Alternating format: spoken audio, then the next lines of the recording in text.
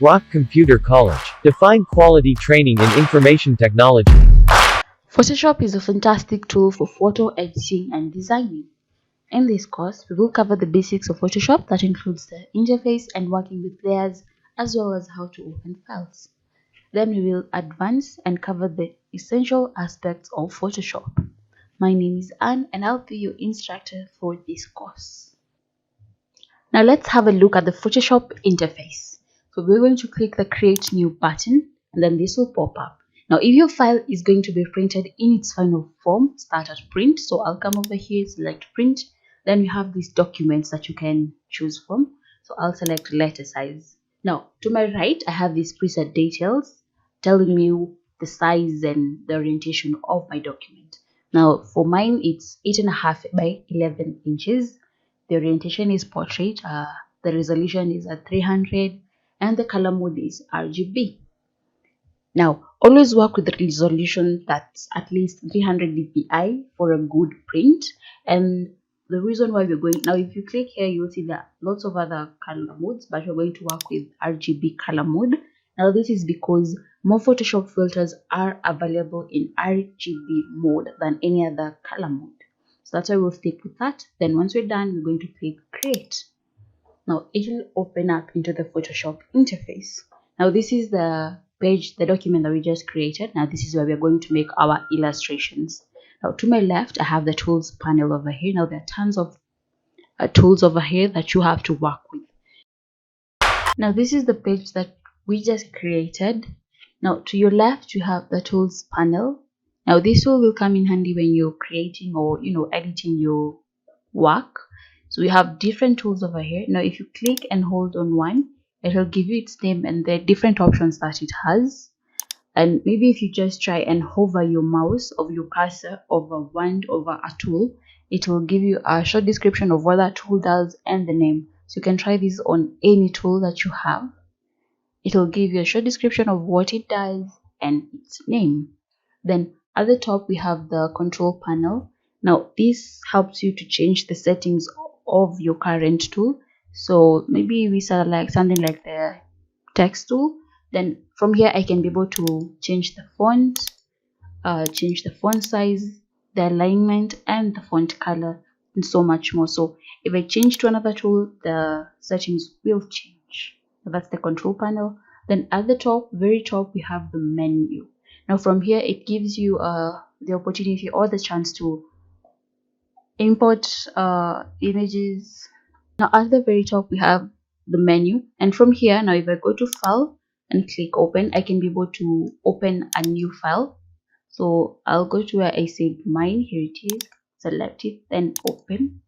And it will open a different page. Now this is an image that I just opened in Photoshop, and you'll see that it will open separately from the one that I created. Then to the right, I have the panel dock. Now here I have different panels that come in handy when you're editing your work. We have the color panels, the swatches panel, gradients, and so much more. Then if you can see at the top over here on this image, it will tell me at what percentage I'm viewing that image at. So currently I'm viewing it at 33.3%. Now if I want to zoom in, all you have to do is press Control plus. That will zoom in, and to zoom out it's Control minus. So that's how we zoom out. Now currently I'm viewing it at 25% zoom level. Now let me show you how to show and hide any panel. Now if you want to show and hide any panel like the ones we have over here, all you have to do is go to the menu, then select window. Then these are the panels that you have. Now I want to show certain panels, so what you do is you select them. So I want to show the gradients panel. Here it is. I also want the layers panel. There it is. Another panel, let's say maybe properties, the properties panel, and there it is. And if you've noticed, every time I select one, it will mark itself on.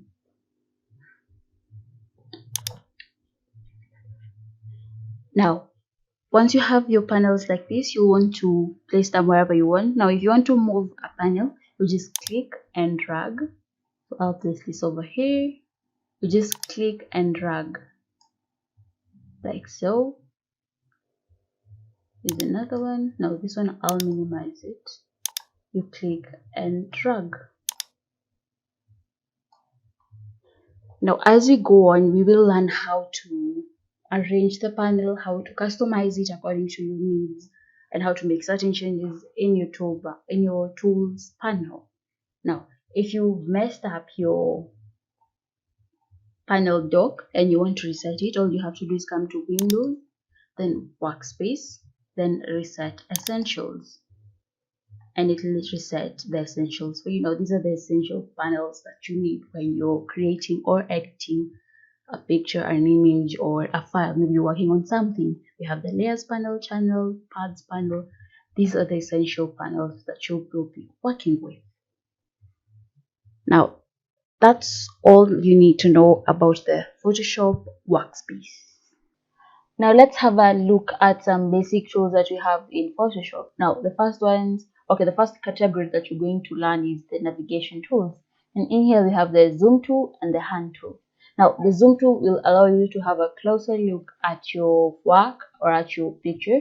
Now to do that, you just come to the tools panel, select the zoom tool, then you click on it to zoom out. Now over here we have two icons. We have the plus icons and the minus icon. Now this plus icon will zoom in your work and this minus icon will zoom out. Now if you don't want to use these two icons, what you can do is come over here and turn on the scrubby zoom command. Now what this does, I'll select this one. If I scrub across the page, it will zoom in. If I scrub the opposite way, it will zoom out. So going this way, I'm zooming in. Going this way, I'm zooming out. But I prefer to use these two over here. Makes work way easier. Now then, the hand tool, it helps you to move the page around. Now let's say come back to the zoom tool and let's just zoom in. Okay, now I want to access the photo at the top. This is where the hand tool comes in. So I'll select the hand tool, then just click and drag my page until I get to that picture over here. Now here it is. That's how you use the hand tool. I'll zoom out. Now another shortcut to zooming out is Control minus. If you want to zoom out using your keyboard, you just use the Control minus key and it will zoom out. Control plus to zoom in. Now that's how you use the hand tool. Then another shortcut of using the hand tool, instead of coming all the way to the tools panel and selecting the hand tool, you can just press on your space bar and your cursor will temporarily turn into a hand tool. Now from here you can click and drag your page around to make all the edits that you want. And remember, as soon as you release the space bar, it will turn back to its original form. Now those are the two navigation tools that we have. In Photoshop, saving works a bit different from other options. Now, instead of working with one file type like MS Word, it offers a variety of ways to save your document. Now, when saving a file in Photoshop, you have several options and file formats to choose from. Over here, I have this image that we're going to use as our example. And the first file format is PSD. Now, this is the default file type for Photoshop documents. PSD files are designed to be opened in Photoshop, so if you want to share the image with others, you'll also need to save a copy of the image in a common file format like JPEG. Now, the good thing with PSD is that it allows you to re-edit your work later. Once you save it, you can come back to it and re-edit it later. And then we have the common file formats. Those are like JPEG and PNG. Now, these file formats can be viewed and edited on almost any computer or on mobile device, which makes them well suited for sharing with others. Now, unlike PSD files, these formats aren't as useful if you plan to continue editing the file later on, and they also can't preserve layer information. Now, if you want to save for the first time, you'll use the Save As command. What you do is you select File from the menu, then you'll have this Save As command. Now, this is when you're saving for the first time. Then click on this command, select save on your computer. Now this will pop up. Give it a file name, so I can call it cut. Then save as type. Now here is where we'll get the file formats. As you can see, we have lots of file formats. We have the PSD format, we have the JPEG, we have the PNG. You have all these file formats to choose from. Now if you select PSD option, make sure the layers command is checked so that you can save it with the layers information. Then click save, click OK, and your image will be saved as a PNG. Now if you want to save it as a JPEG again, you just come to the menu, select file, click save as, save on your computer. Then from here I can choose another format that I want. Let's say I want to work with a JPEG, so I'll save it as a JPEG, then click save, and now I've saved it again as a JPEG. Now I can make my edits from over here, but I like it as it is. I'll leave it at that and click OK. So you can save one image in lots of file formats if you want.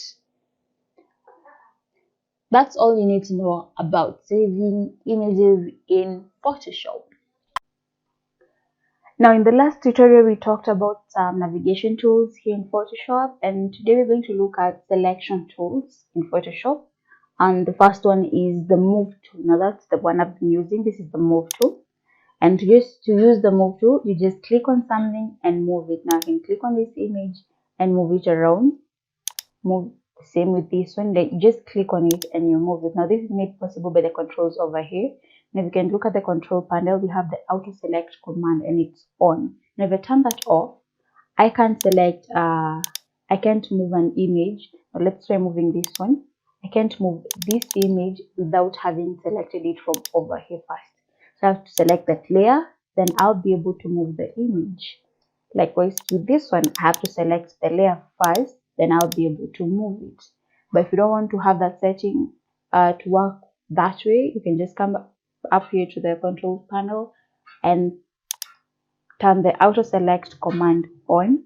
Now you can just auto select from here without having to go to the layers panel to check or to select a certain image or layer.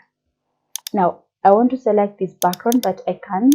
This is because it is locked. Now to unlock it, you just press on this icon, and now it's a layer. It's a normal layer like the others. Now I can move it around. As you can see, I can move it around as well as the other layers, and I can select it.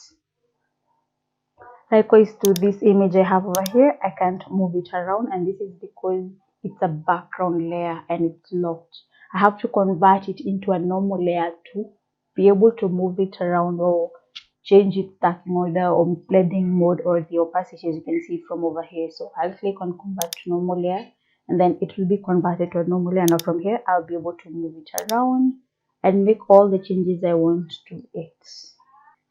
Now it's hard to tell when I've clicked on an object whether it's on. Now if you want to know that you have, like, to show that you have selected an item, you can come back to the control panel and turn this show transform controls command on. Now if I turn that on, if I select this image, it will show that the transform controls will turn on, and they'll show me that I've selected that layer. If I select another layer, these controls will show me that I've selected that current layer. Now if you want to turn it off, you just come back over here and uncheck that box, and there they go. Now the next type of selection tools are the marquee selection tools. Here they are. Now we have 4 of them. We have the rectangular one, the elliptical one, single row, and single column. Now to select something with one of these, all you need to do is click. In fact, now I'll select the first one.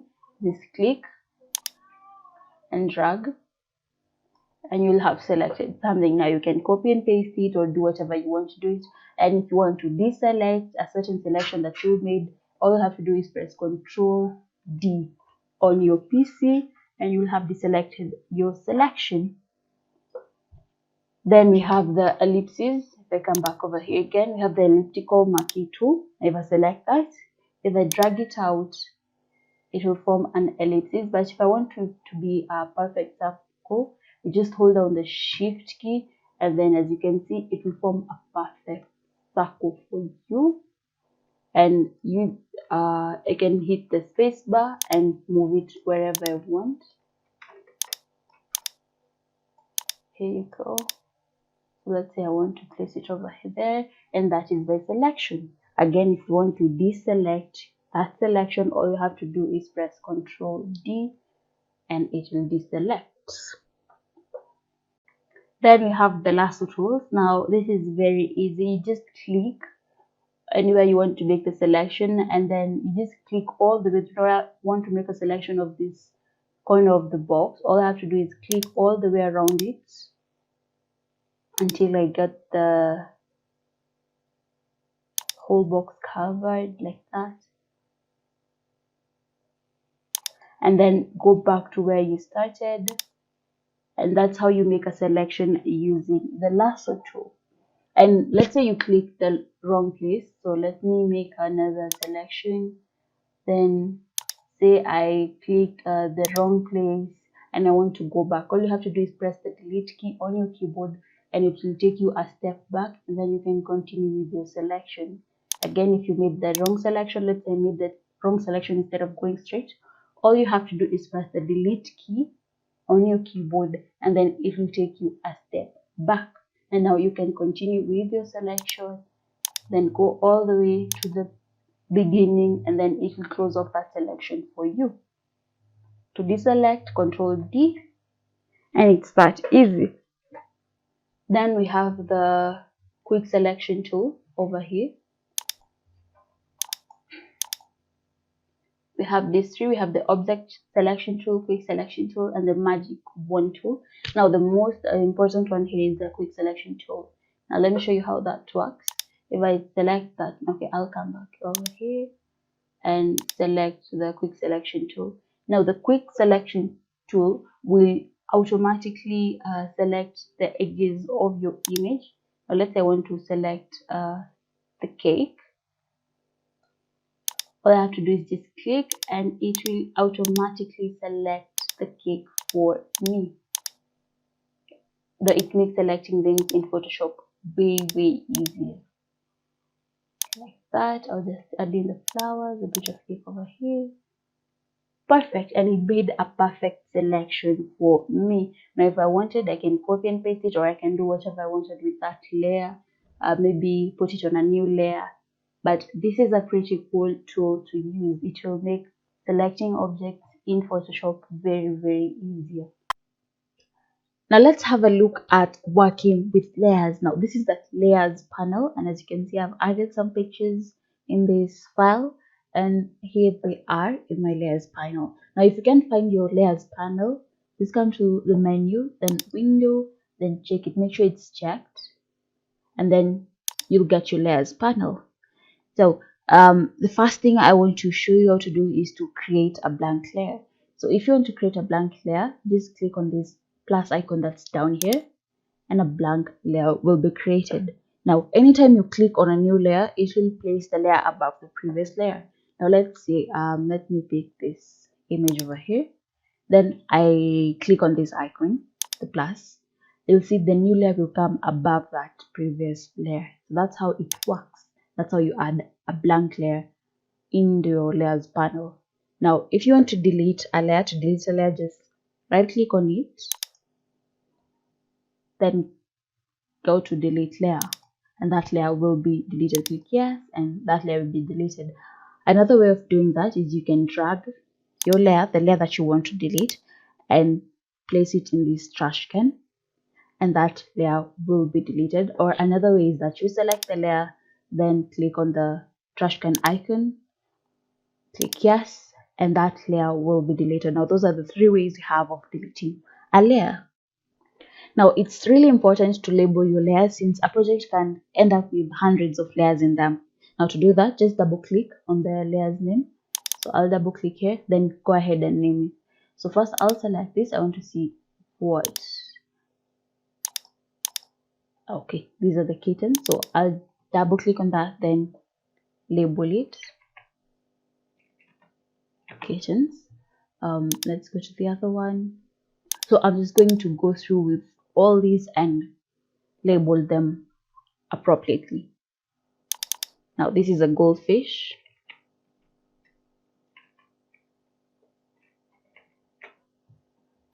Now what I'm doing by doing this, I'm turning off and turning on the layers. Now this is a way you can hide and show your layers. So I've hidden that one. You can hide and show it. You can choose what to hide and what to leave on. So that's what I'm doing to identify what layer I'm working on. So it's another goldfish.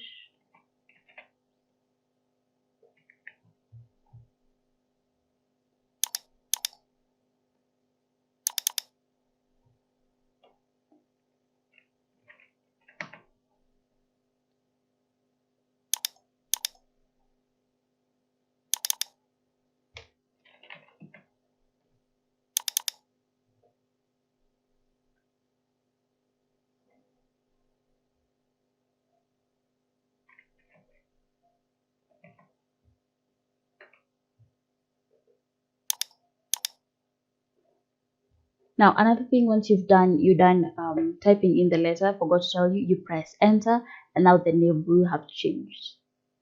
So now that is how you rename, that's how you label your layers. That makes it easy for you to know which one you're working on. Now if I select this one, I know I'm working on a goldfish, I'm working with dogs, you know, that's how you label your layers. Another way you can choose is to color code them. You can color code your layers, so that will make it easier to know which layers you're working with. Now to do that, just right click on the layer you want to color code, then come all the way down here and select red. And as you can see, we've color coded that with a red color. Now I'll come to the other layer with cats, right click and make it red. Now I know that the layers with red are cats, that are the layers with cats on. So anytime I want to make an edit or add something to that layer, I'll just look for the ones with a red color code on them. So that's how you label, that's another way of labeling your layers. The next thing we're going to look at is how to reorder our layers. Now it's very easy to reorder your layers. Say now you see our first layer over here, these are the kitchen, and then the cats are way down here, and I want to place them together. All you have to do is click and drag them until you see those two blue lines over there, then release it. Now that's how you rearrange your layers. Now let's say this goldfish layer was all the way down here, and you wanted to bring the goldfish again all the way down here. All you have to do is select that layer, then click and drag it all the way until you see those two lines, release it, and that's how you rearrange or reorder layers in Photoshop. Now another thing you can do in Photoshop is to link layers. So all you have to do is select the first layer. I want to link these two layers. So first I'll select the first layer, hold down the shift key, select the second layer, and come down here and click on this link icon. Now I've linked these two layers. Now this is the first one and this is the second one. Now I'll be working with them as a group. As you can see, if I move this one, the other one will move. If I decide to resize it, I'll resize them as a group. Whatever changes I make to one will affect both. So that's how you link layers. If you want to unlink them, it's very easy. You select them. First select the first one, hold down the shift key, select the other one, then click on this icon, and now they're individual.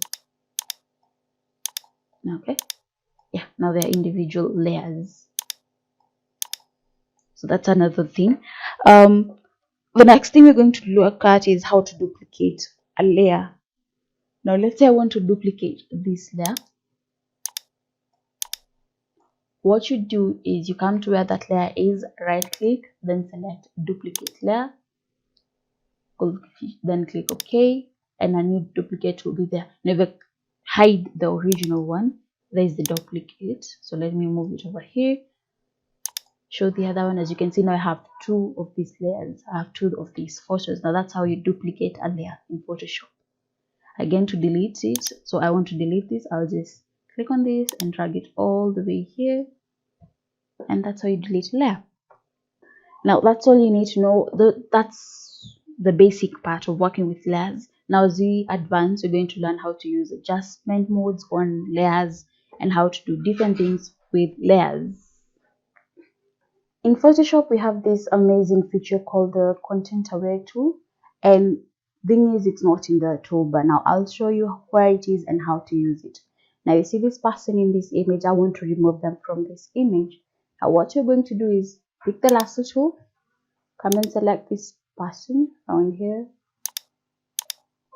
Just go all around her. It's her. Yeah, it's her.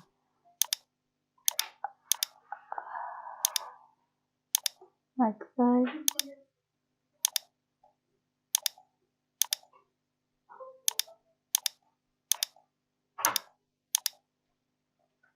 Then back. Then come to edit. At all menu here, come to edit. Then content aware fill. Now let's see what it will do. Now it's going to mask out this person from my image. As you can see from the preview, it will remove this person from this image. Now once I like the selection, I'll just click OK. And this is my final product. Now Control D to deselect, and as you can see, that's how you remove someone in a photo using the content aware tool. And yes, it can work on multiples. Now I have this image with 3 people on them. Now I want to remove all of them. So all I have to do is pick that lasso tool again, come and just go all around them. So I'll just select all of them at once. But let's say I can't select them all at once. What I can do is first select this one. So first selecting these two. Delete will take you a step back. Come here. Hold down the shift key. Make another selection over here. Now holding down the shift key will add to the first selection. So right now I'm holding down the shift key as I make this other selection over here.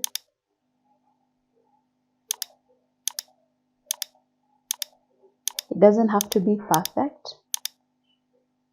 Then we're done. Then come to edit again, content aware fill.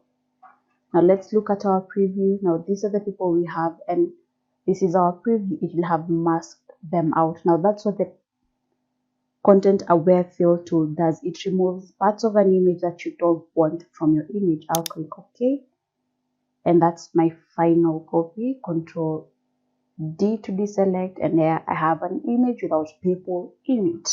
Now that's a pretty cool tool to use in Photoshop. Now let's look at the brush tool, and you can find the brush tool in the toolbar. Now this is the brush tool, but you have other tools that tend to mimic that kind of tend to look like a brush tool, but you're not going to use them. We're going to use this plain brush tool. Now this is the one we're learning about today.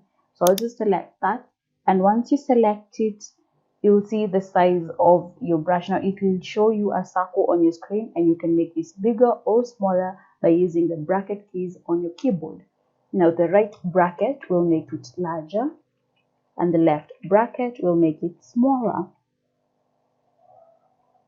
Now sometimes you'll get your brush and it will look something like this. It will be a crosshair, then it doesn't matter how big or small you try to make your brush, all you see is this. Now this is called a precise cursor, and if you don't like it, all you need to do is hit the caps lock key and it will go back to the other brush style. Now to select a brush, you're going to go over here, then click on this drop down arrow. Then you're going to notice that we have folders. We have a bunch of different folders with different brushes. Now, for now, we're going to talk about the general brushes, and we're going to focus on these two. We have the soft round brush, and we have the hard round brush. Now, I'll select the soft round brush. Now, it is consistent in size, as you can see, and the edges are a bit fuzzy. That's the soft round brush. Now if I go and pick up the hard round brush, come out and draw with it. As well, the size is consistent, but the edges are fuzzy, as you can see. Now that's the difference between the soft round brush and the hard round brush. If I come back over here again, you can see that we have these two options, the size option and the hardness option. Now you can manipulate the size of your brush from over here, make it larger or make it smaller. So that's another way of changing the size, and as well as the hardness. Now when we draw, you can see the edges are hard, but if I come here and tone it down a bit, let's say take it all the way to 0, and if I draw out again, you can see the edges are now fuzzy. So just come back here and put it back to 100, because, well, it's the hard round brush. You can see that's the difference between the hard round brush and the soft round brush. Now if you want to switch colors, you're going to click the foreground color over here, select the color from the hue picker. Let's say I'll go with this one, then select the color from here, color tone, and then click OK. Come out and draw with it. Now that's how you use a brush. I can switch to another color by clicking here again and selecting another color. Okay.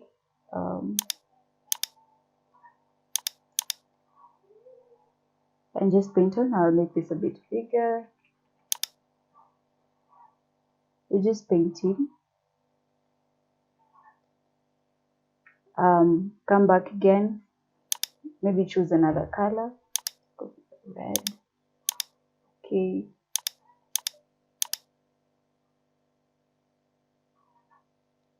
Like that. Now let's say I want to go back to using this color, but I don't want to come all the way over here and start looking for this color shade that I just picked. So all I have to do is come over here and pick the eyedropper tool. Select the color that I want to go back to.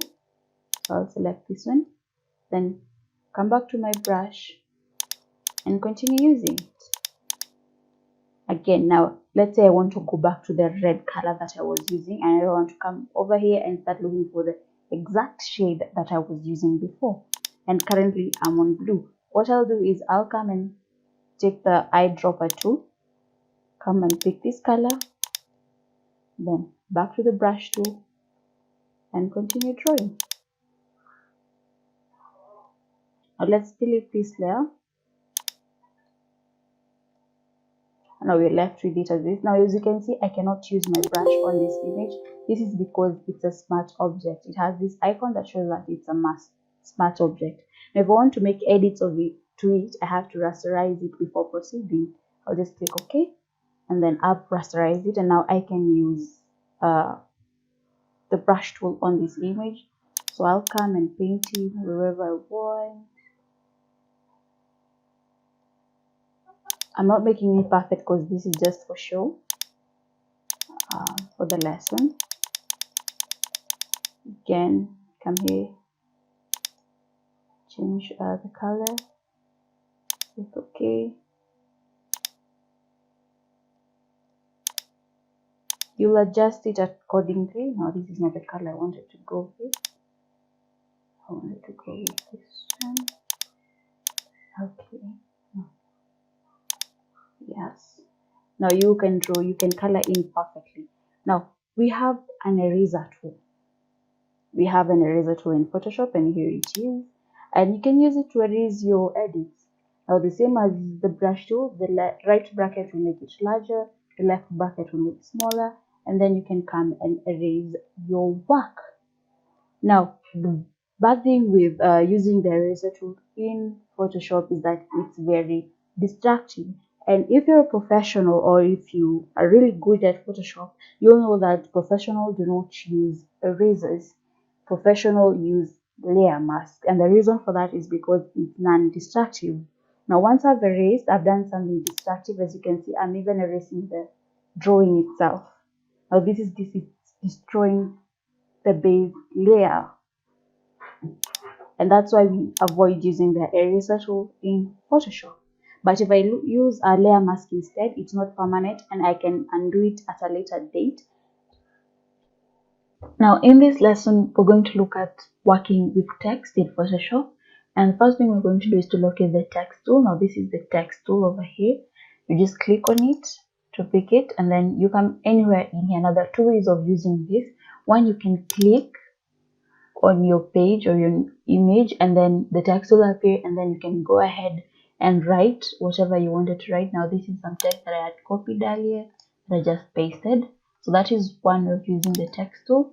The other one is coming back to the text tool. So come back to the text tool and then clicking and dragging out on part of your page, and then this text will appear, and then you can come and type in whatever you want.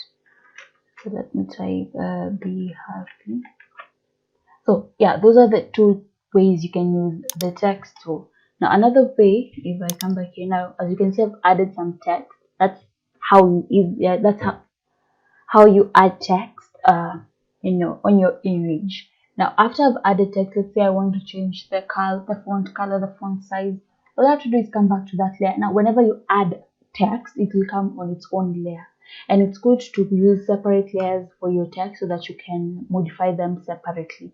Now let's say if I had this all together, this text and this text over here in one layer, I can't modify them separately. That it would be a bit hard, it would be tedious to modify them separately. But now that I have them on two different layers, it will make my work way easier, because all I have to do is come to this layer, double click on it to activate the text tool, and now that it's highlighted, I can come over here now to the control panel. Now over here you can select the font that you want to use. You can change the font from over here, so you can select another one. Let's say I go with this one. Then you can select the font size from here, or you can just come in here and just type in the font size you want to work with. Let's say 100, then click enter, and it will update the font size for you. So let's move that a little bit, but I want it a bit smaller, so I'll take it back to 72. Then here you can change the alignment, and from here you can change the font color. So I'll come and pick a different color.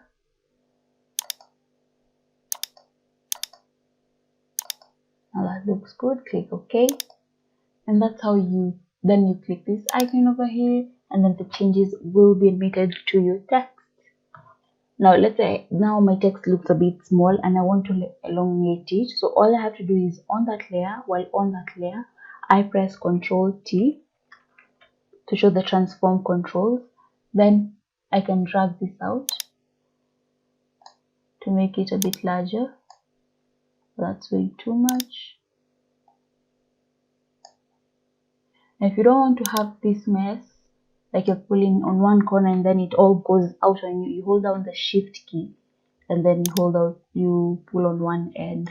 But if I release the shift key and then do this, as you can see, it will elongate the whole text, and I just want it to be maybe, let's say, stretched upwards, like a bit longer. So you hold down the shift key and then it will only affect that side that you're working on.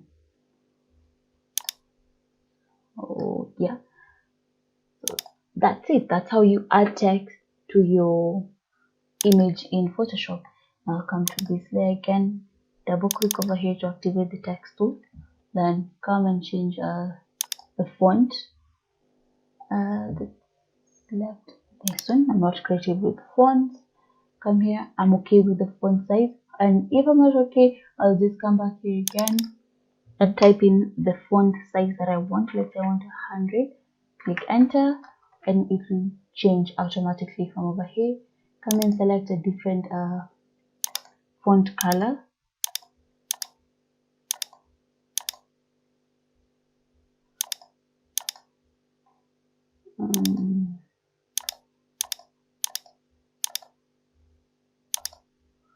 Okay, click OK, and there we have our new font color. And I'll click here, and there it is. Now to move text, it's just easy. As long as you're on the move tool, you just come to where the text is. Now as you can see on my control panel, I have auto select on. That means I can come on this image without having to go to the layers and just click and drag any layer that I want. I don't have to come over here and select it first. But if I turn that off, I'll have to first select that layer, then come and drag it and place it wherever I want to. I can place it all the way up here, down here maybe. You just decide. It depends on the project you're working on. But that's how we add text to Photoshop, and that's how we change the font size and the font color, along with other things that we're going to learn throughout the lesson, through the tutorial as we go on. Now, in our last lesson, I did say that professionals do not use erasers to erase your work in Photoshop. We use layer mask, and this is because it's a non-destructive way of working in Photoshop. It's a non-destructive way of editing your image. Now, layer masks are essentially a way of removing or erasing something from a document, but not permanently and not destructively. And you can always bring it back later if we change our minds. That's why it is so much better than erasing. Now, to add a layer mask on your image, with that layer selected, you'll click on this icon over here, and this little white box will appear. Now, this is the layer mask. Now, to activate it, just click on it. Then we can come and pick the brush tool. On black, we will erase. Now, if you paint with black, you're erasing like that. Now, if I decide that I did make a mistake and I want to turn it back again, like to restore it, I can just come here, switch the colors, and restore it like that. Now, white will restore while black will erase your image. Then I can do that, and that image will be restored. So it's a smart way to erase, and this is because when you close your file and open it again later on and then realize you erased something or mask something that you didn't want to mask, you can just use the white color to bring everything back and have your image back. Another Photoshop mask that's really useful for design is called a clipping mask. Now let me show you how it works. So over here I have this image and I want it to kind of like stick on the edges of this photo, but not on the whole page. I just want it on this image, these heart illustrations. So what I'll do is I'll come to where it is, turn it on, then select it, right click and click on the create clipping mask command, and then it will kind of tape itself around that image. Now the good thing with this is that you can come here with this layer selected and kind of move it around to see where you want it to fit, or I can come to the layer with the image and move the image around and kind of position the background well. So that's how you use a clipping mask. I have this text over here, and I also have this image that I want to kind of tape around that text. So this is the text, this is the text, and this is that layer with the image. So I'll select that layer, right click and click on create clipping mask, and as you can see it will kind of tape itself around that image. Now I can move that image around to adjust it, or I can come to the text layer and move the text around until I find the right adjustment. Let's say place it over here. And this is a good way of masking things because it's non-destructive. That means I can come later on and make changes. I can come over here. Let's go back to the first one. So let's say now I use this one, but now I changed my mind. I want to use this image instead. What I can do is I can come back here, right click and select release clipping mask.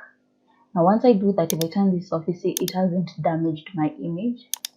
As you can see, it's still the way it was before. Then I'll move this down over here, right click and say create clipping mask, and now you've changed the clipping mask you're using. Adjust it to how you want it, and there you have it. Now this is a completely non-destructive way of working, and once you find the place you like, you can select both layers, this one holding down the shift button and this one, then you can mix them and you can move them together as a group. In this video, I'll show you how to crop and straighten an image in Photoshop. Now first, if you want to open an image, any image in Photoshop, you'll come to File, then select Open. Then from your file, select the image that you want to open, click Open, and then you'll have your image in Photoshop. Now this is the image that I'm working with today, and I want to crop out some areas. So I'll come over here and select the crop tool, and as you can see, it will show the edges, the cropping edges around my image, the cropping handles around the edges, that is. Then you can click and drag to crop out the areas that you don't want in your image. You can add to that selection or delete to it. You can even move the image around. Now if you look over here, there are different modes that you can select to work with, but mine is set on original ratio. That means no matter how much I crop out the image, the relationship between the height and the width of that image will remain the same. Then let's say my image is a bit slanted. If I want to straighten it, I'll just come and select this command, straighten, then click and drag in a straight line. Make sure it's a straight line.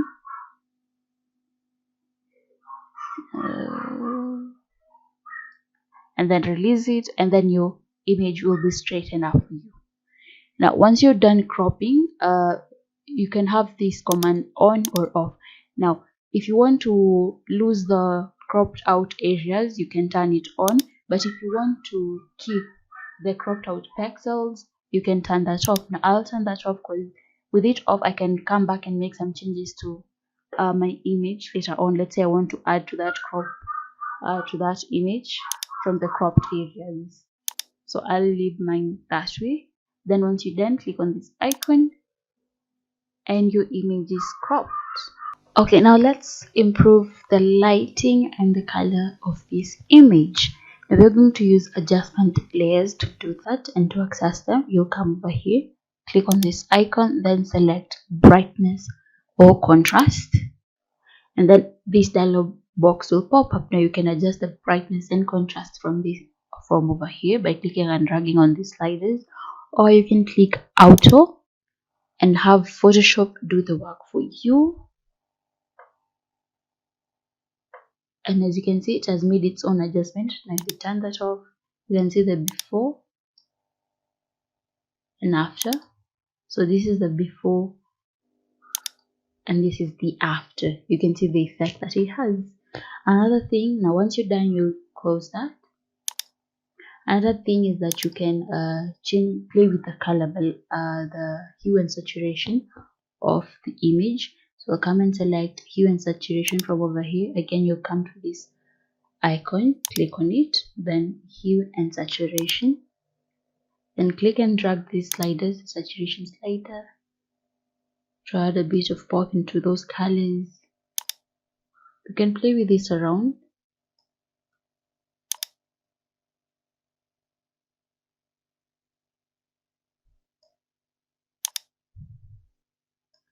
Now let's look at before and after. Again, before and after, and it looks good. So once you're done, you can close that. Now let's say like these colors are way too, these leaves are way too green and you want to tone that down. You can still come, as you can see, the adjustment panels. Let's say like that, as you can see, some of the colors are too bright than the others. Like this green over here is too bright than the rest of the green over here. You can come and select the layer mask. Now each adjustment layer comes with its own layer mask. You will select that layer mask, make sure it's activated, then come here, select the brush tool, and make sure that your foreground color is black. Now black will hide and white will reveal. Now you want to hide that color, so I'll increase the size of the brush and come and brush around here like that. You can reduce the size of the brush as you go.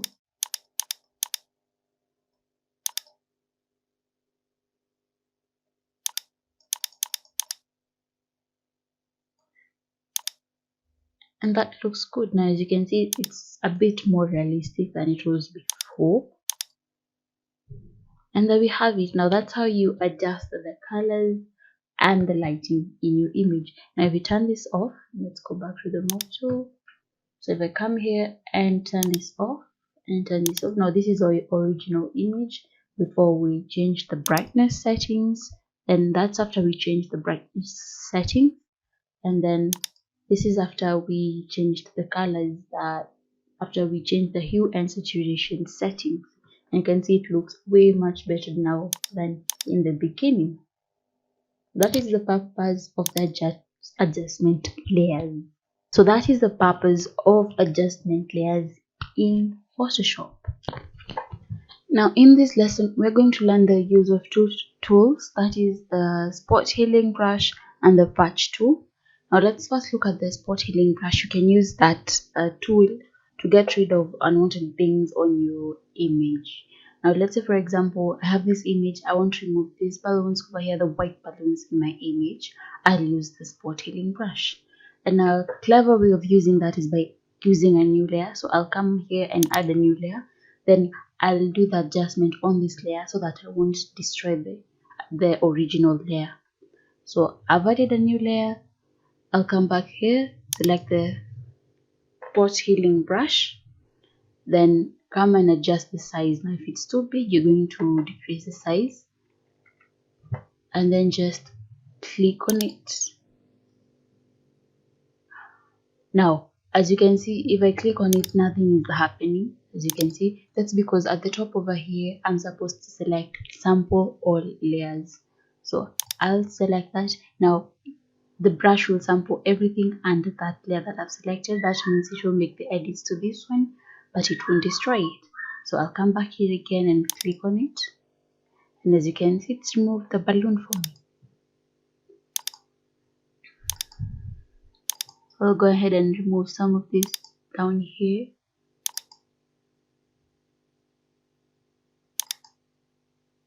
You can reduce the size as you go. And this is a really quick, easy way of removing things from your image. And it's pretty fun too. So you can see I've removed all the balloons that were around here. And there we have it. Now that's one view of hiding unwanted things. The other way is by using a patch tool. So let's say I want to hide these rocks that are on this ground. So first I'll unlock this layer, then again I want to work on a new layer so that I won't destroy it. Now if you come back here again, if I turn this off, my original layer remains the same. I did not destroy it. So I'll just turn this on, and as you can see, the edits are on this new layer. That's why we're using a new layer. So I'll come back to this one. I've already added a new layer. Come back over here. So I right click and select the patch tool. Now once you select the patch tool, come over here, make sure it's on content aware, then sample all layers. Make sure you sample all layers, then come over here and just click and draw around.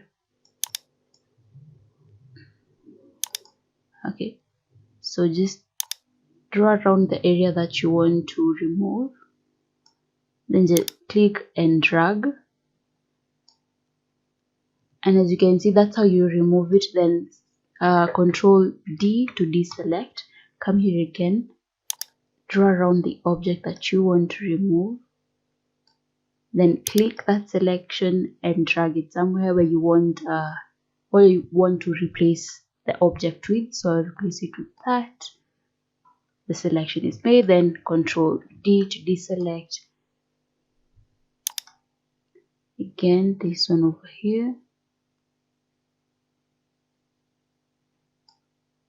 then click and drag. As you can see, that's another way of removing unwanted things from your image. We have this one over here. Doesn't have to be perfect. There we go.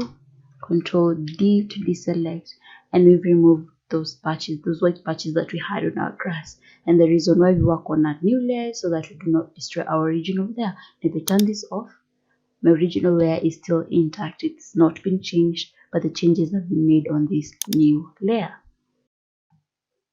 Now let's look at adding creative effects to your image in Photoshop. But first, you're going to convert these layers into a smart filter layer. So what you do is you select the first one, then hold on the shift key, then select the last layer, and then they'll all be highlighted. Then come to filter, then convert for smart filters. Click OK, and they'll be converted into one layer with the smart filter. Now if later on you want to break them down again to the original layers, you can just double click on the thumbnail and they reconvert back into the original layers. So let me turn them back into smart filter. Now it's filter, then convert for smart filters. Okay, there we have it. Now the first thing we're going to do is add a tilt shift blur filter. Now to do this, come under filter, blur gallery, then tilt shift. Now this will blur out some part of your of the areas in your image and then have other parts of the image in focus. Now you can see the upper and the lower parts are blurred, but the middle part is in focus. Now you can click and drag this part to select the part that you want in focus and the part that you want blurred. You can also click and drag the dashed line to increase the blurred areas or to reduce them like that. You can also click the straight line to increase on the areas that are not blurred. That lower this a bit.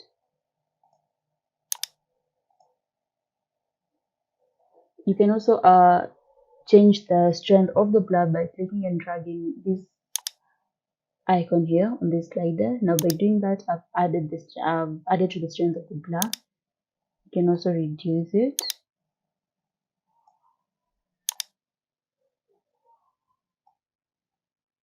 Even as well as the distortion.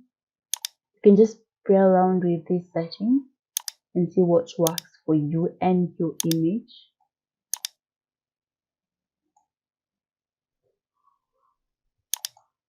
That's okay. Then once you're done, you click OK and the changes will be made in your image. As you can see here, we have the filters. Now you can come and choose to turn them off. You want to just kind of see the effect that it had. You can come and double click here again to turn this back on, the blur tool, then make your adjustments again. So you add a bit more to the blur. Then once you're done, click OK, and then the changes will be made to your image. Now, another thing that you can do with your image is that you can turn it into a black and white image. Now, as you can see, it's a colored image, but I can turn it into a black and white image, and it's very simple. All you have to do is come here, then select black and white, and then your image will be converted into a black and white image. Then over here, you have these controls. Now, if you had any reds in this image, you can make them lighter or make them darker. If you had yellows, you can make them lighter or darker. Same with all these other colors.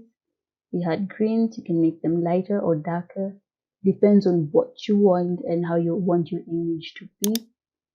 Then once you're done with your settings, you close this panel over here, and then as you can see now, my image is in black and white. Now another thing that you can do is add color tints to your image, and it's by clicking on this icon over here. So I'll turn that on and it's added a color tint to my image, and then you can choose the color of tint you want. So I can come here, click on that, then select the color that I want from over here. Let's say I want a blue, then come and choose the shade of blue that I want to work with.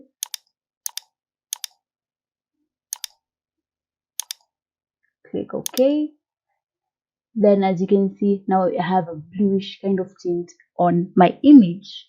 Now, there's a lot of things that you can do with your image apart from those, and as we go on, you will discover more and learn more. But for now, let's focus on those and practice with those 4 things that we've learned. Here's a quick way to remove text or logos on any objects. I want to remove this text. All I have to do is come over here, select the patch tool, draw around the text or logo that you want to remove, and just click and drag like that. Release to make the selection, then Control D to deselect. In this lesson, I'll show you how to do a double exposure effect on an image using these two images, and it's pretty simple. Now I'll turn this back on, then select come to the blending modes. We're going to work with blending modes in this lesson. So I'll select a lightening blending mode, so you can use one from this group. Now this will lighten it's a lighten blending mode. So I'll select either lighten or screen. So you select which one you want. Lighting is working very well for me, so I'll select that. Then I'll add a layer mask to this layer. With it selected, come and select the brush tool. And now I want to reveal some parts of this image. So make sure your foreground is black. So I'll press X on the keyboard to change it to black. Then come here and kind of bring out the face a little bit. I want to hide the whole of the face. And as you can see up here, my opacity is at 50, so I'll work with the opacity at 50. I don't want you to hide the effect completely, but I want you to kind of blend with the face, but have the face showing a little bit. So just come here and brush a little bit over the face like that.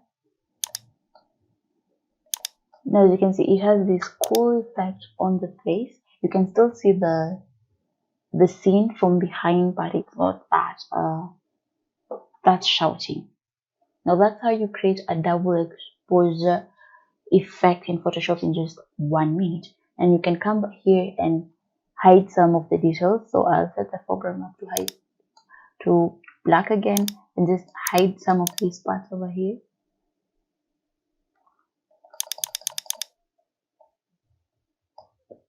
And leave it at that. So refine your image, and there you have it. You have this cool double exposure effect, and it just took you 1 minute to do it. How cool is that?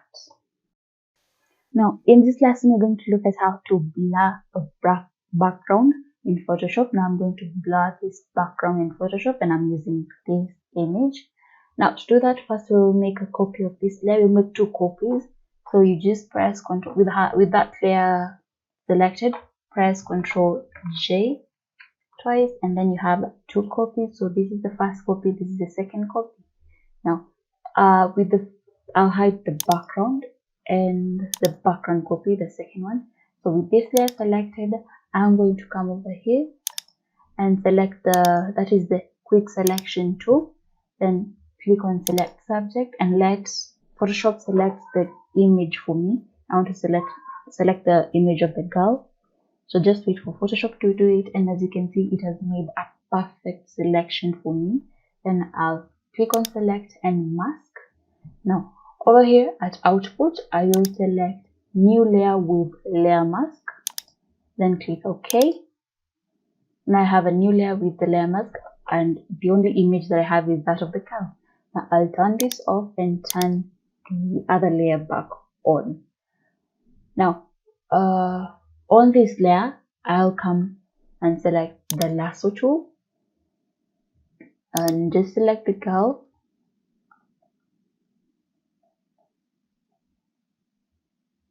You don't have to have a perfect selection. So I'll select the girl, then come under edit, click on. Now as you can see, if I come here, the fill command is not activated. This is because I'm still on this layer, so I have to select this layer first to activate it, then come again under edit, click on fill, then make sure it's under content aware, then click OK, and let Photoshop remove that image for you. So you'll give it some time, and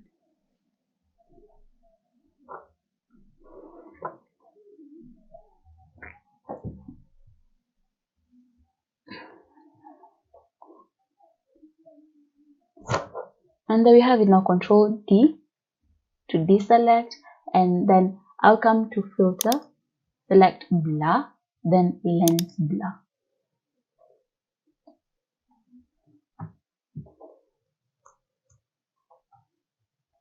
Now I'll take the radius up to 100, then make sure that the threshold is at 255, then click OK.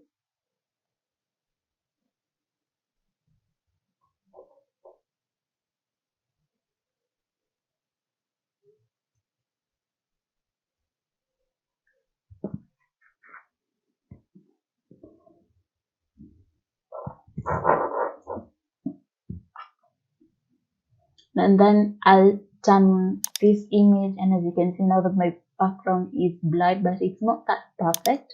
So I'll go and select this layer, come in the adjustment layers, then color lookup, select the color lookup command. Then I'll come here and select this one, and it will enhance the look of my image, and now it looks better. So I'll close that. Now this is before I added the color lookup effect, and this is after I've added it, and it looks good. Now that's how you blur a background on any image in Photoshop. Today I'm going to show you how to create a cool text effect in Photoshop. Now we have this banana image. I'll take the type tool and type banana.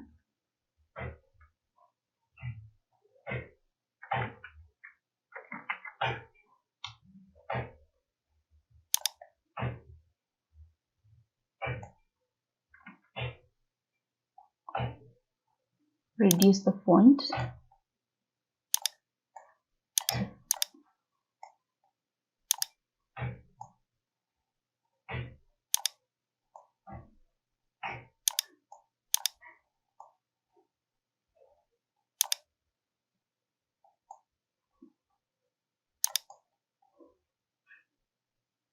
Right click and convert to smart object. Then press Ctrl T. So I'll select the move tool, press Ctrl T, right click, warp, then adjust accordingly.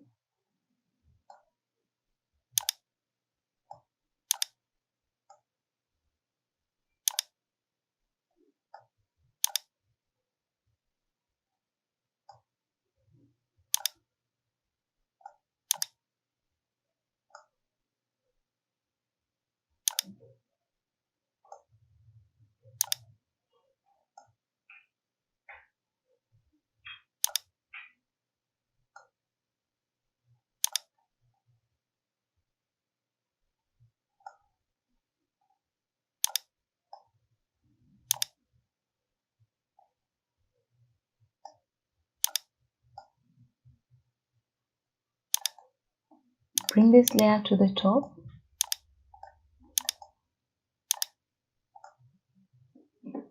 Make a duplicate by pressing Ctrl J. Then right click on this lower layer, create clipping mask like that. You hide this, you can see that you've created a clipping mask. Show this again, select this top layer, add the layer mask, then press Ctrl I to invert it.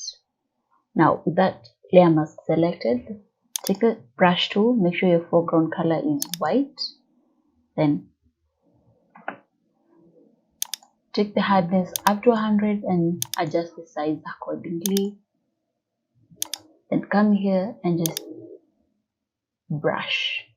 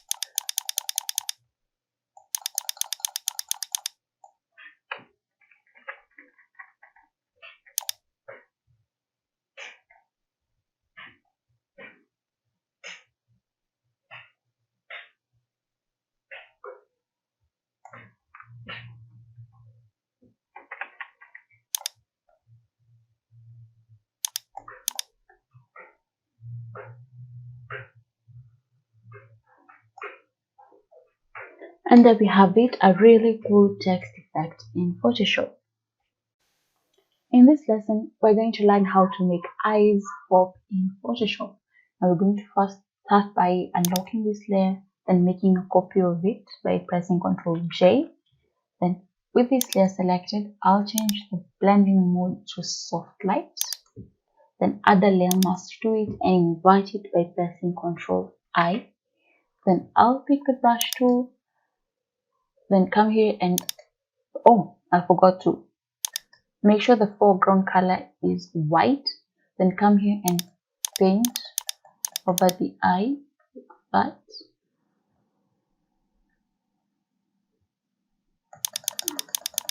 Now if you look the before and after, the eyes have a certain kind of pop to it, but you can still do more with the eye. Again, I'll make a copy of this layer, so Ctrl J again, and then in this copy I'll come here and change the blending mode to multiply. Now I want to darken the outer sides of the eye, so with that I'll come select the layer mask again, select the brush tool, and this time make sure the foreground is black and kind of lighten only the inner parts of the eye. Now let's see the effect that has. So I'll hold down Alt and press on this to see before and after. As you can see, it's much more vibrant than it was before. That's how you make eyes pop in Photoshop. I know you told your friend you're not okay, and tell me what's wrong and why you never said you felt that way. Guess you're trying to stay strong and fake a smile until I look away. But I've known you too long, it hurts to watch your blue eyes fade to gray as you fade away, as you fade away.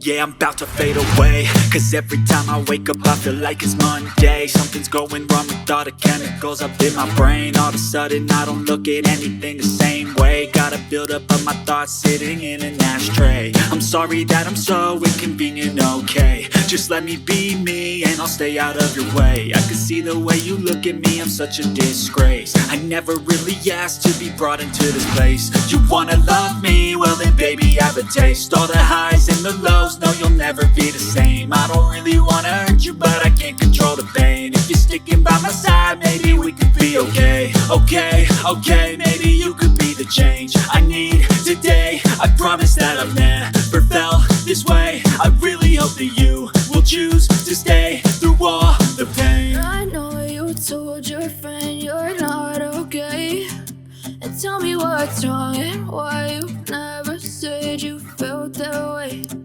Guess you're trying to stay strong and fake a smile until I look away. But I've known you too long, it hurts to watch your blue eyes fade to gray as you fade away, as you fade away, as you fade away.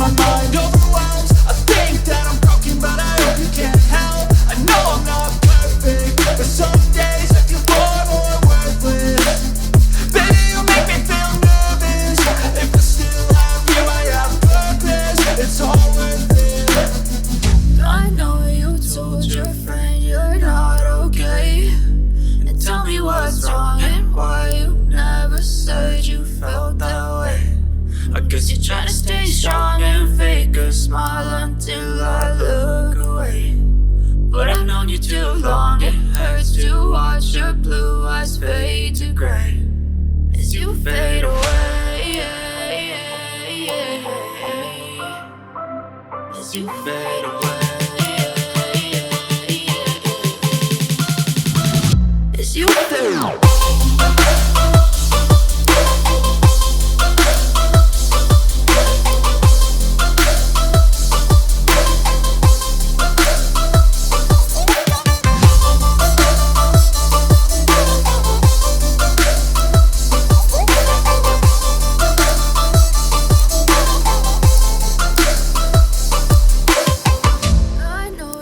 Told your friend you're not okay, and tell me what's wrong and why you never said you felt that way. And guess you're trying to stay strong and fake a smile until I look away. Rock Computer College. Define quality training in information technology. Hi everyone, welcome to our new course, Adobe Illustrator for Beginners. Now in this course we're going to go over everything that involves Adobe Illustrator, from how to create a new file, opening, and actually coming up with some designs in Adobe Illustrator. The course will be easy to follow, and every single material that will be used during the course will be provided for you. So follow along and don't forget to stick till the end, because we'll offer some tips and tricks that will make working with Adobe Illustrator much easier. So in this lesson, we're going to look at the interface, take a deeper look at the interface in Adobe Illustrator. So last time we created an artboard. Now let's look at some of the tools and the panels that we have. So over here we have the panels, some of the panels. We have the properties panel currently, and I have the libraries panel.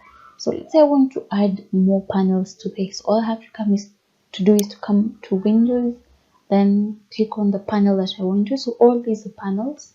So I'll select on color, and here it is. It will pop right up, and I can use it from anywhere on my page. And if I would like to add it to my panels over here, just click, drag it, and drop it there. Now by doing this, I've customized my panel, and let's say if I close down Adobe Illustrator and open it again at a later time, it will remain the same with the color panel included. You can still come over here and select another panel. Let's select swatches, and as you can see, there are 3 of them. So we have swatches, we have brushes, and we have symbols. I can separate them if I want to and work with the swatches individually. I can do the same with the brushes, and likewise with the symbols. And if I would like to customize my panel on the right, just click on the panel that I want to add and drag it over here, and there we have it. You can do the same with this one. Just click and drag it over here, and by doing this, you're customizing your panels on the right side. And if there's a panel that you don't want to use, let's say I want to use this one, just drag it out and close it. So I'll remain with the ones that I want to use. Now if you end up messing things up, so let's say you're working with colors, drag it out, brushes, hide it over here, symbols, swatches over here, and it all looks like a mess. All you have to do is come to Window, let's go to the top,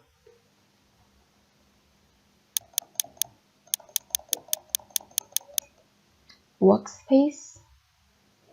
So right now I have it under Essentials Classic, so I'll come and select Reset Essentials Classic, and it will take it back to how it was by default. Now if you've noticed, I'm using this little cursor, this tool. Now this is the pick tool in Illustrator, and it's mostly used to pick and move things around in your artboard. Now as you can look at the tools, I have them in 2 rows. Now you can decide to have them in a single row like so, or in 2 rows like so. And as you can see, I seem to have a lot of tools. So let's say you want to have fewer tools, like you don't want to use all the advanced tools that are available. All you have to do is to come to Windows, Toolbar, then right now it's on Advanced. Let's see what will happen if I select Basic. As you can see, number of tools I have has reduced. And click, you can actually move it from around your artboard and use it from wherever you want to. But basically, this is what a basic toolbar looks like. It has fewer tools than the advanced toolbar. So just bring it back over here. come to window, toolbar, and select advanced. Do that, and then I have all my tools in a single row. Another thing you really need to know when working in Illustrator is how to zoom in and zoom out. So there are lots of ways you can do this. So the first thing you can do is use the zoom tool. So with this selected, you can click on your artboard and it zooms in. Now if you're working with the PC, that is Windows, if you hold down Alt, you can see the cursor's changed to a minus. So right now I've released the Alt key and it's a plus. So if I click, I'm zooming in, but if I want to zoom out, I'll just have to hold down the Alt key and just click and I'll zoom out. Another thing is you can just click and drag to zoom in. So let me just do that. So by clicking and dragging this way, you're zooming in. Clicking and dragging it that way, you're zooming out. Now you'll notice I have used this tool. This is known as the hand tools. It's another tool that will help you navigate around the artboard. So you just hold on the space bar and then you click and drag the artboard to wherever you want it. So that's one way of zooming in and zooming out. Another, you can come over here to window and then look for navigator. There it is. So just bring it over here. Now from here I can select what percentage I want to zoom my page to. So you can select at 50%, that will be zooming out. 16%, can go back to 50%. You can even use these little icons that look like mountains to zoom out or zoom in. So let's zoom out and try zooming in. So there are multiple ways you can do this, but there are also shortcuts. Now doing all that will prove to be a lot of work when you're actually working with a project. Now let's say you're in a project and you really want to do this really fast. All you have to do, a shortcut to zoom in your page, your artboard, is by holding down the control key and plus key. So that will zoom in, and if you want to zoom out, it's control key plus the minus key, and that will zoom out. So control plus, zoom in, control minus, zoom out, control 0 will make the artboard fit the screen. That is, control 0 will make the artboard fit the screen. So those are some of the few things that you need to know about the interface as you work with Illustrator. Now in our next lesson, we're going to take a deeper look at some of the tools in Illustrator and how they're used. Welcome to our first class in Adobe Illustrator for Beginners course. Now in this lesson, we're going to learn about creating an artboard. Now the same way we have spreadsheets for Excel, documents for Word, and slides for PowerPoint in Adobe Illustrator, we call the area that we're working on an artboard. And it is possible to have more than one artboard at the same time. Like in Microsoft Word, you can have up to 10 pages when you're working on a document. So in Adobe Illustrator, you can have more than one artboards at the same time. So once you open Illustrator for the first time, it will give you these options. You can create a new document or open an existing document. So we'll click on create new, and this will open some presets for in Illustrator. Now it depends with what you're working on. If you want something to print out, you'll just come over here. If you're working with something for film and video, art illustration, or your web or your mobile, you will have all those presets over here. So over here we have the saved ones and the recent ones that you've been working on. So I'll select an A4, and as you can see, I have the details, the properties of that page on this side. So we have its width, its height, its orientation, and the number of artboards. So if you want 4, you just have to put 4, but for now I'm just going to work with 1. And we have the color mode, the raster effects, and the preview. Now a little tip: if you want to print out whatever you're working on, make sure that CMYK color is selected.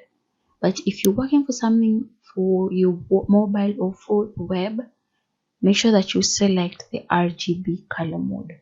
So we're going to leave it as it is, and we're not going to touch anything over here. And then we're going to click on create. Now this will open up our artboard, and you can see the interface has changed. To the left you have some tools over here. You can see all the tools we have, and to the right we have some panels that we're going to go through in our next lesson. At the top here we have some properties involving the artboard that we're working on, but we're going to look at every single one of these in detail in our following lessons. Welcome to the first lesson in Adobe Illustrator course for beginners. Now, in this lesson, we're going to look at the interface for Illustrator. And we're going to start with this. Now, when you open up Illustrator, if you're using a PC that is Windows, this will be what the interface will look like. Now, from here, you can see we have the menu bar at the top. We have its logo over here, and then you can create a new file from here, open one that you've been working on. These are the recent ones that I've worked on in Illustrator, and you can actually create a new file using these sizes. You can create one that's an A4, a postcard, a web large, or an iPhone X, depending on what you want to do with that document that you want to create. So let's come over here and click on create new. Now this will come up. Now from here you can customize your document. So recently I've used a letter, an A4, or a web large. So let's see, if I select an A4, we have the details, the properties of this side. So we have the width and the height. So I want it, whether you want it in millimeters, pixel points, or centimeters. So you can come in and change a few things, whether you want it to be landscape or portrait, the color mode, the raster effect. So don't come and change. I will advise you for now, as we start off, don't change anything from here. I'm going to take this back over here.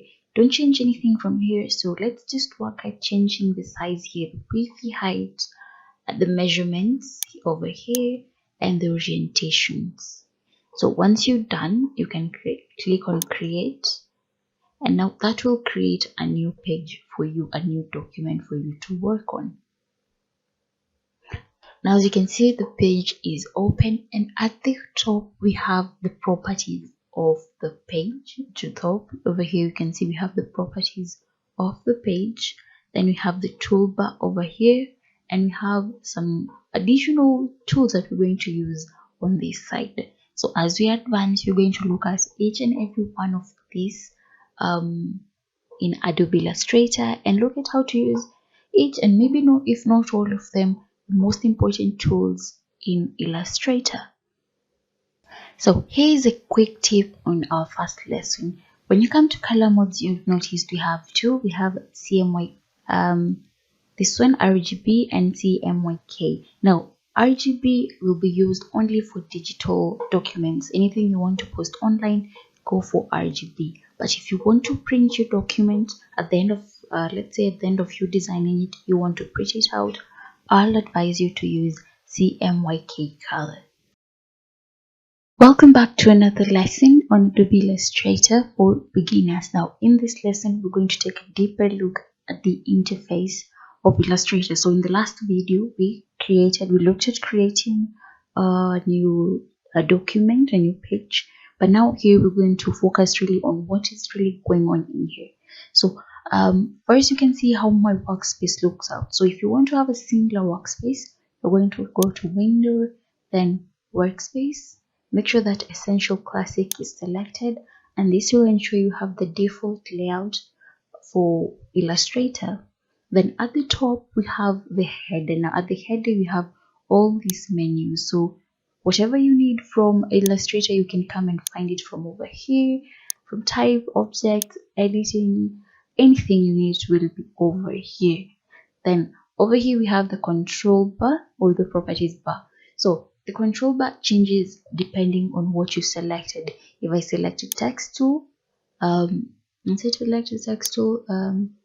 I came in and start typing, as you can see, the control panel has already changed, and now what I have over here are properties that can help me customize the text that I have over here. So let's go back to here. Then we have the toolbar over here with lots of tools. They may look a bit crowded, but every single tool is important and has a specific use. And if you come and hover your mouse over it, it will give you a name. So like this is the magic wand tool, this is the pen tool, the type tool, and you can notice that some of the tools have this little drop down arrow. So if you click on it, click and hold, it will show you that it has additional tools down here. So let's click on that. As you can see, if you click on the rectangle tool, it will also give you the rounded rectangle tool, polygon tool, star tool, and so on. So yeah, that's another thing you need to know about the tools.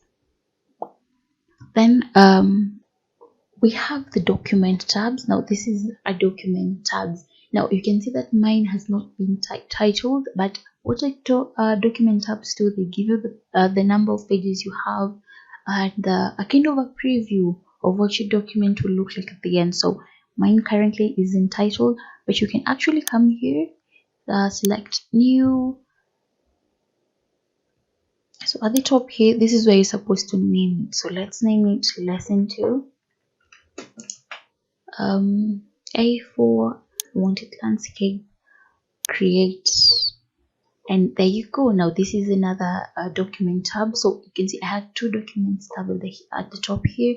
This one shows me that this one is entitled, this one is titled, it's lesson 2, and you can see the presets are different, the settings are different. Then that takes me to another thing, the artboard. Now the working area in Illustrator is known as the artboard, and you can have more than one artboard in Illustrator. So let's try that out. You can come over here. Now this depends on what you're planning to work on. So with that selected, over here you can come and add to the number of artboards you want. So let's say I want 4 artboards. Click on create, and as you can see, it has created 4 different artboards that I can work on at the same time. So you can have as many artboards as you want, working on one project at the same time without any limits. And this depends highly on what you're planning to design. On this side, we have the panels. You have different panels, and they act as complements to the toolbar. They offer additional help when it comes to working with these tools. And then at the bottom over here, we have the status bar. Now this is not really that important, but it does give you kind of it gives you more information on the page you're working on the project you're working on. It's not really that important, but it's good to know. So this is the status bar at the bottom over here. Welcome to another tutorial on our Adobe Illustrator course for beginners. Now in this course, in this specific tutorial, we're going to go over some tools, some panels that we use daily in Illustrator. So the first tool we're going to look at in order to make sense of the others is the shape tool, specifically the rectangle tool. So all you have to do is come here, click, hold down, and it will show you all the other shapes that it has. But right now we're going to use the rectangle tool. Now there are 2 ways in which you can draw a rectangle. First, you can click and drag to draw a rectangle, or you can just click once and then this will come, and then you can select the size that you want. So let's say you want it 50 by 50. Click OK, and there you have it. So you can click once, come up with the measurements that you want to work with, or you can just click and drag. And this is the same with any shape you want to create. Now let's say you want to create a square using the rectangle tool. All you have to do is hold down the shift key. So click and drag, and as you're doing this, hold down the shift key and it will form a perfect square. As you can see, no matter how many times I want, no matter how much I want to distort it, it will form this perfect square for me. So let's go back to pick tool. Now another tool we have that you're going to use a lot is the pick tool. Now the pick tool allows you to select, move, rotate, change the size of or alter the size of a shape. Now if you put your cursor with the pixel selected, place your cursor at the corner of the shape, so you can see it will allow you to rotate it like I'm doing so. If you use these handles at the end, you'll be able to make it light or distort it in any way you want. So that's another way, and you can click and drag it to move it to anywhere else or to select it. Now with that selected, I'll just click on delete, select those two, delete. Now let's try using the ellipse tool. So with that selected, that's an ellipse that we've just created, and as you can see, we have its properties at the top. Now I want to create a perfect circle, so what will I do? I'll just click, and as I'm dragging out, I'll hold the shift key, and as you can see, it will just form this perfect circle for me. There you go, and here we have them. Now let's say you want to change the colors of this. So I'll come back to the selection tool, come over here to the color panel, click over here, show options, and now you can change the colors of the shapes. You can change the fill and the outline. Now you can see it shows that the outline is removed, but I want it to be present. So what I'll do is I'll double click on that selected color, click OK. There we go. Now my fill color will be blue. My outline color is blue, as you can see. And then let's change the fill color. There we go. So I've changed the outline color and the fill color. Now let's do that with this one. So I want to change the outline color for this shape. I'll come over here, double click on it, select a color that I want to use. Let's just go with the red. Click OK. So that's the color that I want to use on the shape as an outline. And then as a fill color, I'll use different color. Okay, let's go with that. There we go. So as you can see, my outline is red, my fill color is purple. So yeah, that's how you can work with this. You can play around with this panel, the colors panel, and change the colors of the shapes that you have. Now another tool that we use aside from the selection tool is this tool, the direct selection tool. Now this tool comes in handy when you want to alter the anchor points of a shape. So with it selected, let's select this. So we have the center, we have an anchor over here, an anchor, and between two anchors we have a pulse. So if I click on this, it will give me these handles, and I can click on these handles and alter the shape of this. So I'll come and do the same thing, click on a point here, and it will show, if you click on any anchor point, it will give you the handles for that point, and then you can alter the shape of that. You can alter the shape of the ellipse tool, of the ellipse shape that I have, or the circle that I had. So that's another way you can use this direct selection tool. It's mostly to alter the anchor points and the path lines of a shape. Now if you want to draw a more complicated shape that you can do with maybe using these tools over here, you'd like to use a pen tool. Now a pen tool is the most used tool in Illustrator, and with it you can create anything. You just have to click, and then you connect, and then you've created the shape. So this is a shape I've created using it, and you can create any form of shape with the pen tool. So you can click,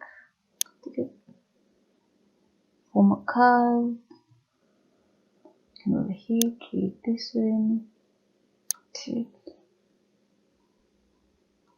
So I want to remove the fill color, so I'll just come over here with that selected.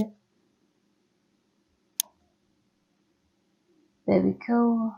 That looks much better. So you can create curves, you can create any shapes that you want to with a pen tool.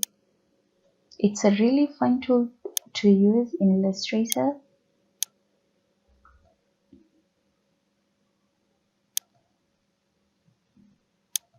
you can go on and on and on and on and create beautiful, amazing things using this tool. Delete and just move this one.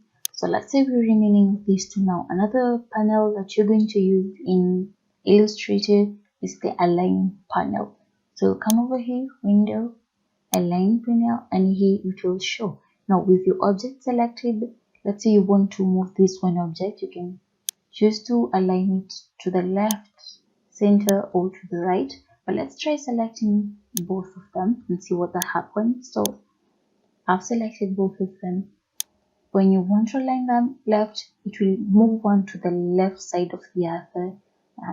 Center, right. You can see the changes that it's making regardless of what alignment you're choosing. So yeah, you can choose to select both of them and align them depending on what you want the outcome to be, or you can select them individually and just choose to align them individually, like so. Welcome to another lesson in the Adobe Illustrator course for beginners. In this lesson, we're going to look at some of the selection tools we have in Illustrator. We're going to create some shapes and then play around with fill color and outline color. So let's first create a shape. So select this rectangle tool and I'll draw the rectangle tool over here. And then you can see the properties panel on my right has changed. Now you can make some changes if you want, but what I'm going to look at is the fill color. So if you like to change the fill color of your rectangle, you just come over here, click on fill, then select a color. So I'll select this color, and that's it. That's how you add a fill color to a shape. Again, if you like to add a color to your stroke, come over here and select a color. So it's like this one. Now you can't really see it that much. I'll select the selection tool. It's not really that visible, so if you like to make it visible, again select your shape, come over here and increase the weight of your stroke. There we go. And now you can see that we have this outline path over here, and we also changed the fill color. So let's try creating a square. To create a square, select the rectangle tool, then as you drag out, hold on the shift key. Now this will ensure that you form this perfect square. You can see, just hold on the shift key as you draw, so click and hold on the shift key, and as you can see, the width and the height, they will remain the same and you formed a perfect square. So I'm just going to delete this and maybe do one. So again, I'll change the fill color over here, change a different color. You can actually choose to have no stroke. So in our case, if you don't want to have a stroke around your square, you can select this option, and what this will do is that it will remove the stroke. Now you can see it doesn't have a stroke, but this one does. So yeah, you can choose to have a stroke or to remain without one. I'll add a black one, and there we go. So that's how you can create one shape, that is the rectangle shape and the square shape in Adobe Illustrator. Let's look at another shape. So you hold on here and you click, and then we have the rounded rectangle, ellipse tool, polygon tool, star tool, and flare tool.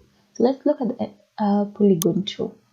So click and drag, and you can see it will give me this shape that has 6 sides to it, and then you can move it wherever. Now this is where you can see the selection tool come into play. Now you can use the selection tool to move the shapes around. That's one thing. Another thing, you can use it to resize.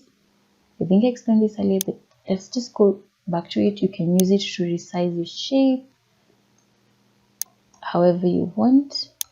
And if you come over here, as you can see, you can actually rotate your shape to whatever degree you want. Now let's say you've made a change that you were not happy with. A way of doing this, undoing this, you can come over here, select undo move or undo rotate. That's one way. Another way of doing that is, let's say we've rotated it to this degree and it's not making me happy, is by pressing Ctrl Z, and that is the shortcut for undoing anything in Adobe Illustrator. Now another point where this comes into play is when you click, you can see these points that we have inside our rectangle. If you click and then drag on them, it will kind of form this rounded rectangle. As you can see, it has formed this rounded rectangle. Click again. You can actually take it back. And now I've taken it back. So let's do that again. Click on one of the points in here. Click and drag until you form this rounded form of a rectangle. Then if you want to go back, just do that, or you can press Ctrl Z until you're back to its normal state. The same applies to every shape. So you can do this. This will actually give you an almost perfect, actually a perfect circle.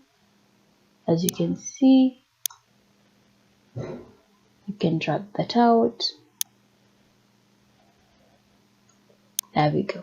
And we're back to our square. So let's do that again, and just click and drag in, and there you go. You have a perfect circle.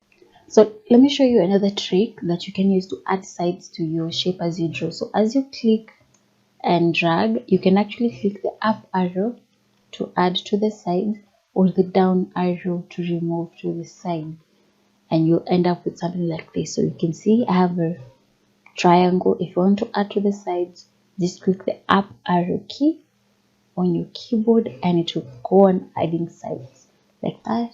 Here we go. And you can do this with actually other shapes. So let's select the star shape. So as I draw the star shape, you can see it has 5 points to it. If you press the up arrow key, it will add arrows to it, more points to it. There we go. And there you have created a star with multiple points. So that's a really cool trick to use when you're drawing shapes. And again, you can come over here. Once you select on a shape, its properties will appear on the right side. Click on fill color, select any fill color you want. You can choose to have no outline, and you'll have formed this beautiful, perfect shape. Welcome to another lesson, the Adobe Illustrator course for beginners. Now in this lesson, we're going to take a deeper look at this tool, and this is the direct selection tool. Now let's first start out by drawing a rectangle. So I'll select this, and we have our rectangle drawn. Now what I'm going to do is I'm going to select the direct selection tool. And with this, I can actually come and select a certain portion of the shape. Then I can click on the anchor and I can distort the shape however I want, and there we go. So you can click and move that point around. You're only allowed to move that point, distort it however you want, and create whatever shape you want. So let's try that again. I'll just click and drag over a point, then just do this. And as you can see, you can manipulate only that point. I can't manipulate any other point over here unless I select on it. But ideally, it's the point that you've selected that you're supposed to manipulate, like so. There we go. Now, once I've selected, let's create another shape. There we go. So I can come back again and select this button. And as you can see, it comes with this little kind of a node in here. So if I click and drag, I can actually round that end. So I come here, select this, and again click on this point and drag it in and create a curve, something like so. So there's a lot you can do with the direct selection tool on shapes. So let's try using an ellipsis tool. So first I'm going to have to delete this, or let's just move it over here. So let's create an ellipsis. There we go. I want a perfect circle, so hold on the shift key, and there we go. Now with the direct selection tool selected, you can come and select a portion of this circle, and as you can see, it will show you the path, the anchor point, and these handles.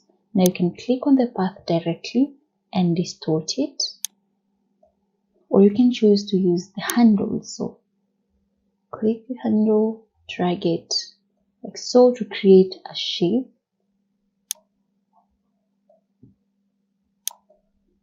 and each anchor point has its own handles. With the direct selection tool selected, if you click on any anchor point, it will show you the handles that it has, and then you can come and you can distort them. And you notice if I move one side, the other side of the handle will be affected. So those are some of the uses of the direct selection tool.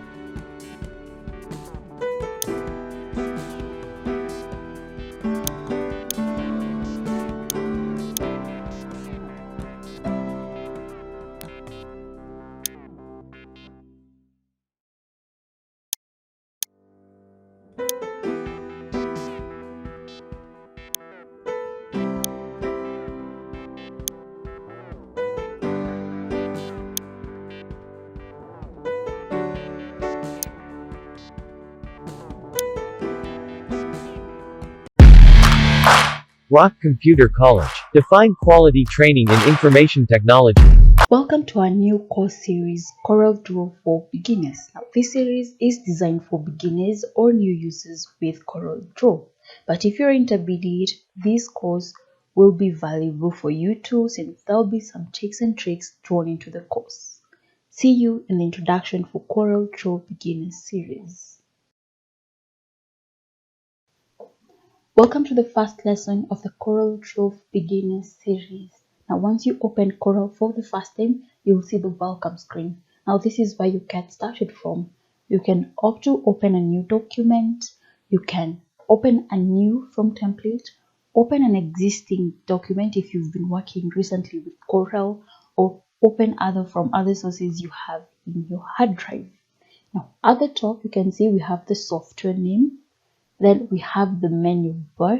Now it's limited because we haven't opened any document, as you can see. Then we have the standard toolbar over here and the properties bar. Now these are disabled because we don't have any open document currently. As you can see, they are inactive. Then on the side over here, we have the toolbar. Now we're going to open a new document, and you can click over here to open a new document. You can choose the type of, you can name it from over here. So let's give it a name. I'll name my example 1. You can choose the number of changes, the primary color code, the dimensions. So if you want an A4, A5, A3, you can choose them from here. So I'll work with an A4. You can make changes here. Do you want it to be a portrait or a landscape orientation, and the resolution? You can make the changes over here, but I'm going to set mine at portrait and leave the rest as they are and click OK. Now, as you can see, our new page is open, our new document is open, and at the top you can see that the menu bar and the toolbar, the standard toolbar, are active now. From here I can change the units, the size. I can make changes from here off the page, and as you can see, the toolbar on the side, it's also active as well. Now if you want to add another page while working on Corel, you can click on the plus sign like so, and then you will create another page. So I'll name this example 2, click OK, with everything else left as it is. And as you can see, we have a new page, example 2, we have example 1 and 2, and you can go on and keep adding new pages. If you want to remove a page, you just click on this and then it will delete it, and then you're left with one page. On the right side, we have the color palette, and this is where you get to choose the colors you want to work with when you're using Corel. Now you can choose from these colors, and if you hold your cursor over here and then drag it out, you will notice that the color palette is movable. You can resize it and sort of have it up here just hanging around, so you can bring it closer when you're working on your project and go through these colors to use them. You can also come back here, click and drag it, put it on the top. If you want to remove it here, again, you can do whatever you want with it. You can move it from one place to another. So I'll just minimize that and I'll leave it over here.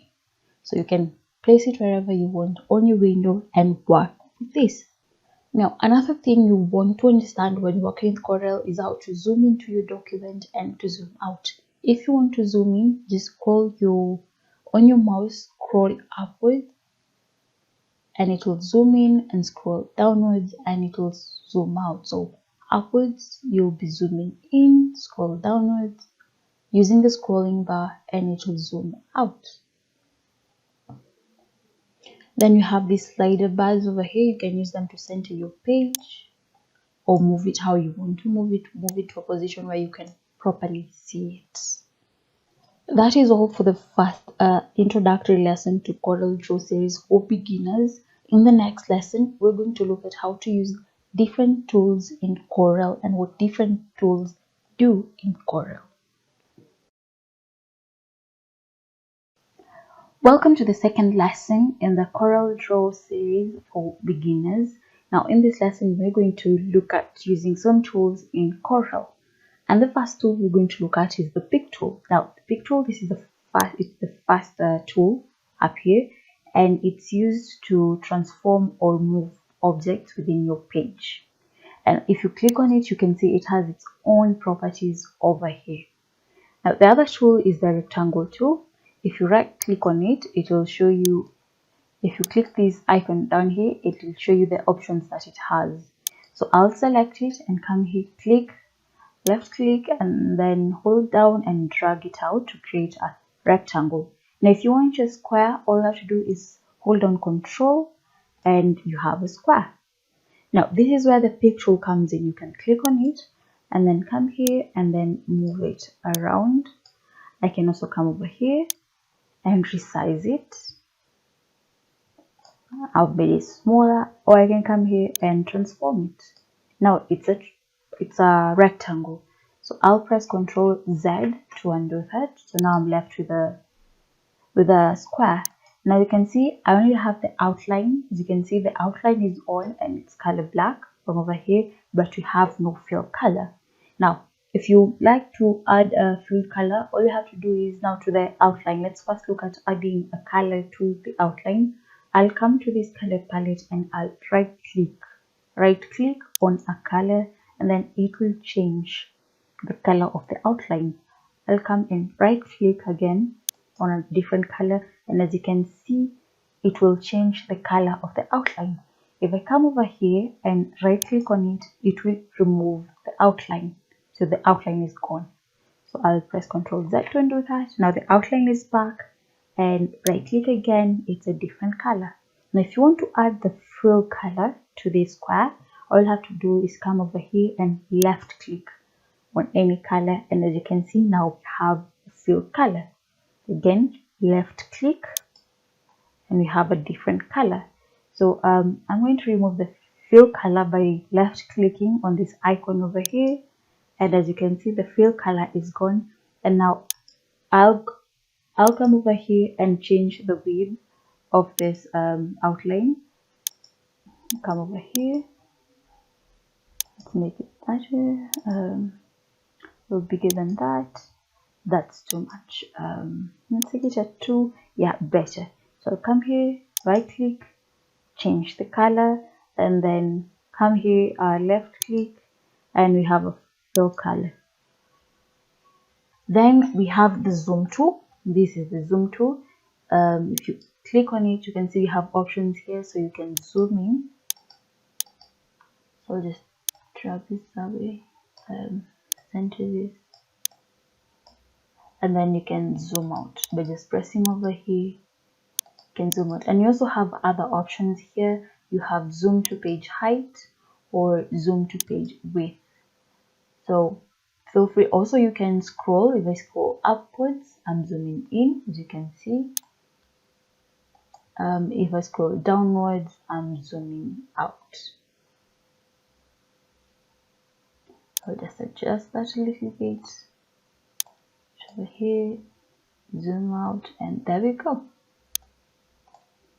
So those are the three main tools we have in Corel that you'll find yourself using a lot. That is the shape tool, the zoom tool and the pick tool. Now another thing I forgot to include in the first lesson was the page numbers. Now you can see here you have only one page, that is page 1. If I wish to add another page, I can click on this icon over here, this little icon. If I click on it, it will add another page. Now another way you can go about that is by right clicking on the page, and then it will give me options. So I can choose to rename the page, so I can come here and rename it to example 2, click OK, and as you can see, my page name has been changed. Okay, again, if I right click, I can insert a page after, that is page 3, or insert a page before. Now that's page 2. My example 2 became page 3. I can duplicate the page, so if I had something over here and I wanted to duplicate it to another page, I'll just use this command. And I can also come here and delete page. So I'll come here, delete page, come back here again, delete, delete, and I'm left with the first and only original page.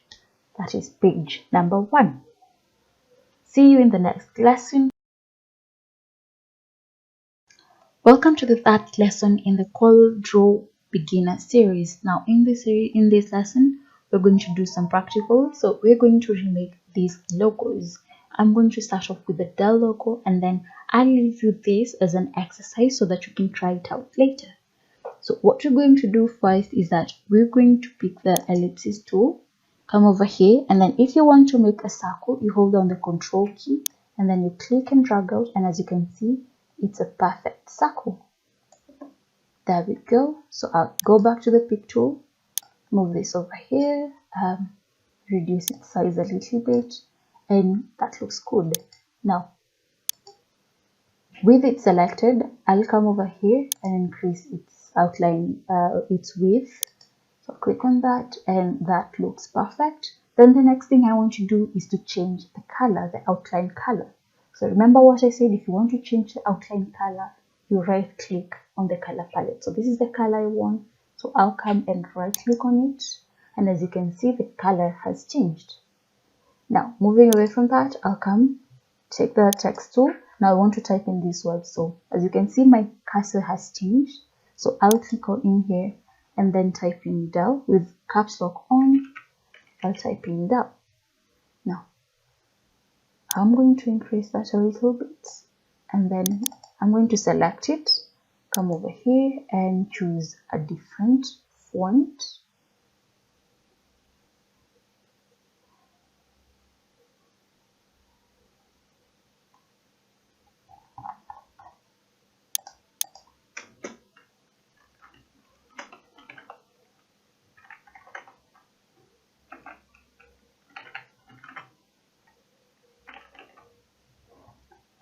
This is the one I've selected, and then you can increase its size. So I can come here again, select the text,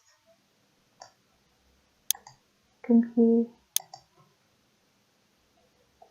a little bit more. No, we'll work with 48. Then come take the pick tool, check it, and then place it over here. Now one thing, as you can see, it's supposed to almost fit, so I'll increase it a little bit. And then now what I'll do is I'll change its color. So with it selected, I'm going to come here and left click on this color, and as you can see, the color has changed. Now if you notice, the E over here, it's a bit slanted, so I have to pick the E here slanted. So what I'll do is I'll move this back over here. Now if you want to separate these, there's a way that Corel allows you to separate the text. So all you have to do is select it, then come to Object, then Break Artistic Text, click on that, and what that will do, it will separate this text, so it will operate as an object. So I'll have E as an object, so I can click here, and then I can come here and rotate it like so. Perfect. Then I'll select all of them, come back again to Object, then Group. So I'll select Group, and now they're grouped, and as you can see, now it's back to the way it was. Then I can click here, select it, then drag it here, you center it. You can use your arrow keys to move it into the right position that you want it to. Now as you can see, I've come up with the del logo, so I'll come here again, just minimize that a little bit, move it down using my arrow keys.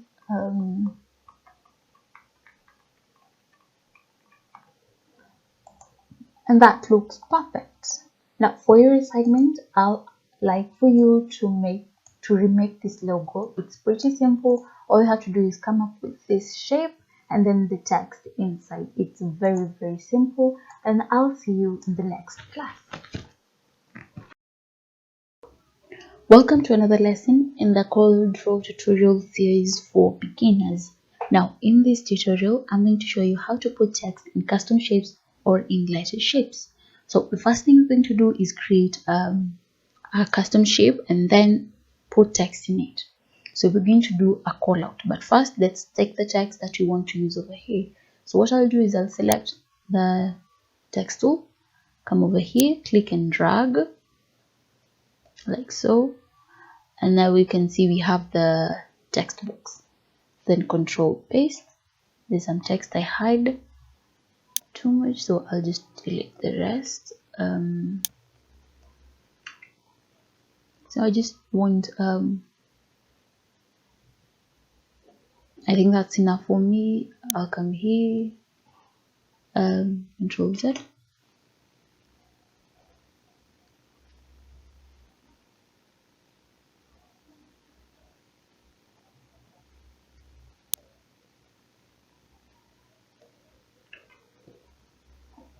so select the pick tool, move this to the side. Now we can create our custom shape over here. So I'll select the ellipsis tool. Now the custom shape I want to create is the call out shape. So what I'll do is I'll create the ellipsis shape like so, and then I'll come to object, then convert to curves. Now this will allow us to manipulate the shape and customize it. Come take this tool, I'll come over here, create a point by double clicking, come here again, create another point by double clicking, and then in between these 2 points I'll click one more,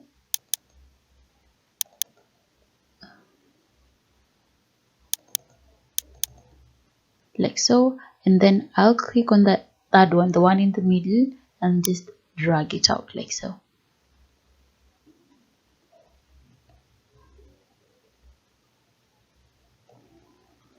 And then come back, pick the pick tool, and as you can see now we have created a custom shape that is the call out shape. Now what I'm going to do now is insert this text over here. So select the text tool, come over here, select all this, control C for copy, then I'll come in here. Now I'll take the cursor to the edges. Now as you can see, it will show you that you can either put the text in the edge or inside the shape.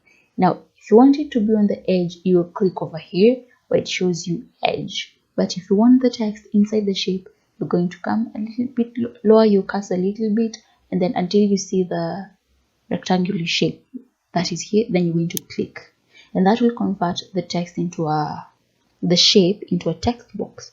And now you can press Ctrl V and it will have all your text in there. Now if these red dots appear, that shows that you have extra text that cannot be seen, so you can choose to edit. So I can come over here and choose to delete the extra texts like so.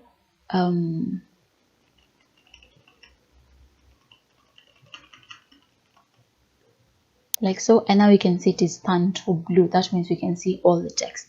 Now from here you can format your text, so you can come over here, select your text, change the size, you can change the font, you can make all the alterations you want to your text from over here. Then once you're done, take the pick tool, and there you have it, your text inside customized shape. Now let's say you want to add a background color to the shape with that selected. Now if you just select it like that and then come here and select a color, the color will hide the text. So what we do instead, so Control Z to undo, what we do instead, you deselect everything, then you come to the edge and you click on this outer line, the outer line, like that. Now you have selected the shape only. Then come here, select your tag, the color you want to add to the background, and as you can see now, I successfully added a background without having to hide the text behind the color. So that's how we do it. And you can also choose to add color to your text. So text tool, come over here, select your text, then choose the color you want to use on your text. As you can see now, we've changed the color of our text. So that's one way of doing it. This is by using a custom shape. So let's look at using a letter shape. So I'll take the text tool, come over here and type in any letter you want to use, any letter. So I'll type in letter S. Now for this, you might decide to change the font. So select that, come here, I'll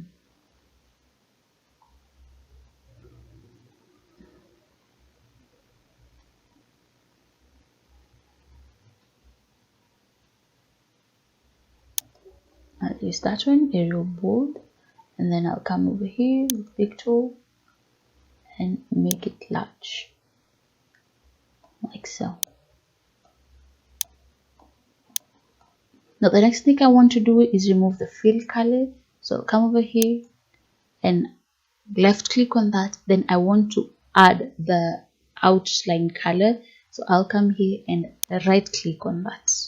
So to remove the fill color, you left click on this. To add the outline color, you right click on this.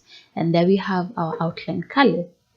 Now I want to convert this into a curve so I can be able to use it as a shape. So what we'll do again, with that selected, you'll come to Object and then Convert to Curves.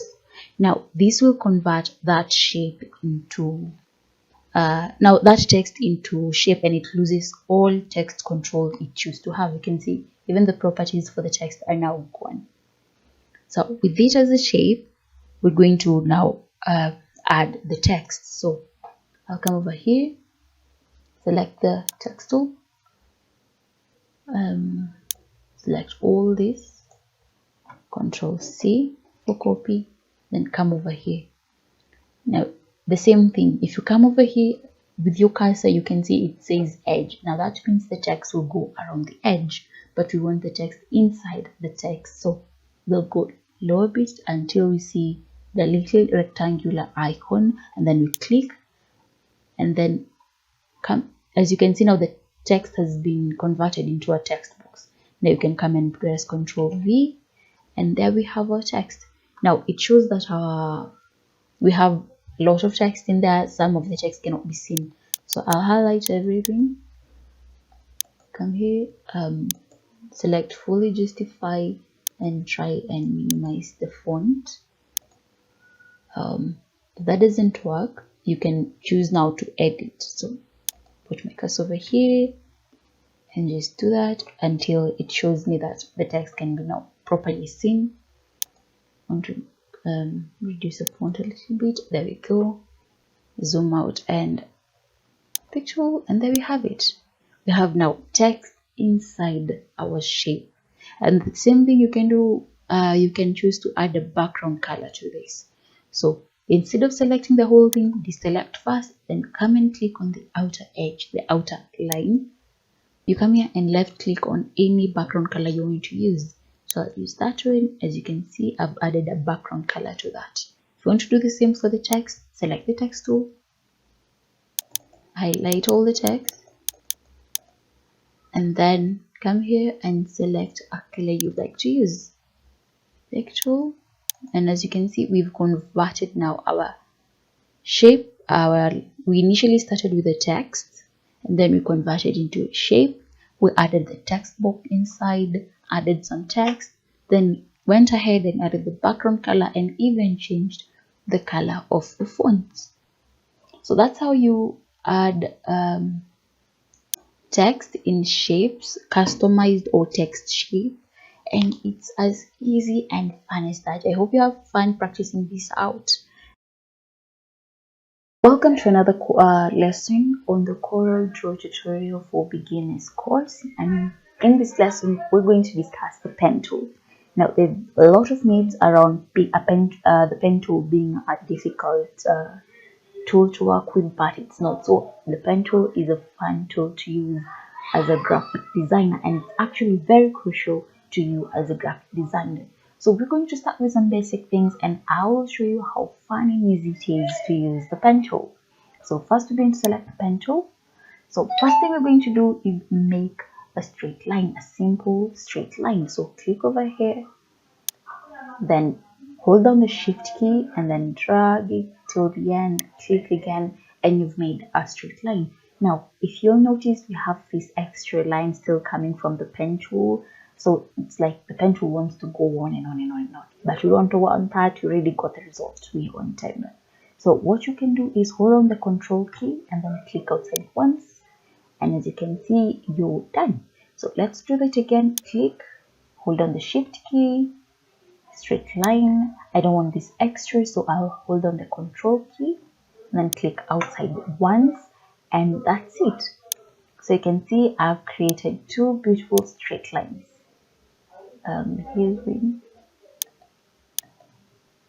Now as you can see, the properties panel has changed, meaning you can play around with properties of each straight line.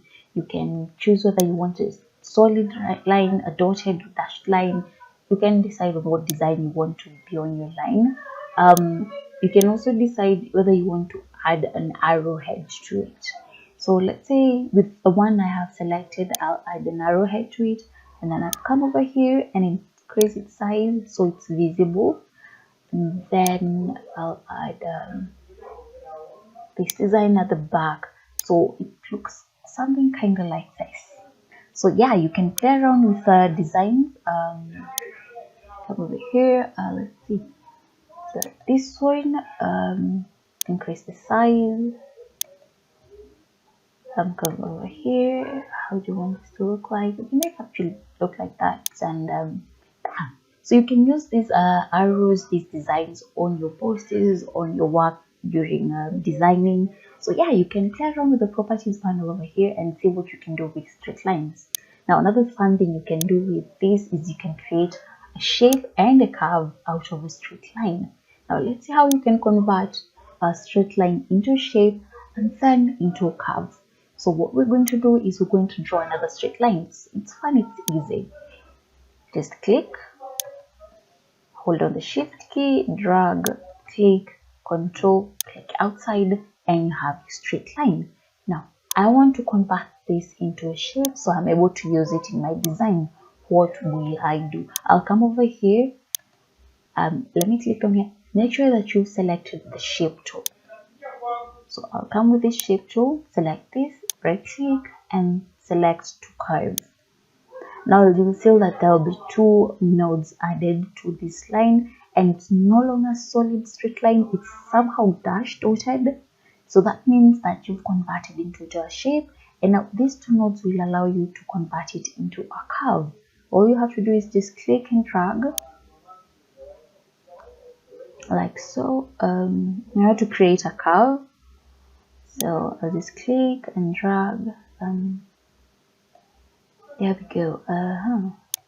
So feel free, you can make it big as this, small. You can just play around with this and see what fits, what makes you happy. Like so. I think I'm pleased with mine. Yes, I'm pleased with mine. So select the pick tool, and by doing so we've created a shape out of this line, and then we've converted it into a curve.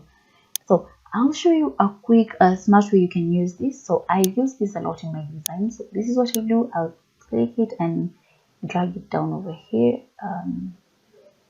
like so. Let's just pull it up.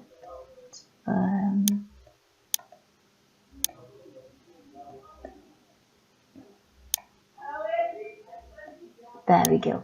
So I want to create a borderline for these posters. So I'll select the rectangle tool, come over here and just do this to create borders for this, and then using the smart fill. Now I want to use the smart fill to color this side of the poster. Let's say I'm making a poster, so I want to use the smart fill on this side. So just select that, click over here, and as you can see, it will only affect the area below the line. If I wanted it to be above, I could just come here and click Control Z. Let's use a different color. Here.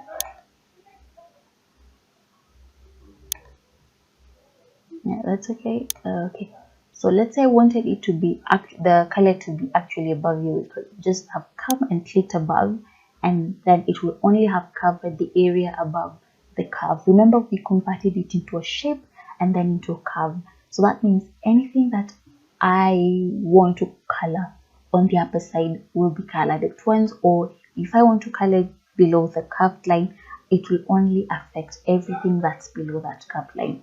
So Control Z to undo. I'm okay with this, so I'll just come over here and click, and you can come over here and actually play around with the colors. That actually looks really good. Yeah, so yeah, just play around with the colors, then go ahead with your design. Go ahead and do what you wanted to do, maybe a poster, a romantic card, a birthday card. But this is one way you can come up with designs for your posters or for your cards. Now, another fun thing you can do with a pen tool is this. So with my pen tool selected, you can actually create a curve or a wavy line without having to convert it into a shape. So what you'll do, I'll actually do that from over here. So you just click, drag, click, hold and drag to form a curve like so. Then just drag this over here, click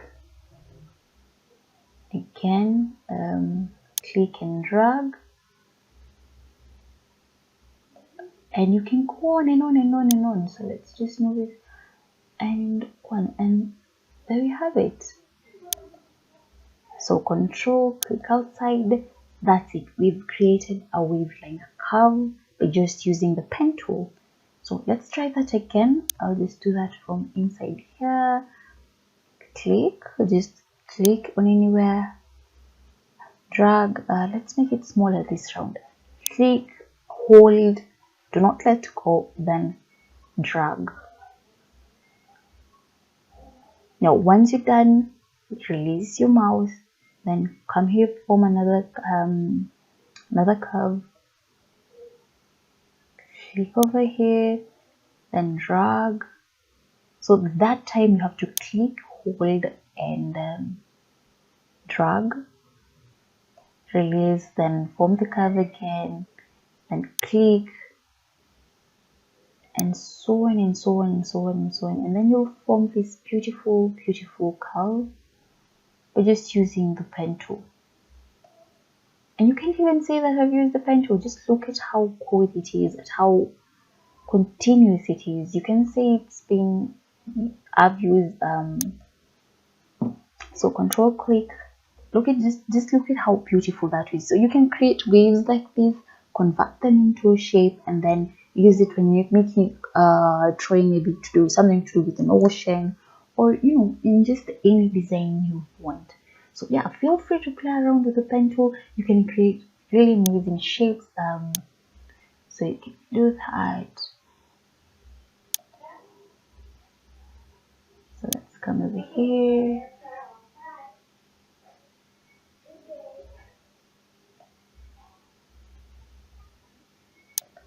So yeah, Control click, create really fun shapes by just using the pen tool. So go ahead and have as much fun as you can with the pen tool.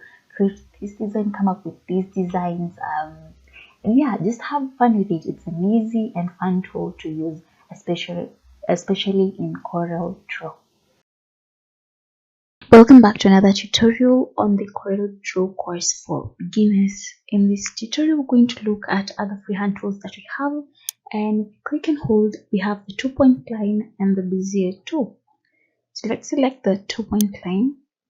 So with the 2-point line, you can create a straight line. So you click, then you drag, and you've created a straight line. Again, with this selected, it has some properties at the top over here. So you can increase its weight. You can change its orientation. So if you want dotted line, dashed line, for now I'm going to go with a solid line. You can add arrow points to its head and its tail, like so. So those are some of the options that you have working with it. Another thing that you can do with the 2-point line tool is that you can create a closed shape. So what you do is you click, drag, release, then at that point click again, drag, release, again click, release, click again, and then you come here. And as you can see, as we approach the node at the beginning here, is this little arrow that appears. Now that shows that if I release it, that shape will be closed. Let's try again. Let's form a triangle. So click, drag, click, and then drag again, and click and drag again.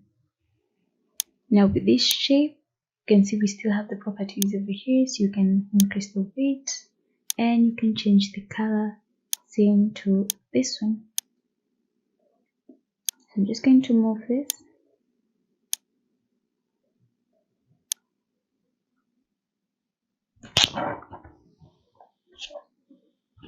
So let's go to the next tool. We have the Bezier tool. Now the Bezier tool allows you to make adjustable curves. So I'll just going to click and then come over here, click again, and then drag. So you can create curves using the Bezier tool. Let's do that again, and you can continue creating more points, and you can also use it to create a closed shape. So if you want to create a curve, so let's first get rid of this. So we've created a closed shape. Let's select the Bezier tool again. So click, drag and hold, again drag and hold. So once you do that, this anchor point will appear, and this anchor point will help you adjust it. Then click, drag and hold, and you can add to this as you go and end up creating a closed shape. So these three tools that we've looked at, the freehand tool, the Bezier tool, and the 2-point line tool, are freehand tools that will allow you to do this, and they share the same properties. So with this selected, I can change its orientation, I can increase. You can see now it's ported, and then you can increase its weight, and you can also give it a color. So go ahead and practice with these 3 freehand tools. Over here, the freehand tool, the 2-point line, and the Bezier tool. Welcome back to another tutorial in the CorelDRAW course for beginners. In this class, we're going to look at aligning objects. Now, as you're working with CorelDRAW, you will find yourself aligning object, images, shapes, and it's important to grasp that aspect. So what we're going to do is, you can see we cannot access the alignment panel from anywhere.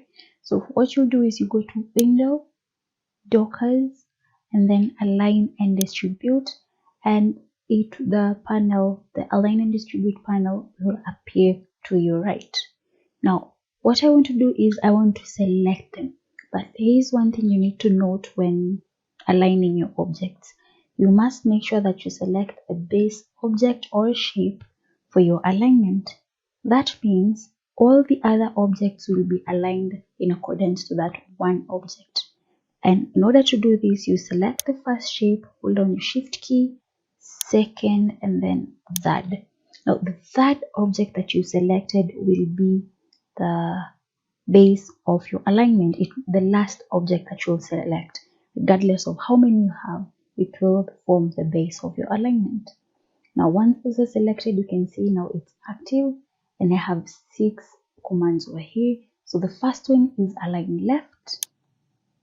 You can see they will all align to the base shape. Align center, the base shape remains. Align right, the base shape will remain. Let's try the other one. Align to the top, center, and bottom. You can see what they'll all revolve around that base shape.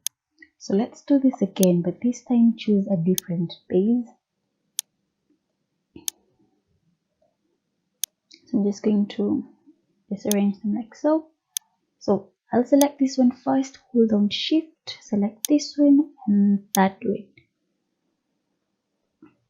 Or let's just try selecting the one in the middle as the that one. So select this one, hold down shift, this one, and then this one. Now automatically holding down shift will make sure that it's selected everything else in between the first one and the last one, so that won't work. So let's just go with the original plan, hold down shift, select this one, and then the little green rectangle. Now let's go back to our command line left. You can see they all align in accordance to our base shape. Align center, align right to the top, both center and then to the bottom. You can see how they all revolve around that one shape. So as you go around aligning your objects, make sure that you've selected your base shape and go ahead and practice with that command and see that how that will work out for you. Welcome back to another tutorial in the CorelDRAW course for beginners. Now, here we're going to talk about adding and deleting nodes to a shape or a curve point. So what I'm going to do is I'm going to create a polygon, and then we're going to draw a closed shape using the freehand tool.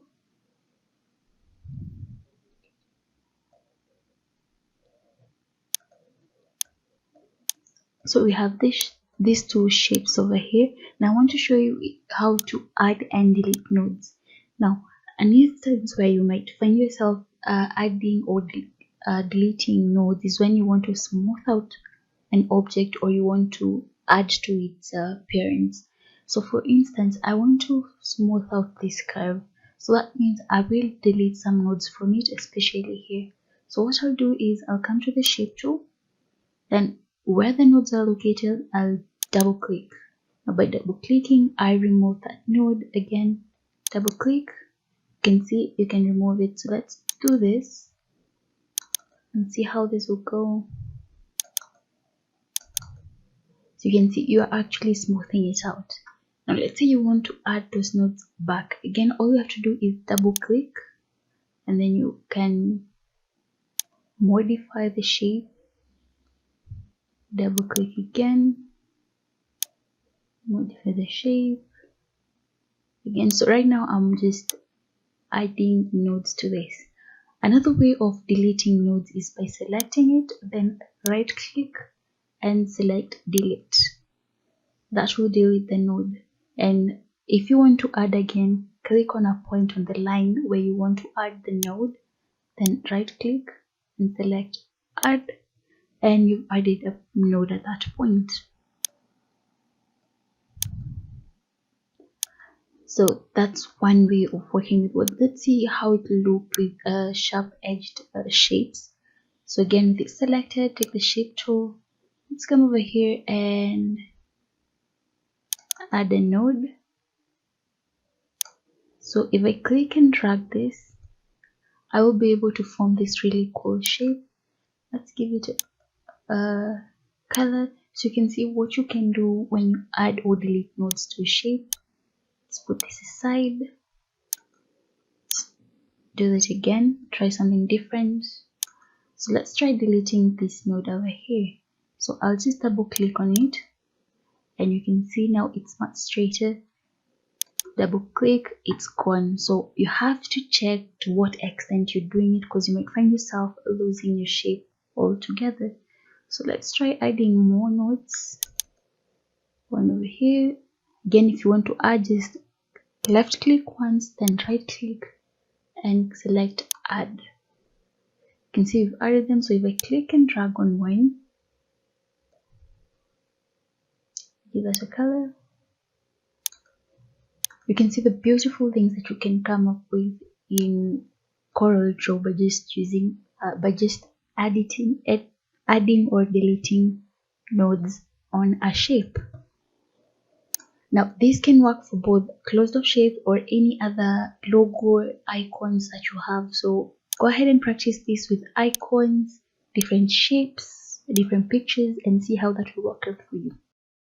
Welcome back to another course in the CorelDRAW course for beginners. In this tutorial, we're going to focus on the freehand tool. So here it is, just do it to click. Let's hold it down for a minute. So we have these 3 points. They are similar to each other, but for now we're going to look at the freehand tool. So just select that. So let's start off by drawing a curve. I'm just going to draw a curve here. And then you can see it's not so perfect, but we have these nodes on it. So this is how you use a freehand tool, and you can create curves, and at the nodes, as you can see, I can be able to manipulate it and move it around. So you can either use the freehand tool to create curved shapes or sharp edged shapes. So let's try a curved shape, a closed shape that is. And if you want to know that your shape is fully closed, it will bring this arrow at the cursor, and once you release, it will have formed a closed shape. So let's try that again.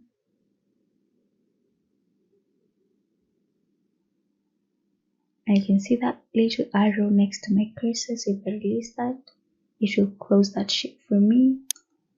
And now I'll be able to change the colors. So let me just resize this. Place it here. Now let's try drawing a straight line using the freehand tool. And that's very easy. All you have to do is click, then drag it out in whatever direction you want. Then just click again and you have a straight line. Now there are a lot of things you can do to this straight line similar to the curved line. You can come over here and change its weight. You can select a bordered or dashed line. You can choose to add arrow points at the beginning and at the end of that point. This will apply similar to this, so let's try and increase this. Let's make it more. So you can see, so you can make these changes to these lines.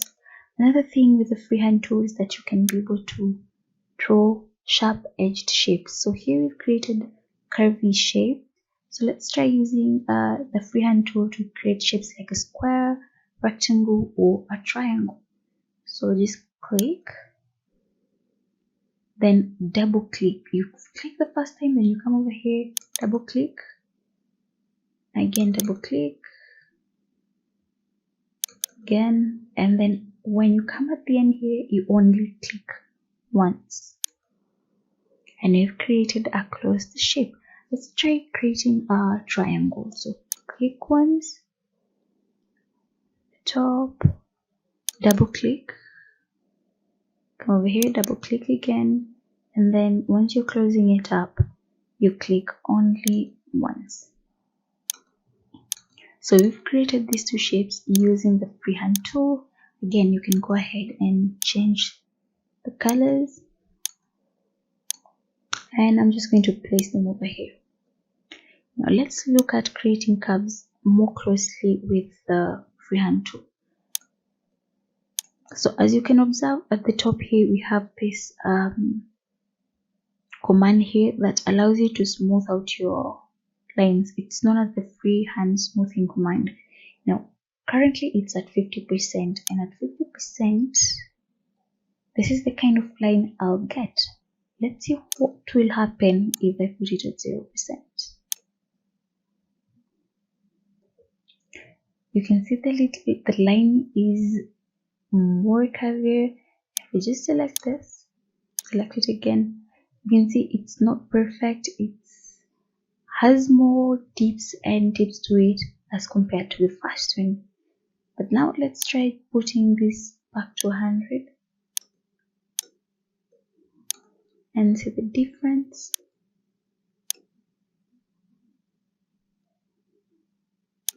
You can straight away notice the difference between the three of them. So this one is at 0% and it doesn't look really good. This is at 50% and it's somehow okay. But with this one, you can see the curves are perfect, they're smooth. It doesn't have as many nodes as this one or this one. So make a point of using this command when you're drawing lines. Now again, it depends with what you're drawing or what you're creating. So go ahead and practice with this and see how it will work out for you. Welcome back to another tutorial on the CorelDRAW course for beginners. In this lesson, we're going to look at importing a photo to CorelDRAW, a photo or an image, and then we're going to look at resizing it and cropping it out. So I'm going to show you two ways of bringing or importing an image to CorelDRAW. So the first one is by going to where your image is, you select it, then click and drag and just drop it over here. Now you can see it's a little bit large, so I'm going to zoom out by scrolling down, then I'm going to resize this. Place it here, let's zoom in. I'm going to use H for hand tool and just bring this over here. Perfect. So that's one way of bringing in a photo or an image in CorelDRAW. But right now I'm going to select this and click delete. Let me show you the second one. So the second way is by coming to File, then Import, then go to where your image is, select it, and then click Import. Click, and here is your image. You can see it's a little too big, so I'm going to scroll out. Zoom out, sorry, I'm going to zoom out, then resize that, then let's zoom in.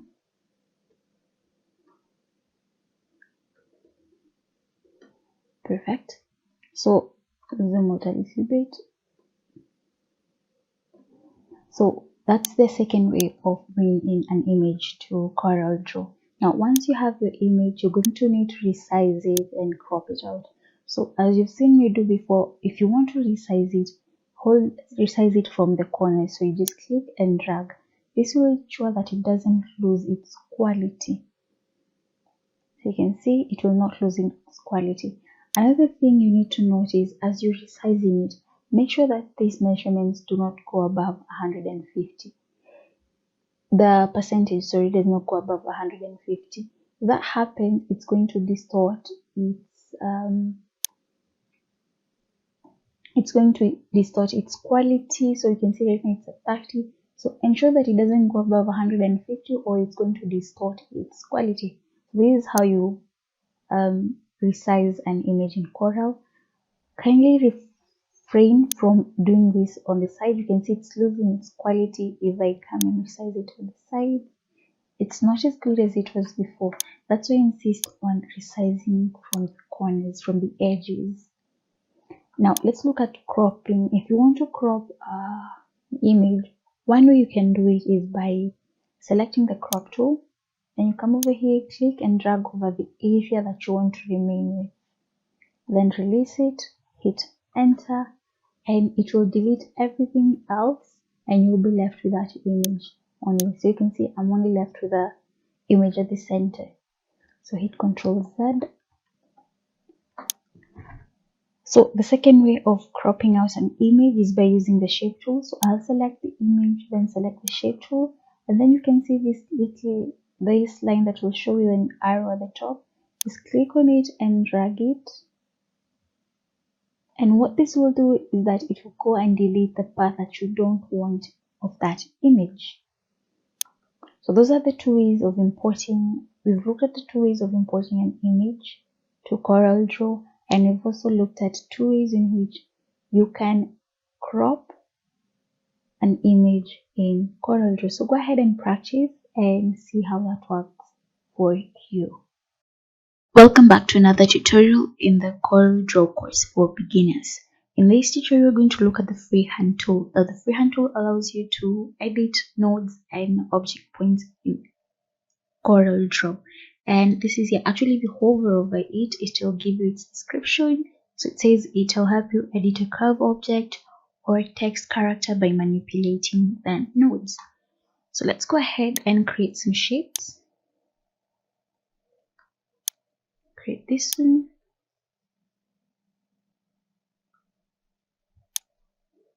Polygon. And lastly, I'm going to select the freehand tool and draw a curve. So we have these three different shapes, and I want to show you what happens when we use the shape tool on each one of them. So let's start off with this one. I select the shape tool, come here and click and drag on one of its corners. You can see it's rounding off its edges, and I'll end up with a rounded rectangle like that. If I select this, I can click and drag like so to form kind of a pie chart. So if you're planning on inserting a pie chart or creating something like that, you can use it. It's really handy. You can extend it, you can separate it, you can take it back. So you can always revise it. So I'll just click and drag it back. So just leave it at that. Let's see what will happen if you use this. So I'll just click, hold, and release. So let's add a fill color to this.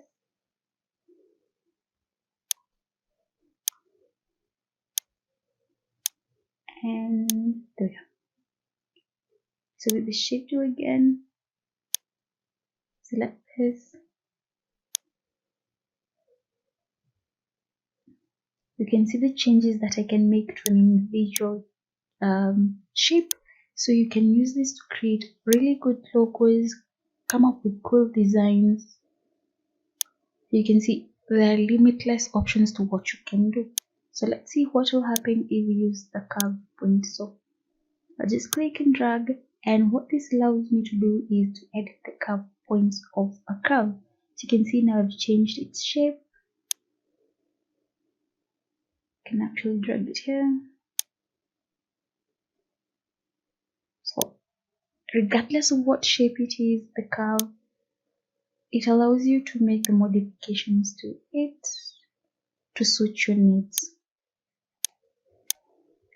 So that's basically how we use the shape tool in CorelDRAW. So go ahead and practice with it, create some cool designs using it, and see how that will work out for you. Welcome back to another course in the CorelDRAW tutorial for beginners. Now, in this lesson, we're going to look at the different types of nodes we have in CorelDRAW. So I'm going to select this image. I have created this using a freehand tool. So select the shape tool. And then with that selected, I'm going to select one node. So I'm going to select the node over here. And you can see we have these three options over here. We have the cusp node, the smooth node, and the symmetrical node. But this one is not highlighted at the point. So let's start off with the cusp node. If I select it, what you'll notice with it is that you can, the cusp node allows you to make a point or a curve into a sharp edge. So that means you can distort one anchor to one side, the other one to one side. So they do not share direction, and again, they do not have the same length. So I can shorten this, I can elongate this, so that creates, if I just deselect that, it creates this sharp edge at the end. So that is the cusp node. Again, if I elongate this one, I can change the direction for this one. So that is the cusp node. It allows you to create an edge at a curve point using a node. Let's select the second one. So let's just distort this completely. So we've created this sort of edge using the cusp node. Now let's go to the smooth node. Now the smooth node will allow you to create kind of a curve at that node, but still will have different lengths, but they will all affect the same direction. So I can reduce the length of this one, and this one will remain the same. But if I make a change to this side, you can see there's a change to the other side. Likewise, if I come and click on this anchor point over here and it changes, you can see it's affecting both. But if I lengthen this side, this other side won't be affected. That is the difference between the cusp node and the smooth node. So let's lastly look at the symmetrical node. Now, the symmetrical node allows for equal lengths and the same direction. So it will affect the length at the same direction. So I'll lessen this. You can see if I reduce the length of one anchor point, it will affect the other one. And if I try and change the direction here, it will affect it. Let's try again with this one. So with this one, this is currently the cusp node command is not highlighted. This means we're dealing with a cusp node over here. So if I change the direction of one, the other, it won't be affected. Let's see what node we have over here. So over here we have the smooth node, where it's curved, yes, but then it will move in the same direction but with different lengths. So if I can shorten this like so and change it like that. So having this knowledge of the 3 different nodes we have will allow you to manipulate your images and come up with different logos using them. So as you're drawing, as you're creating new things, you can use this knowledge to create a new logo, a new image in CorelDRAW. So go ahead and practice with that. Just select it, select the shape with the shape builder tool, and you'll have these 3 commands over here. After selecting the node, it will highlight and show you which command is being used. So currently over here, we're using the symmetrical node command over here. Welcome back to another tutorial in the CorelDRAW course for beginners. In this class, we're going to look at combining and breaking apart objects in CorelDRAW. Now, combining entails connecting 2 or more objects, and then the resultant will be one object which has the same fill color and the same outline properties. So I have this sphere and this star shape designed over here that I want to combine.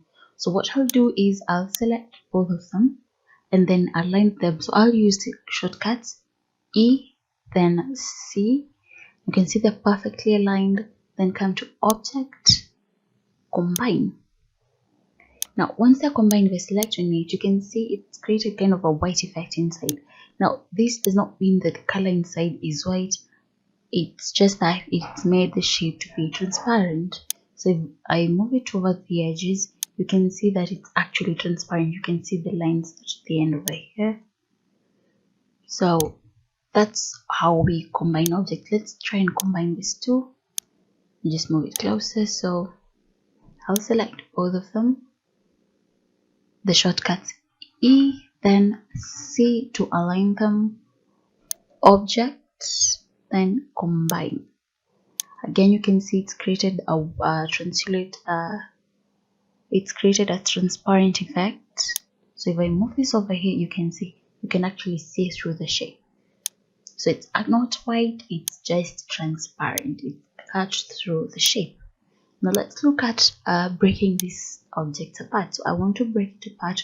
What we'll do, and one thing you should note is that now we've combined, they each had different colors, but they ended up with one fill color and same outline properties. So that's what combining looks like. Now let's break them apart. So I'll select this one with its selected object, then break curve apart. Then I'll just deselect and move this away. You can see once we've combined them, then broken them apart, they will share the same fill color. So if you want, you can come back and change the fill color of the image and continue with your design. So let's break apart this object. Select it, then come over here, then break curve apart. I'll deselect, move this over here, and you can see we have 2 different shapes. You have the different shapes back. So go ahead and try this out with as many shapes as you can with different designs in CorelDRAW and see how that will work out for you. Welcome back to another tutorial in the CorelDRAW course for beginners. In this lesson, we're going to look at converting objects or shapes into curve points. So we're going to first start with some basic shapes. So draw a rectangle, an ellipsis or a circle, and I'll use a polygon shape. So let's just add a fill color to this so that we can see the effects that we're going to make on the different shapes. So let's first start with this. If you want to convert a shape into a curve point, what you do is you come to object, with that object selected, then convert to curves, and the shortcut for this is Ctrl Q. So I'll select that and then select the shape tool, and I'll click on any point and drag to distort the shape. You can see now I can create anything from this shape. Let's see what we have. So from a rectangle, we've created this little shape over here. Let's see what effect it will have on an elliptical shape. So I'll select the shape, objects, convert to curves, and then select the shape tool. It's important that you make sure you're working with the shape tool.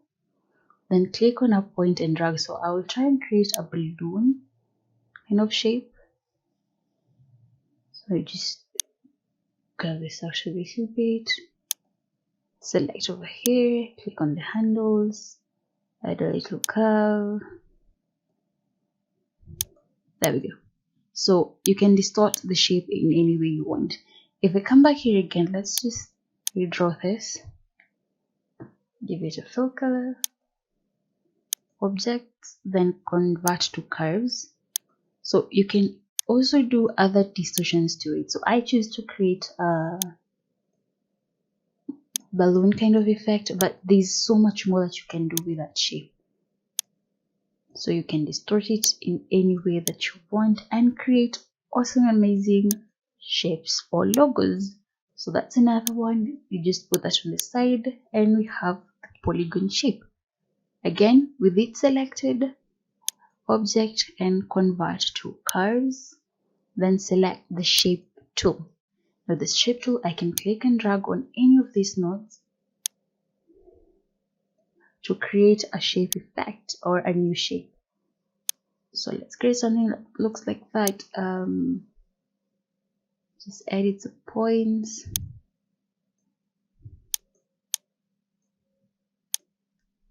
So you can look at it and see the idea that I'm trying to create over here. But basically, this is what you can do once you convert an object or a shape into a curve point. Another thing you need to know is that you can do the same for names or letters. So I'm just going to select the text tool, and over here I'll just type in my name. So I'll select this. Let's change the font. Let's increase the size. That's perfect. So I want to convert this text into a curve point. So again, all I have to do is with the text selected, object, then convert to curves. Now here's one thing that I want you to note. Once you convert any text in CorelDRAW to curves, you cannot edit it.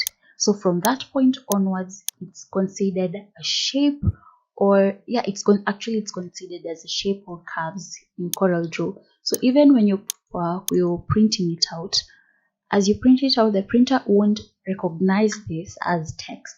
It will recognize this as shapes and curves. So let's select this shape tool. So I want to extend this area, so I'll select all these nodes in that area, click on one, and just drag like that. So let's come back again, select all the nodes in this area, Ctrl Z. So let's do that again. I'll select all these nodes, click on one, and drag. So select this one, let's just take it back. Perfect. So you can come here and select on any node and then distort it. So you can see what idea I'm going with. So go ahead and try this out on any text, any point. So I'm selecting all these nodes at once and then editing that point. So go ahead and try this out with different shapes, different letters, and see how it works for you. But keep in mind that once you convert text into curve points, you cannot edit them as text again. They are basically now shapes and curves. Welcome back to another tutorial in the CorelDRAW course for beginners. In this tutorial, we're going to look at the eyedropper tool. Now, the eyedropper tool allows you to copy the colors from one shape or object to other shapes. So what I'm going to do is select the eyedropper tool, then come and hover over here. Now I want to select, you can choose which color you want to select. So you can choose the blue color or the green color. So let's first select the green color and apply that to our little square over here, and we can see the color has changed. So again, I'll come back, select the tool. So let's just deselect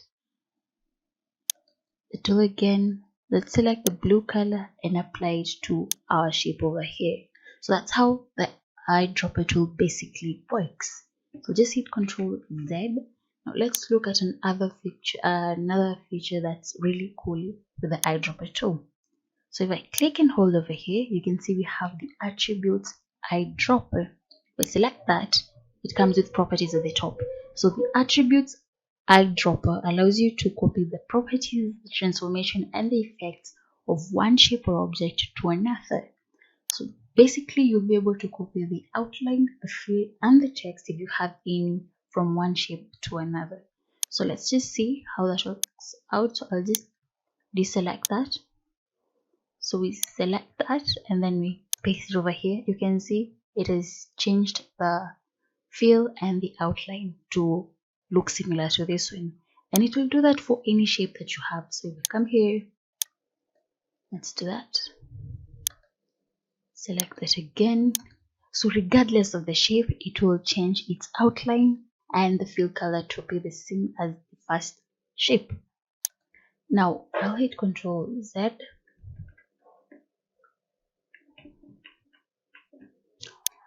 Now I want to change the size of the shape. So again, what I'll do is come to transformation and select size.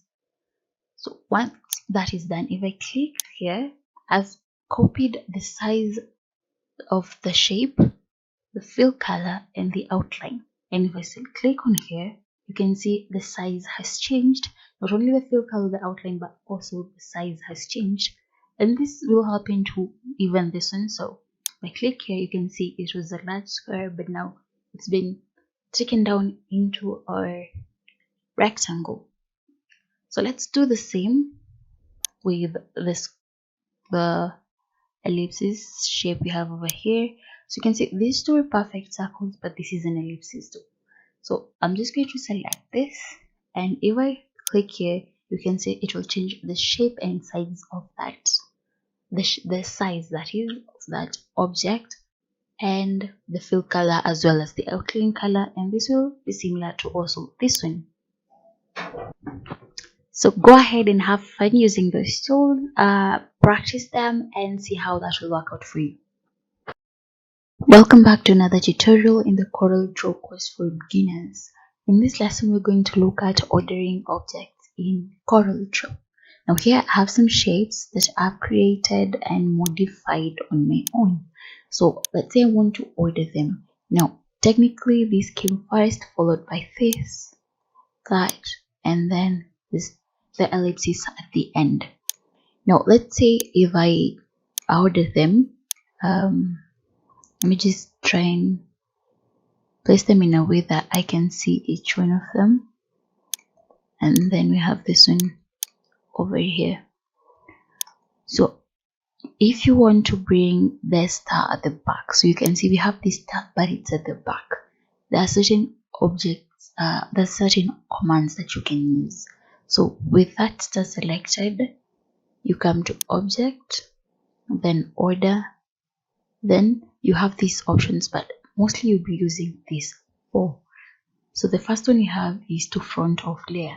Now what this will do is that it will bring the star shape to the very top. So if I click on that, we can see it's come to the very top. It's bypassed the rounded rectangle, the star design over here, and the ellipsis tool, and it came over the top. If you want to take it back, just come back to Objects, Order, and then to back of layer. I need to take it back to that layer. So let's try with this one. Let's try taking this to the back. Object, Order, then. So we have two back of layer and we have back one. Now back one means it will go behind only one layer at a time. So if I click on that command, the sphere has gone behind the star design over here. If I go to that command again, it will go behind the rounded rectangle. Let's see that. So order back one again to go behind the ellipsis tool, and if you click back one again, you'll see it go. Where is it? Order back one. It will go now behind. It's behind the star shape. Now let's try bringing the star shape to the front using the front one command. So again, Object, Order, then forward one. So we're going to select this forward one. You can see it's moved to the top of the rounded rectangle, but it's still behind this third design. So if I want to bring it at the front again with it selected, so I'll select the star, Object, Order, forward one, and it's at the very top. So go ahead and try out with that command. Try and see what will happen. Again, you have to make sure that you've selected the object that you want to align. Go to Object, then Order, then we have this. These are the four main ones we're going to be using: to front of layer, to back of layer, forward one, and back one. Welcome back to another tutorial in the CorelDRAW course for beginners. Now in this lesson, we're going to look at creating power clips in CorelDRAW. Now basically, power clips acts like clipping masks, for example in Adobe Illustrator or in Photoshop. Now in Corel, instead of calling them clipping masks, we call it power clips. Now here I have this image, and then I have this text at the top that the word is ocean. Now I want to create a clipping mask out of this. So what I'll do is I'll select the image, then come to Object, Power Clip, and place inside the frame. Now once that's done, the cursor will change into a black arrow. Now all I have to do is come and select where I want the text to go. So I'll select inside the text, and the image will go inside the text, and as you can see, we've created a power clip. Now this comes with a lot of options. If I select it, you can see we have options over here. The first one is Edit. If I select it, it will bring up the image and it will allow me to move it around and position it however I want it. So let's position like that, and once I'm done, I'm just going to come back here and click Finish, and you can see the changes have been made. The second option we have over here is Select Contents. Now this is similar to the first one, but instead of bringing out the image, we'll make the changes from inside the text. So let's select it, and then now I can select the image, and you can see I'm actually moving it to the side like so. Once you're done, you just click outside and you're good to go. That one is Extract Context. Now this will separate the text and the image. Now here you have the image, and you can see the text has this X to it. This means that this text is now being considered as a picture frame. So that means it's a picture frame for this image, and if I take it back,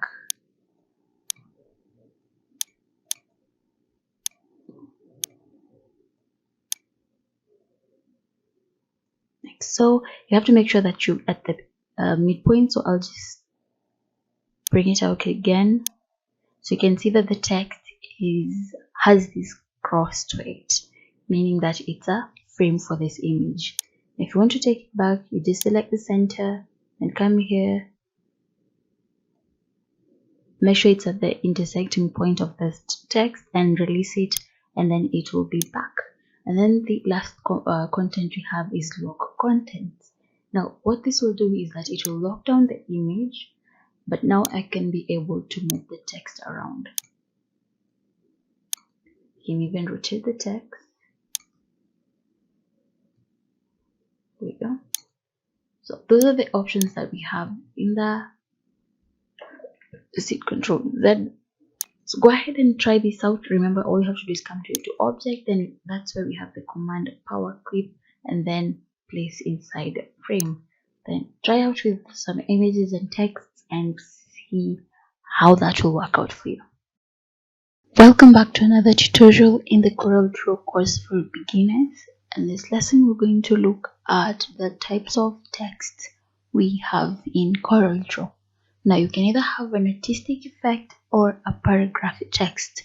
The artistic effect is basically for headings, titles, and the paragraph text is where you do your normal words. So to add an artistic type of text, you select the text tool, then just click once. Then you type in any word. Now if I select this, I can change the font, the size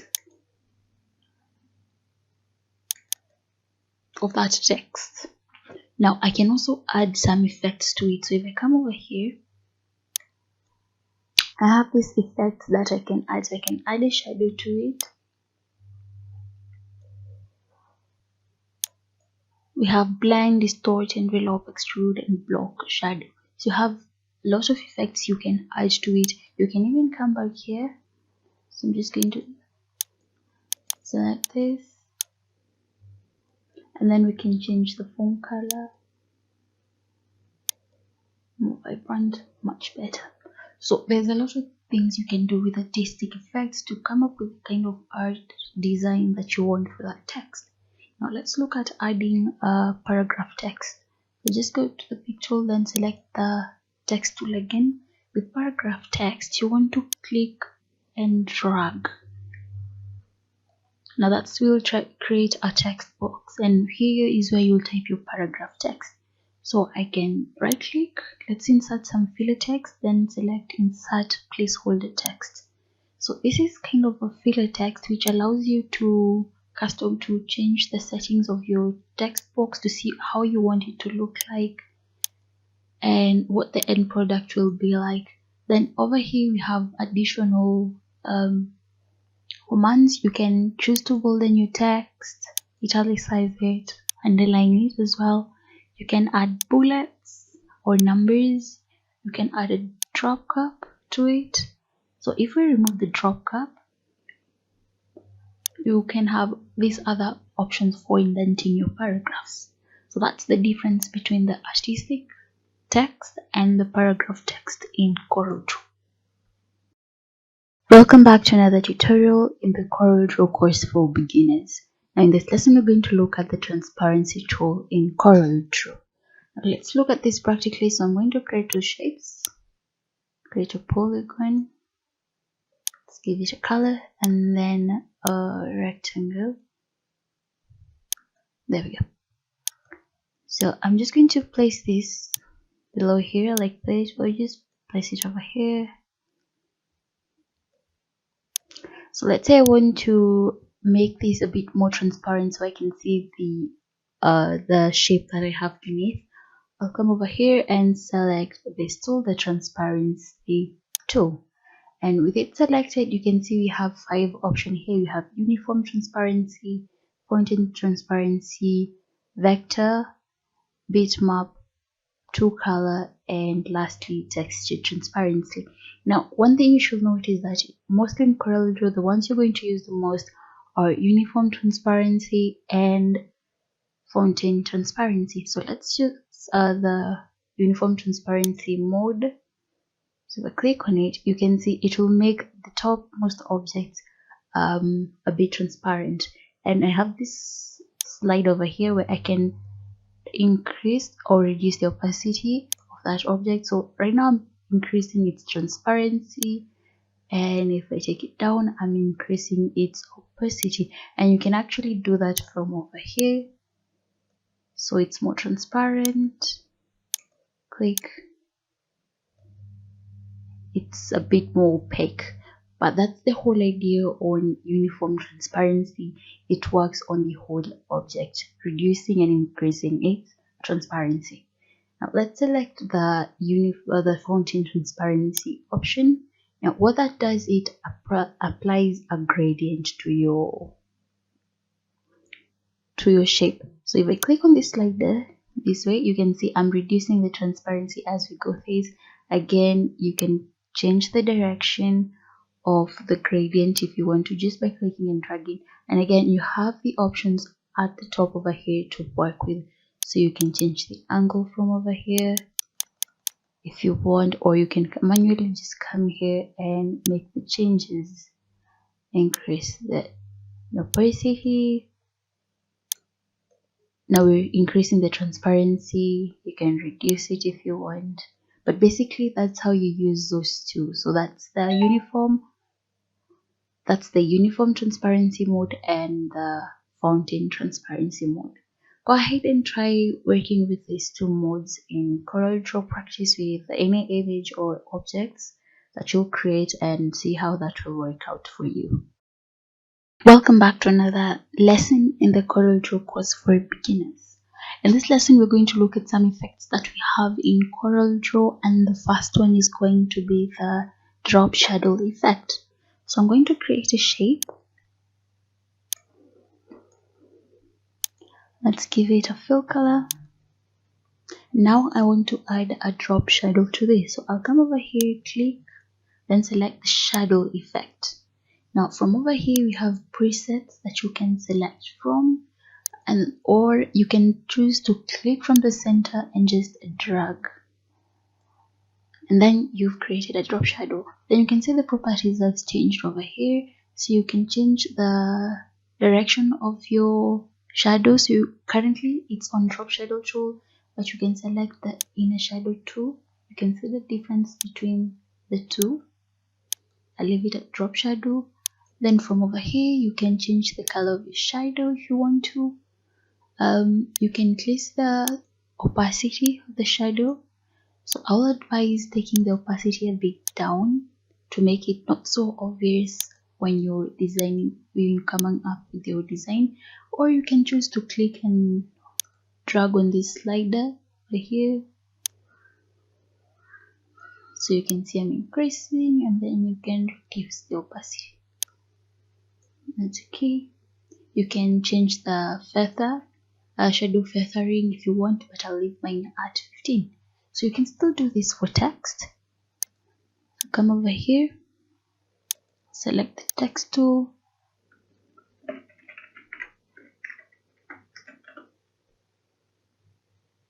I'm going to select this text,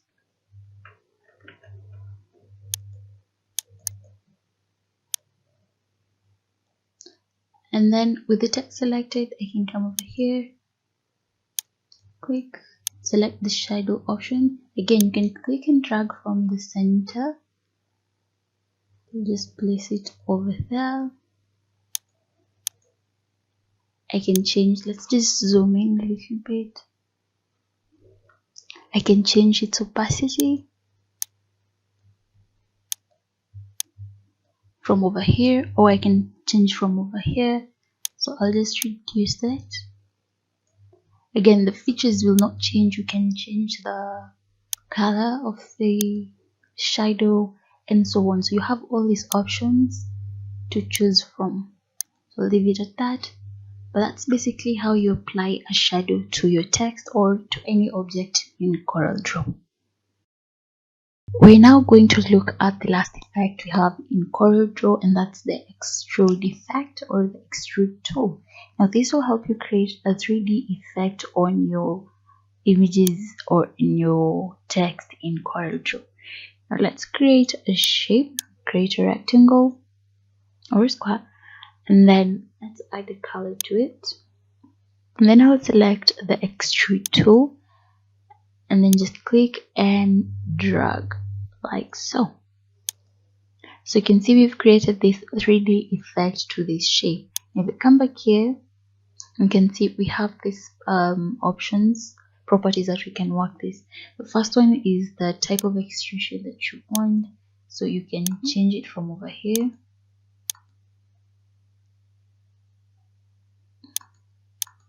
The other one is the depth, the depth of the extrusion effect, so you can reduce this or increase it.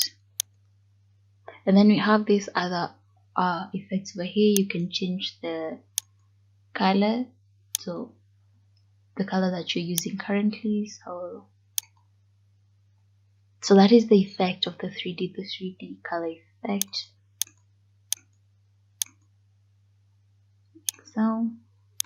So we have all these effects that you can work with and see how they work. So let's try and see what this will look like if you're working with text. So with the text selected, I'll click on this and just come here, click and drag, and we have this effect. So Control Z first. Let me just resize this, then let's apply the extrude effect. Come over here,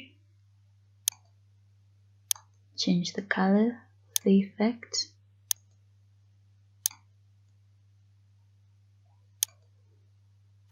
Now you can see the effect that we've added to the text.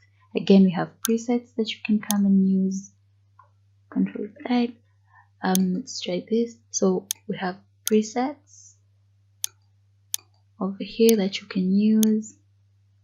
Same with the text. You can change the depth of the effect and the directions from over here. So go ahead and work out with the other properties that you have and with other objects and shapes in CorelDRAW and see how this will work out for you. Welcome back to another tutorial in the CorelDRAW course for beginners. In this lesson, we're going to look at the envelope tool. Now, the envelope tool will allow you to distort the shape of any object in CorelDRAW. So I'm going to start off by creating a rectangle.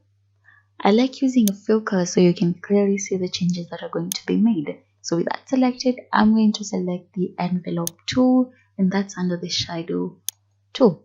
So with that selected, I can come here and distort the shape in any direction, in any way I want. So you can see it's not particularly following any order. I'm just going as I go. So that's one way of working with the envelope tool. I'm just going to put this over here. So let's create a different shape.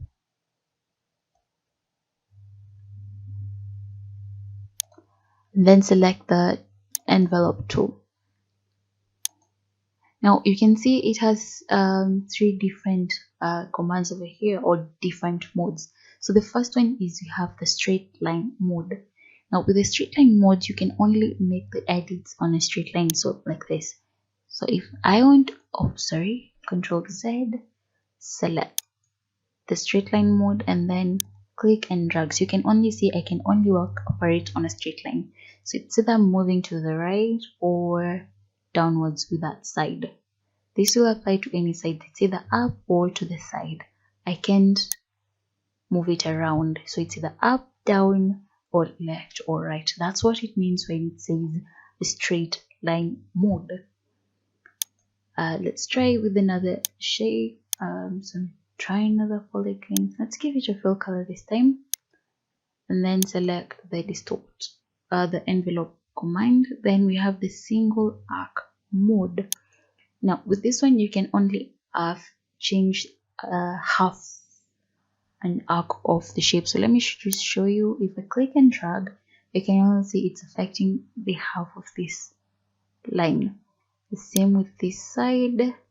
Create kind of half an arc effect. Same to that. Let's look at the last one that we have. Give it a fill color.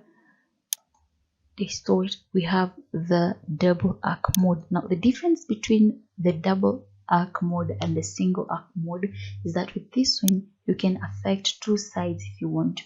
So if I want to affect the side on my right, I can do so. If I want to affect the side downwards, I can still do so. You can see I've created this double arc effect on this shape. So let's do that again. So can do that, and then the same side, bring it in. So let me just, you can see the double arc effect I've created over here, but with the single arc effect, like you have this in this one, you can only affect one side. So it's either the left side, or it's actually only either you go the left side.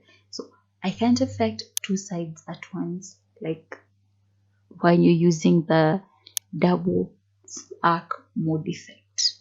So that's the difference between the double arc mode and the single arc mode. So go ahead and try working with this effect on different shapes and different objects in CorelDRAW and see how that will work out for you and what kind of results you will get. The next effect that we're going to look at is the distort effect. And now the distort effect comes with 3 different presets. So let's look at them. I'm going to first create some shapes here. Let's give it a different fill color.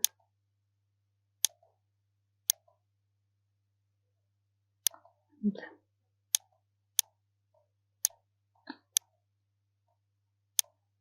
So with this selected, I'm going to select the distort command, and it's under the shadow command. So select distort, and then you can see you have 3 different commands here. So we have the push and pull distortion, we have the zipper distortion, and lastly we have the twister distortion. Now we realize from the names that they all work the same, so they work according to the names that they've been given.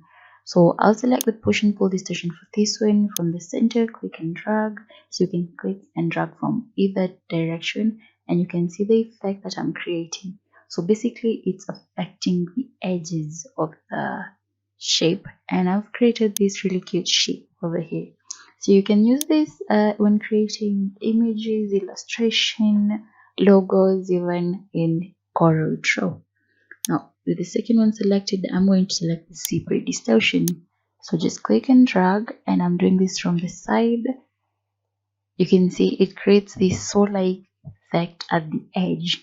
So from the name zipper, you can see the kind of saw-like effect that's going on around at the edges. So let's select that one, and we have the twisted distortion. Again, if I click and drag, so with this you twist it like so. You can see what I'm working with. So let me hit Ctrl Z. Let's do that again. This time from the center. You can see it basically takes the shape and twist it. You can go back, you can make changes, you can move this around, so you create something that looks like this. Let me just deselect. So this is just an example of what you can do with the distort effect in CorelDRAW. In order for you to realize its full potential, you need to go ahead and with each of these commands we have over here, it has its own properties. So go ahead and look at each of these properties and see how each one of them can be applied to a shape and how you can further enhance illustrations in CorelDRAW. In this lesson, we're going to look at the second effect that we have in CorelDRAW, and that's the contour effect. So I'm going to create a shape over here,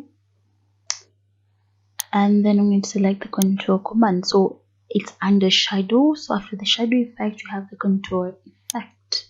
So if you select it, you can see we have 3 options over here. You can select it to be to center. So I'm just going to hit Ctrl Z first. Let's give this a fill color. So then we select the contour command. So we have to center, we have inside contour, and we have outside contour. Now depending on which one you've selected, you can come over here and select the number of steps you want to add. Then you can change the offset, the contour offset. So most of the time just ensure that it's at 2.0, and then over here 2.0 millimeters. Then over here we have the color, so you can opt to change the color.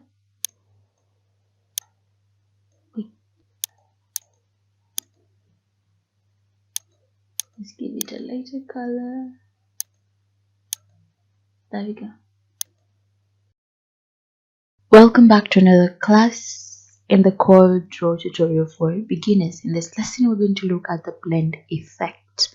Now, let's try and create something like this. And this might come up when you're trying to create maybe birthday design, holiday designs. You know, it's not that often that you'll use the blend effect, but it's good that you know how to apply it correctly. So I'm going to start off by creating a rectangle. So let's draw a rectangle over here. And then we'll create an ellipsis somewhere around here. So let's add a color to this. Let's use different colors. Push it back. That seems okay. So with this selected, I'm going to come over here to the blend tool. Now if it's over here. So if I click and hold, you can see it's under the shadow and control effect. So let's select the blend effect. Then you just click from one point to the other, and then you release it. And then you've created this really cool effect. Now, as any tool in CorelDRAW, this will also come with some of its properties as well as some presets. Now, from over here, you can choose the number of steps you want your blending to be in. So you can increase the number of steps, you can reduce them. Then you can change the angle at which your blending is at. So if you highlight over here, you can see you can change the blend direction. So if we just continue like that, you can see the change that's happening around here. Then you have other effects over here. Let's look at this one. So this one is known as the loop line, and if you click on it, it creates this loop effect. So what I want from you is to go through the other effects that are over here and practice it. And then lastly, you have the clear blend command, and if I click on that, it will just do as it says. It will clear the blend. So Control Z, let's undo that. So go ahead and try out this effect tree over here, see what they'll do, and try working with other shapes and objects in CorelDRAW. Here's a really productive shape to use in CorelDRAW. Now I'll show you how to create zigzag and wavy lines in CorelDRAW. Now using the freehand tool or the 2-point line tool, create a straight line. Then select the shape tool and select one of the nodes. Then from over here, select this command, add nodes. So I'll just click on it to add as many nodes as I want on my line, and you can see that they are all evenly spaced. Now from here, I'll hold down the Control key and select these nodes at intervals, like so.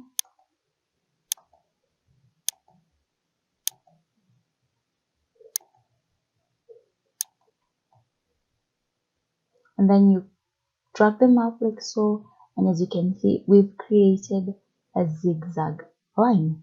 Now again, if you want to create a wavy line out of this, just double click on the shape tool to select all the nodes. You can see they're all selected, and then come to this command and select convert to curve. Now with that selected, I'll come here and select smooth node. You can see we've created a wavy line. Those are the ways you can use to create a zigzag and a wavy line really fast in CorelDRAW. Welcome back to another tutorial in the CorelDRAW course for beginners. In this class, we're going to look at how to wrap text around an object or an image in CorelDRAW.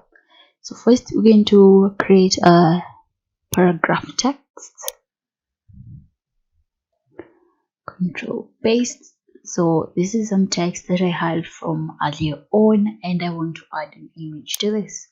So I'll come to where I have the image, click and drag. Remember, there are more than one ways to do this. So, and I add it. Now I want to have the text. As you can see right now, there's some text behind the image. Now I want it to be wrapped around the image.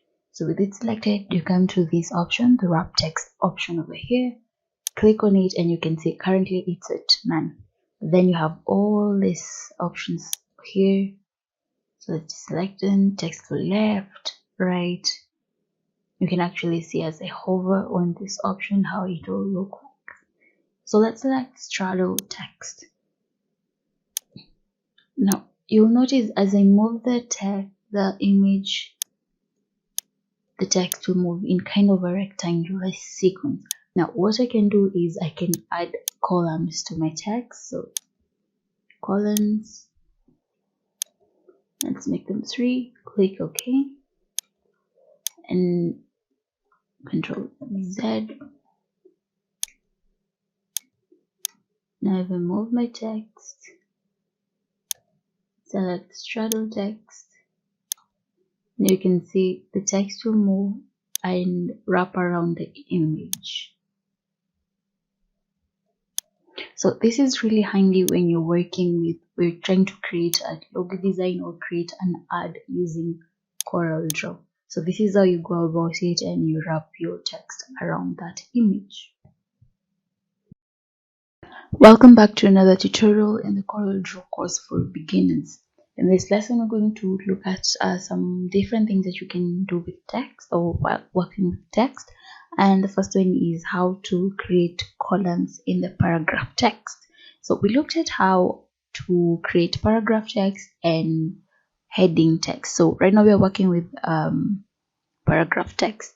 So first of all, I'm going to come over here. I had this text. So Control A, Control C to copy.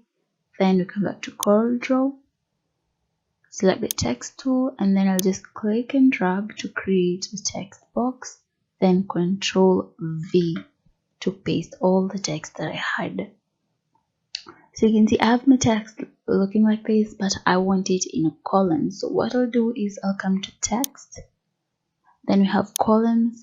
And then from here, this will pop up and then you can choose the number of columns you want. So I select 2, it will give me 2 columns, 3, 4, and so on. So let's first check out 2. Then select, make sure that you have equal column width, and with everything remaining the way it is, just click OK. And there we go. So we have 2 columns, but unfortunately the text I have is not enough to overflow. So let's try and reduce this. So you can see what happens if I had a smaller text box. So the text will overflow from the first column to the second one. Let's try working with 3 columns again. So text, columns, 3 columns, click OK. Again, you can see what we're working with. I have columns, and this is very useful when you're creating a business card or a poster and you want to have your text in columns that is in CorelDRAW. So go ahead and try applying columns to text in CorelDRAW and familiarize yourself with this concept. Here's a smart tip that you can use when working in CorelDRAW. Now I have this grouped object and you can see it's grouped, but I just created it from shapes. Now if you want to select an object within a group, there is a pretty handy shortcut that you can use. So hold down the Control key and then click on the object that you want to select from that group, and then you can make changes to that object. Again, if I try and select these stuff over here, you can see it will select the whole group. But if I hold on the Control key instead and then select on it, I'll be able to select on that object, and then I release the Control key and go ahead and make my changes. Now, if you want to select multiple objects from a group, again, hold on the Control key, select, then this time hold on the Shift key in order to select another one, like so, and then you can go ahead and make a change, like so. So go ahead and try using the shortcuts and see how they will work out for you. Here's this neat trick that you need to know in CorelDRAW. Now, when you're rotating an object or an image in CorelDRAW, if you hold down the Control key and then you rotate it, it will do so in 15-degree increments. So let's just take it back So right now we're at 0. If you look over here, you can see it's 15, 30, 45, 60, and so on.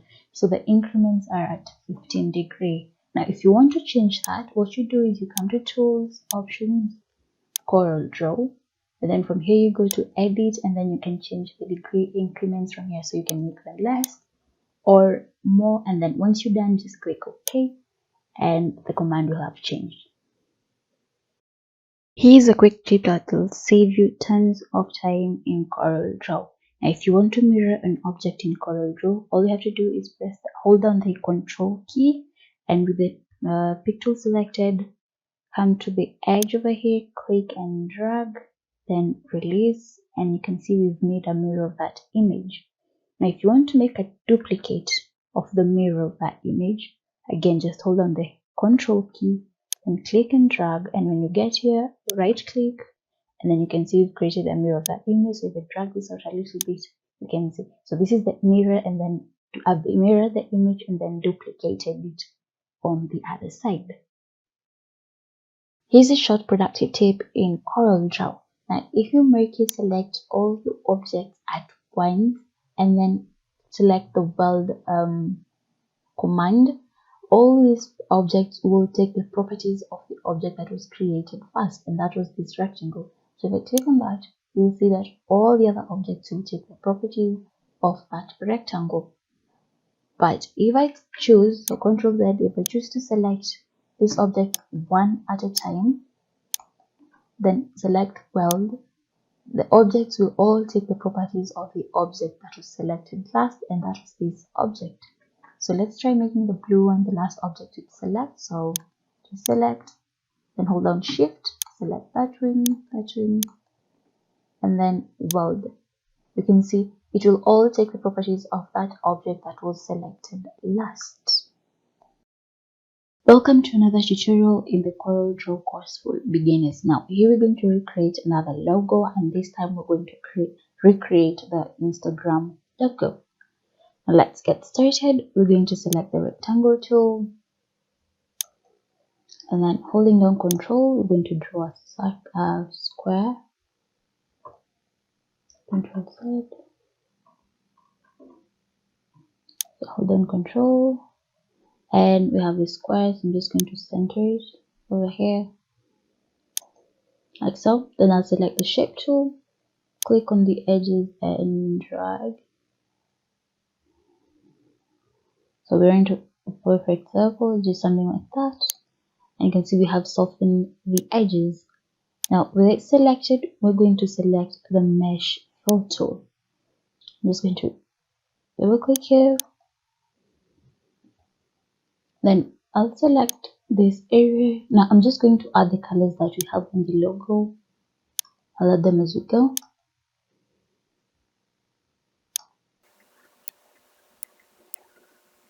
Pink over here. Circular.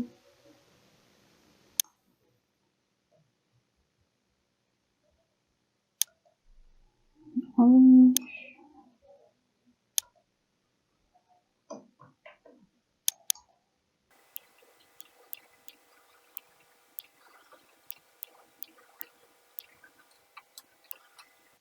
So that looks almost perfect.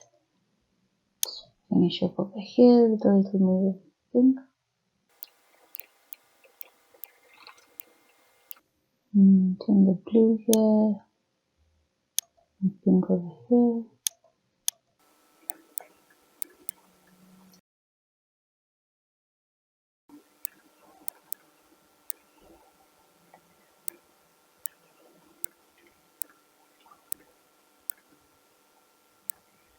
There we go. So this looks close to what we normally have in the Instagram logo. I'm going to leave it at that. Let me just center.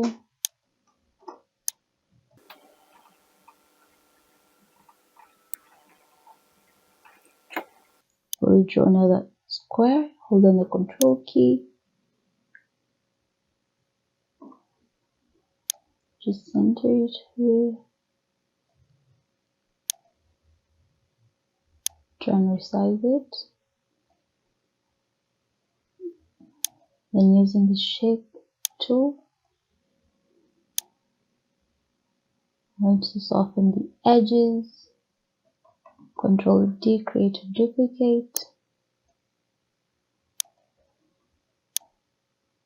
And here, so let's minimize it. There we go.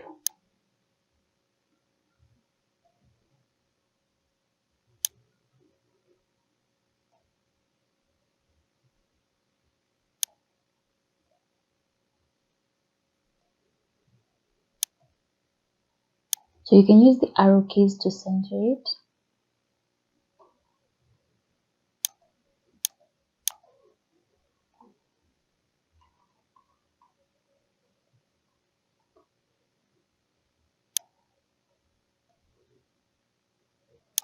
That looks perfect. So I'll select the smart fill tool, click over here, let's change that to white. There we go. Select the inner part and then remove the fill color, so we're left with it like that.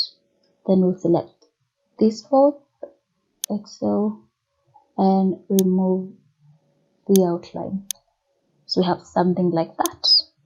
Now let's add the centerpiece. We have two circles in here, so select the ellipsis tool, hold down Control key. We want a perfect circle.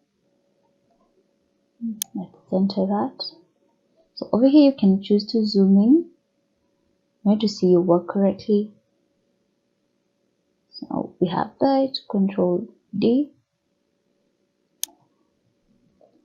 I'm going to resize this and then we're going to center it in the middle like so. And resize it again.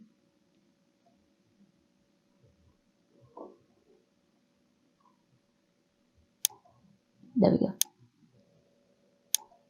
I'll select the smart fill again, click over here. Let's change that to white. Select your pick tool.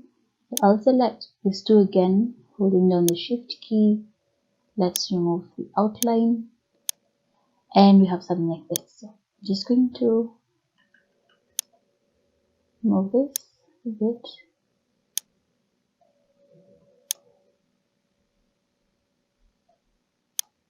Like so. So if we zoom out, you can see we have something that looks almost like the Instagram logo. What's remaining is the little white circle that you have at the top.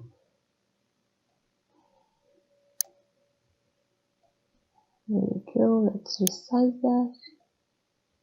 Fill color white, and there we go. So that's how you create an Instagram logo in CorelDRAW.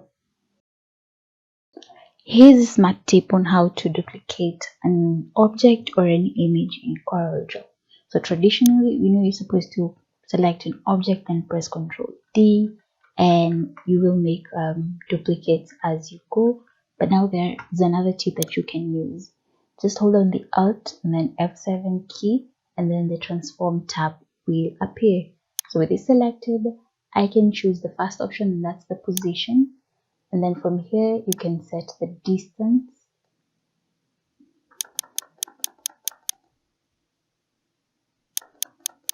So that's the height and the width. And then you can select the number of copies you have. So right now I work with 4. And then you click apply, and then it will form 4 other copies of that using the distance that you set. So you can also change the angle from over here when you're making those duplicates. So the other option is the rotate option, and this is where you change the angle. So let's see, let's do 65 angle. Let's put some distance over here. I want 3 copies, click apply, and that's it. I mean, so right here I was not that intentional with the distance, so you have to put a little bit more distance, but you can see the rotational aspect that's happening over here. So if I'm to actually do that and add more copies to this, you can see I'll create this intricate new design. So we have those options that you can use over here, and you also have tricks where you can use your mouse, the left mouse key, to duplicate. So with this selected, I can left click on the mouse and drag it to somewhere where I want to duplicate it, then hold down the right key button and then release both of them. Now if you've seen, if I hold on the right key button, I get this plus icon. That means it will add to that duplicate, and if I release it, we've got a new duplicate over here. Another way you can do that is to just right click directly onto the object and then click and drag. Then select copy here and you have a duplicate. Let's try again. Let's try with this one. Right click, click and hold, then release it. Select copy here and you can see we've made a duplicate to that point. Lastly, another way you can do that is by you left click on the object, you drag it to wherever you want to duplicate it, then you click on the spacebar.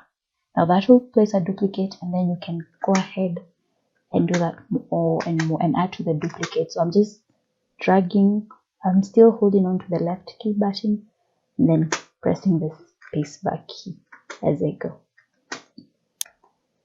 So go ahead and try those options and see how they work out for you. Welcome back to another tutorial in the CorelDRAW course for beginners. In this class, we're going to look at Dockers. Now, Dockers are found on your right side of the CorelDRAW window. Now, Dockers allow you to change the properties, the shape, color, just to change any properties of a given object. And they're called Dockers because you can displace them from there, but then you can pick them back and put them there. So kind of docking. In order to deactivate a Docker, you just click on it, and then you get this pane opening up, and then you can use it to make it changes whatever. Then once you're done, you just click on the Docker again and it's gone. Again, you can delete a Docker from over here, or you can add one. So to delete, you just click on the X symbol. So if I click on that, we've deleted the object. But if you want to add one, you just click over here, and then this will come up. You can click on any and then it will be added. There we go. Another way to add a Docker is to come to Window, Dockers, and then you select from this list. So I'll select palettes, and then you can see it's been added. So go ahead and try this out and see how this will work out for you. And then from here, you can use the Dockers to do whatever you want on your project. Here's a smart productive tip to use in CorelDRAW. I'm going to show you how to copy an object's attribute onto another object. So this is the object with the attributes I want to copy, and the first common way to do this is by selecting the attributes eyedropper tool. Now with that selected, I'll come over here. So select the attributes eyedropper, then come to the object with the attribute, copy, and then I'll come and add it. Click on the object that I want to add the attributes to, and as you can see, they're all going to get the same attributes: the shadow, the outline, and the fill color. So that is way number one. Way number two is I can select this object by holding down the shift key and come to edit, copy properties from, then click on that, and then I'll select the properties that I want to select. Click OK, and then I'll choose the object with the attributes I want to copy. So I'll click on that, and as you can see, it's copied the outline pen, and the fill color to all the three objects. So that way to do this is I can right click on this on the object with the attributes I want, and click and drag and hold it over the object I want to copy the attributes onto. Release the mouse, and then it will give me these three options. So I can copy the fill, only the fill color. So let's right click again and drag over here. I can copy the outline. As you can see, the outline has changed. If I click and drag here, I can select to copy all properties, and it has the fill color, and the outline. So those are the three ways that you can use to copy attributes from one object to another. Welcome back to another tutorial in the CorelDRAW series for beginners. Now, here we're going to advance a little bit, and we're going to start recreating some logos that we have. So in this lesson, we're going to recreate the Apple logo, and it's very simple, so just follow along and you'll get the hang of it. First of all, we're going to select the ellipsis tool, then we're going to draw an ellipsis like so. Then with the pick tool selected, press Ctrl D to make a duplicate, and then I'll just bring that over here.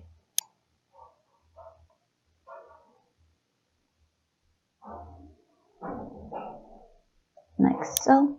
Then I'll select both of them and weld. Select this command, weld, and that will weld these two, and you can see now you have this one object.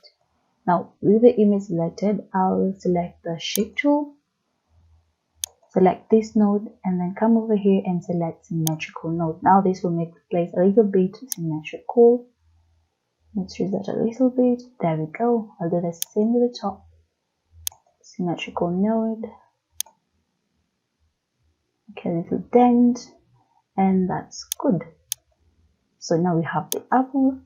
I'm going to just resize this a bit. There we go. Now I'll create another circle, but now I want a perfect circle, so I'm holding down the Control key as I draw this out. Then Control D, make a duplicate. Now with the first circle, I'm going to place it over here, like so. Then I'll select these two and select this command, back minus font. Now once I click on it, you can see what's happened to the shape that we had. It's created a new curve over here. Now with this shape, with this circle, I'll press Ctrl D, create a new copy, align them as such,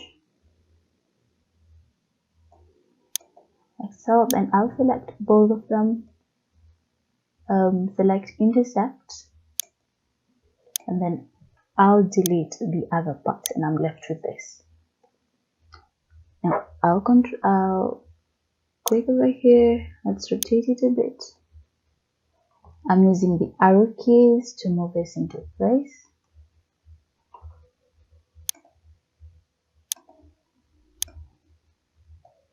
Let's resize it, and then Control A to select all, then add the color, and there you go. Now you can choose if you want to group this. You can just select all of them by pressing Ctrl A, Object, then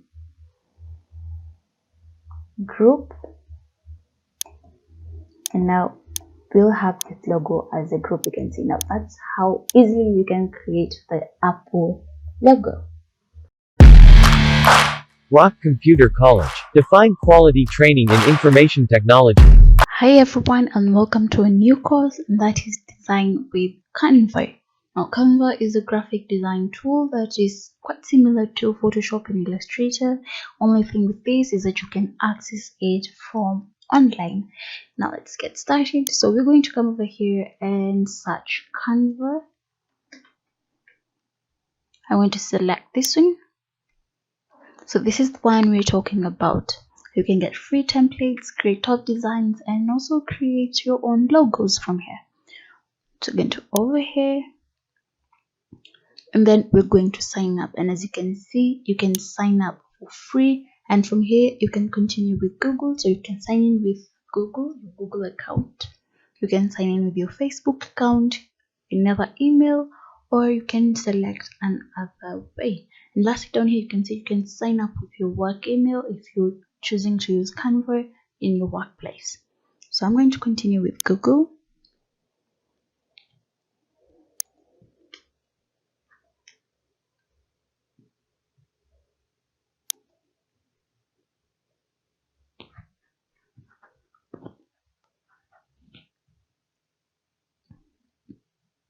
And by doing so, I've created my account. Now from here they're asking what type of businesses, or what type of designs will I be making, what will I be using Canva for.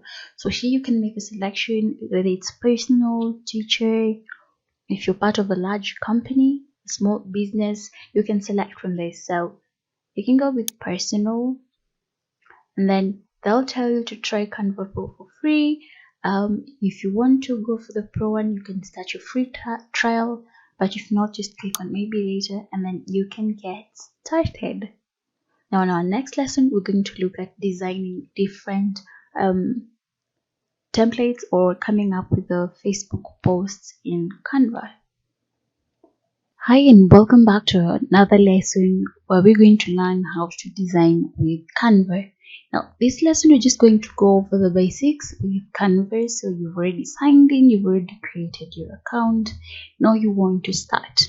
So right now we're at home, you can see you can access your profile from over here, and then we have projects, templates, a brand and apps that you can use. But let us focus on templates. So this is where we'll get templates on anything that you want to work on. So we have presentation templates. So if you want to make a presentation, you can use these templates that we have over here. We have social media templates, like for Instagram, photo posts, Facebook, your story, WhatsApp statuses, and so on. So you have a lot of collection, a lot of templates over here.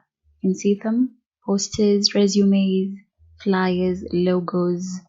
You can click on any one of these, and then you can start designing. So it depends on what you want to work with. We have videos. If you like to access a template of a video, again we have Facebook videos, a video message, YouTube videos. You just select and you'll find them. But here we have featured collection, topics, and then as you scroll, you can see the different types that they have, and so on. Again, one thing you'll notice, so let's go under videos. Let's say we want to make a Facebook video. So if I scroll down through all these templates, one thing you'll notice is we have pro videos that will need you to upgrade to the pro version, that is the paid version of Canva. And we have free videos, so like these ones you can access them freely, work with them and edit them. So these are some of the templates you have. There are thousands and thousands of templates here, so it's just for you to type in the type of video you want, and you can filter actually from over here. You can choose the style, the theme, the feature, the price, whether you want free or pro, and then the color codes that you want to access. Now, if I click on back to home, we have projects. If I click on projects, it will take you to the recent project that you've worked on. And then from here, you can access them and then you can edit. So for example, I can click on this and then it will open up on a new tab. Now from here, I can make my edits. So you can see we have this kind of tools that we have over here that we're going to use. You can change the design. So currently you have this one. So let's say you want to change it to another one. You can click on that one, and as you can see, you can change them as you go. You have elements over here that you can use. That's frames, shapes, graphics, photos, stickers, videos that you can add to your work. Over here we have even charts, tables. You have all this you can use. Again, some are free and some are paid for. We have text. Now if you want to add text to your work, we're going to use a text box. So if I click on this, you can see this, what I've highlighted, the purple thing indicates that the text is inside the text box. And then after that, you can change the font from over here, the font size. So you can see you can change the font, you can change the font size, the font color. Let's try blue. You can either make it bold, but currently we have it on bold. You can italicize it. There are a lot of options you have when you're working with text. So we have all these. Let's say you want to upload an image. So currently we have this image, but let's say you want to make a birthday card for your friend or someone close to you, and you want to upload their photo. All you have to do is click on upload and then click and drag your image from wherever it is and then just place it here. If it's a video, just do the same. Again, if it's an audio, you just click and drag. So if I have it on my desktop or my file explorer, I'll just click and drag it over here, and then I'll be able to upload it over here. Then we have some drawing tools if you would like to draw, and then you can now come back to your project from over here. So those are the basic things that you need to know about Canva before we start to design. Welcome back to another tutorial on how to design with Canva. In this lesson, we're going to come up with a customized template of our own. So we're going to create everything from scratch. So what we'll do is once we signed in, I'll just head over here and click on create a design. Then head all the way down here to custom size, and I'll select this as my custom size. You can choose whatever width and height you want to use. Click on create a new design. From here you can see we have a blank page. Now this will go anywhere you want it. You can go ahead and add a background color, so that's by selecting the page. Click over here. You can choose from this grading these colors over here, or you can use some of the swatches you have over here. So I'll just hit Ctrl Z since I want to use a background color. I want to add a background image. So I'll head over to elements, then search. I want nature background, and then click on photos, see all, and then I can select a photo from over here that I want to add as my background. So I'll select this one, click on this three little dots, and then select set image as background. Now that's selected, the image will be set as background. Now if you want to adjust the image, all you have to do is double click, and then you can adjust your image like so. There we go, that looks good. Then I want to add some text, so I'm thinking of creating a quote kind of post that creates an awareness towards planting trees. So I'll add the headings. I'll click on add the heading, and from here I can write a quote I have about saving trees. So I'll just paste. I had selected this quote from earlier. Just select this. Next, look for a different font. So you'll just look for a font that works for you, or that allows you to bring out the message that you are trying to price out there. So the font colors, select white. There you go. Create another heading. Place it over here. Control paste. So again, I'll select this text. Change the font.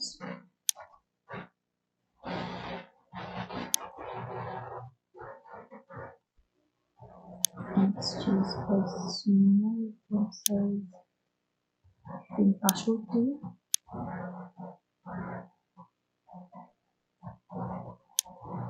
There we go. Again, you can modify this as much as you want. You can change the font size again, the font color. You can even have the text to look something like this. Again, when it comes to positioning, try and position your words in a way that it will capture the attention of your audience. So I'll have this here, and there we go. So far so good. We're just going to add a few little elements in order to have this look more professional. So currently I want to add a kind of a rectangular box around this to kind of frame it. So what I'll do is I'll come to elements,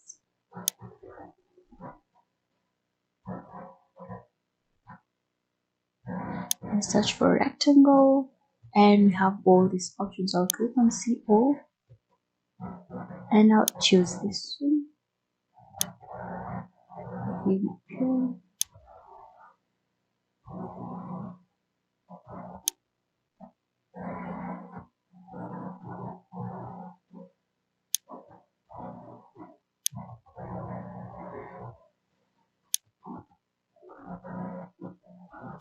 can see how it will look.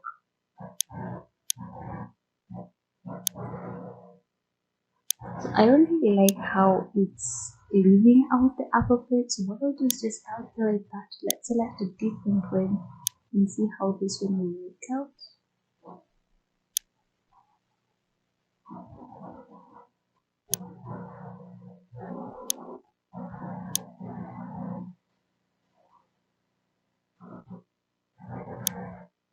There we go. So this looks a lot much better. This looks much better than the first one. Again, it all comes down to positioning and what you want your audience to see. So this looks really, really lovely. You can always make changes. So I'll change the color. Let's go with a lighter green. There we go. Let's size it a little bit.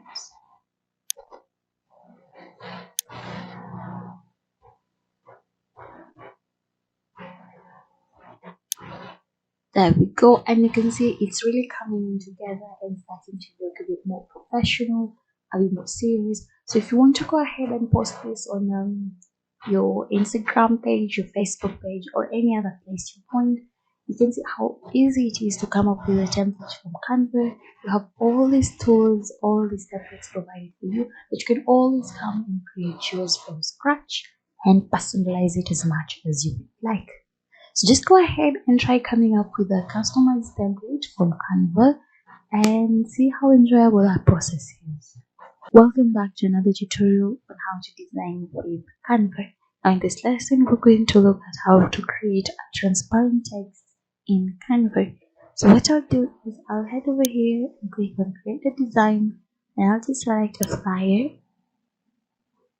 So this is what I'll work with.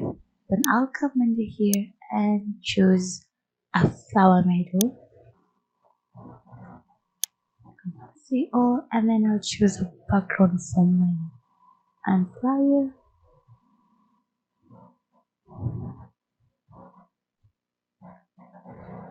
So this looks good. I'll just click on that.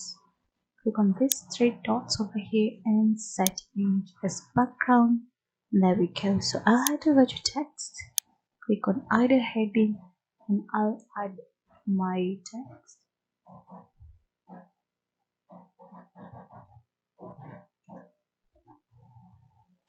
Select the text. Let's change the color. I want it to be white, and then change the font.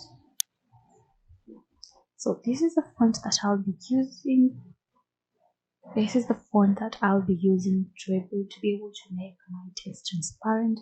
So I'll just click on that, and you can see immediately my text is changed and it's transparent. So what I'll do is I'll just resize this like so, and then you can reposition it. There we go. So basically that's how you create transparent text in Canva. Welcome back to another tutorial on how to design with Canva. Now in this lesson we're going to create some colorful text like we have over here. So this is just a template that I got from Canva and I decided to customize it. So we'll make a text similar to this, but first I'm going to delete this and then we can go through the process together. So I'm just going to delete this text real quick. There we go. Then let's try and change the background color. I want to change the background color. It's not so dark. That looks good. Now, with my background color as it is, I'll come all the way down here to apps. Then click over here and type in the word type. Now, from this tree, I'm going to select Typecraft. This is the app we're going to use.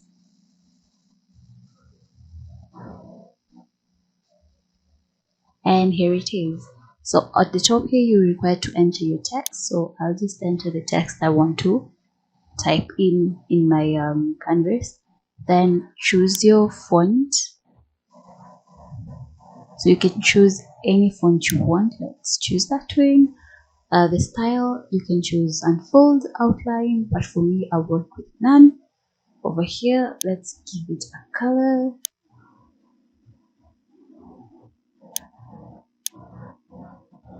There we go. And then edit shape. Under edit shape, now you can be able to edit your shape and move it around like so.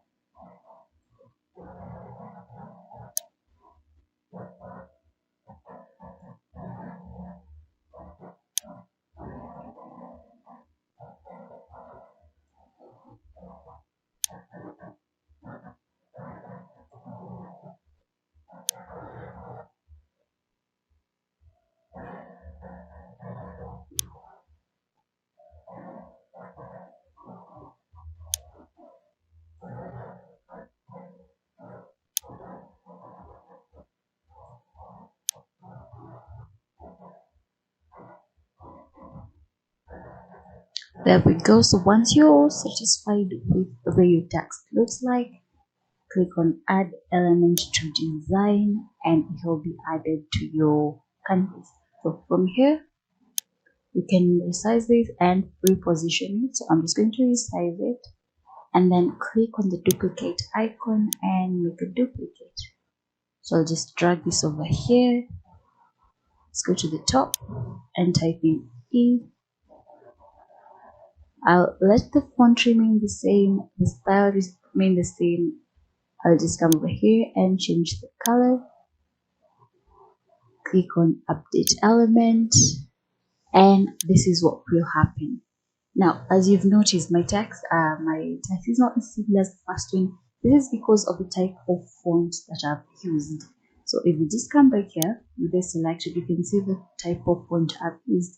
But you can opt to use a different font. So let's just duplicate that again. This is here. Now let's choose a different font. I'm going to use this font instead. Leave the style at none and let's change the color.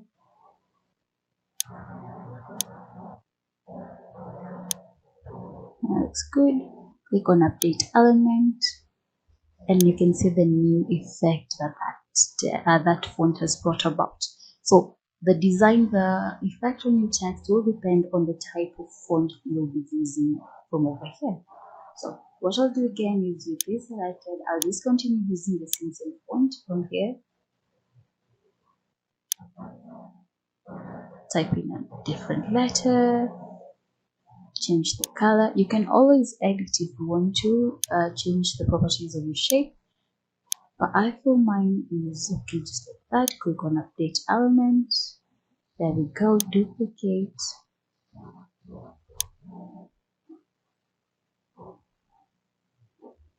Just change the color.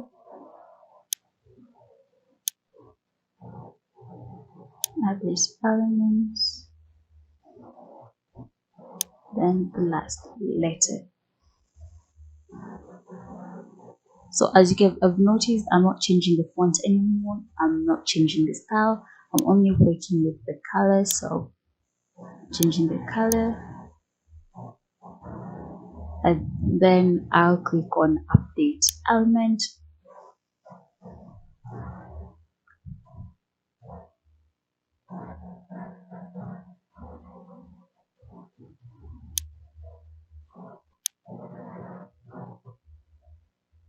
So I'll click on duplicate.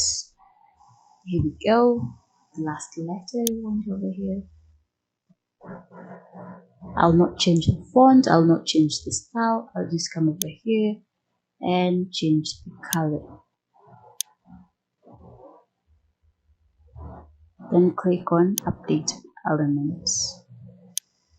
And there we go. So I've created this beautiful text. You can see we have two different effects over here. So again, you can always come back with this selected Go into font and change the font type to the one I want. That looks good. And then I'll click update element, and there we go. You can see it's changed. So let's do the same for this one.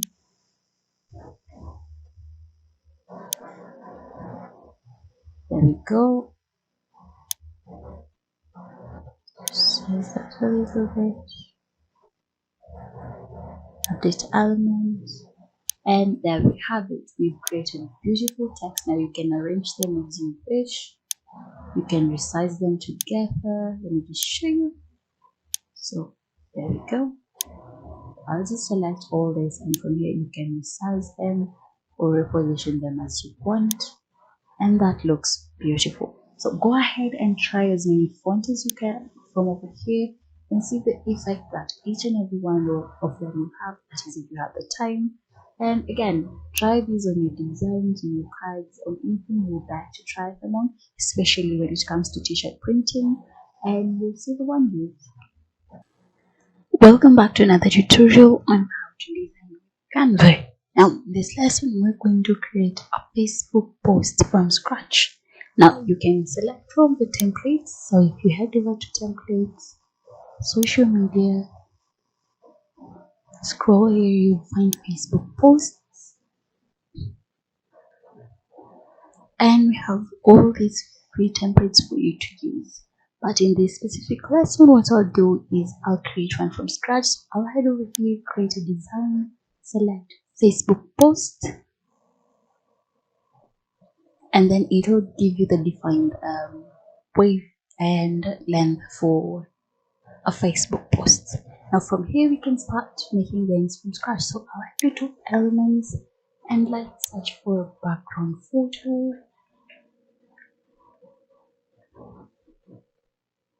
Click on see, and then we'll choose a photo from here. So you can work with whatever you want. I'm choosing this one. Then click on the three dots, set images background, and so with that first background, we're good to go.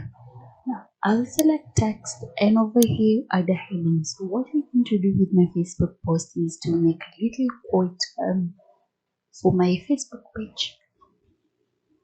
So what I'll do is I'll just paste in a quote I had selected earlier. Let's just move this. Let's make some edits. I'm just going to resize this.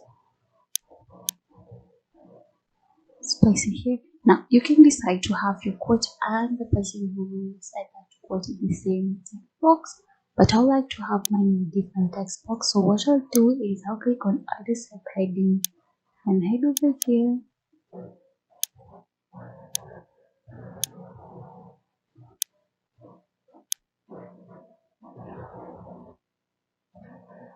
So Control X to cut.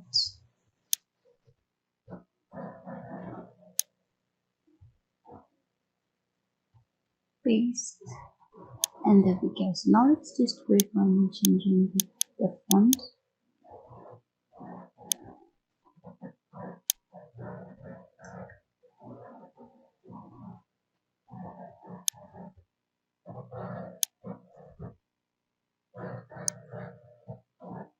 There we go. That looks good. If you like, you can actually minimize this and have the quote looking like that. So that looks really good. Let's do the same with the name.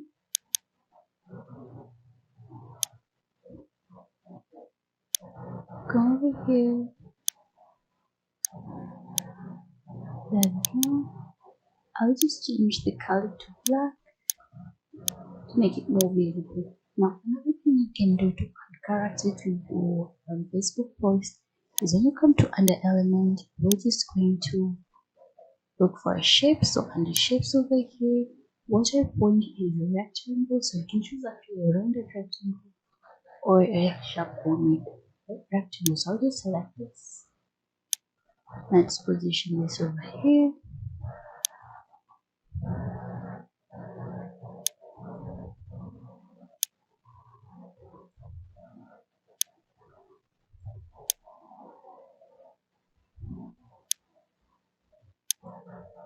So with it selected, I'll change its color to black.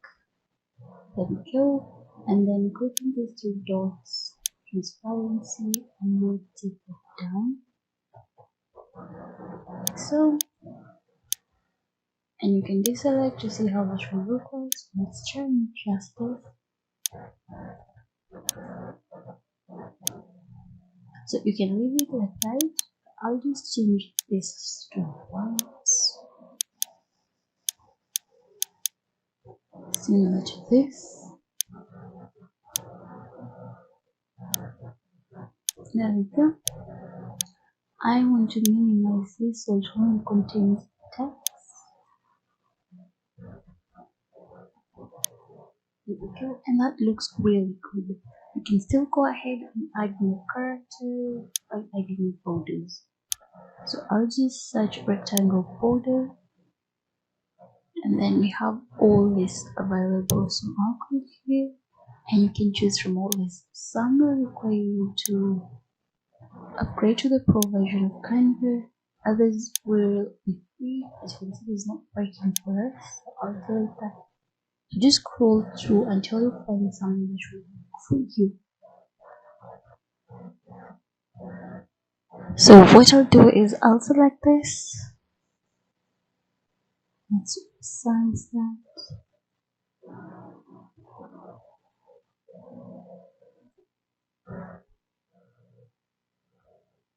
And with it selected, I'm just going to change the color to white. And now from here, you can actually try and reposition it. So I want something very simple to kind of frame the image.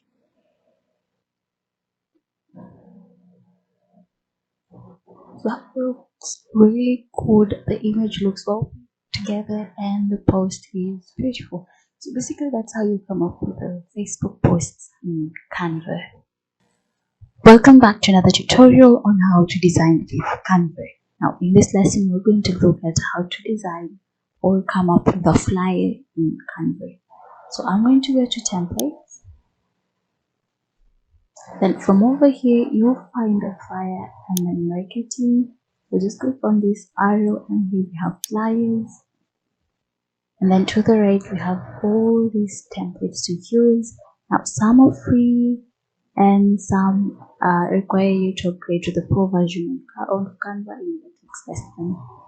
So I'll select this. I want to customize the flyer and advertise cooking service, the baking service that is. So customize this template. Now we have more templates to choose from over here, but I'm satisfied with mine. So what I'll do is I'll zoom in a little bit. There we go. And then you can see this is a kitchen flyer. They're trying to put up their meals out there so that people can come and eat them. But what I want is to advertise a baking service. I have a bakery and I want to put the word up there. So I will have to change some things over here. So first of all, you can decide to keep the logo. Let me just edit everything else and see whether everything will work out well. So let's first change the name.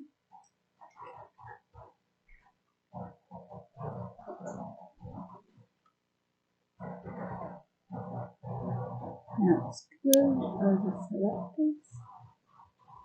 Let's look for a different font to use. There we go.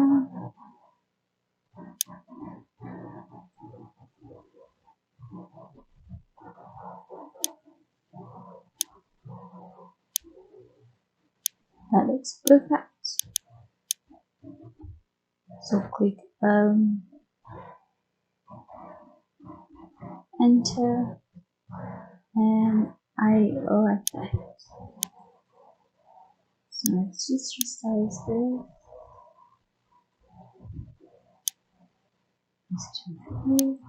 So there we go. Let's change the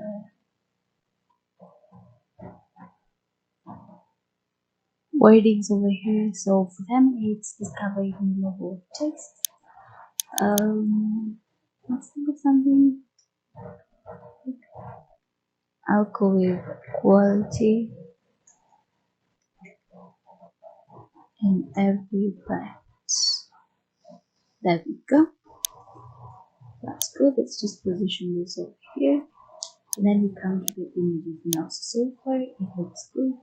And then I'm just going to have to do away with these and look for a different logo. So let's come to elements. And from here, let's look for a backing logo. Let's see what suggestions they'll give.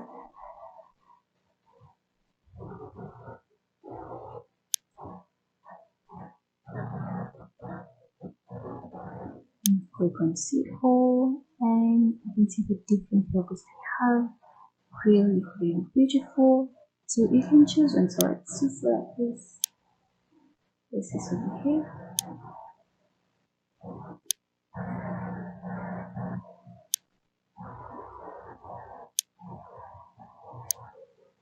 And you select the background. Let's change the color. That looks much better. And now you can see the logo much better. And let's come to the individual images and just change them. So let's click on the edits. Let's click the image. So delete the image that is. I have all 3 images deleted. Now let's look for other images to use. In the elements, we have cookies, my bakery. So let's click photos.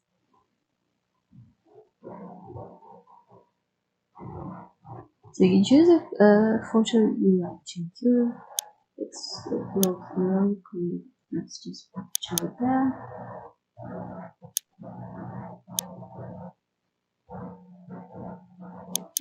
Okay. Let's look for different images. So we have cakes. You can customize this according to what you want your audience to see or to know about you. So this looks really good. I'm just going to resize it. There we go. Perfect.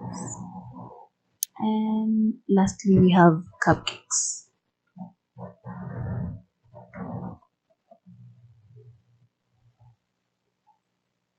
Yeah, I'm just going to search for a good photo.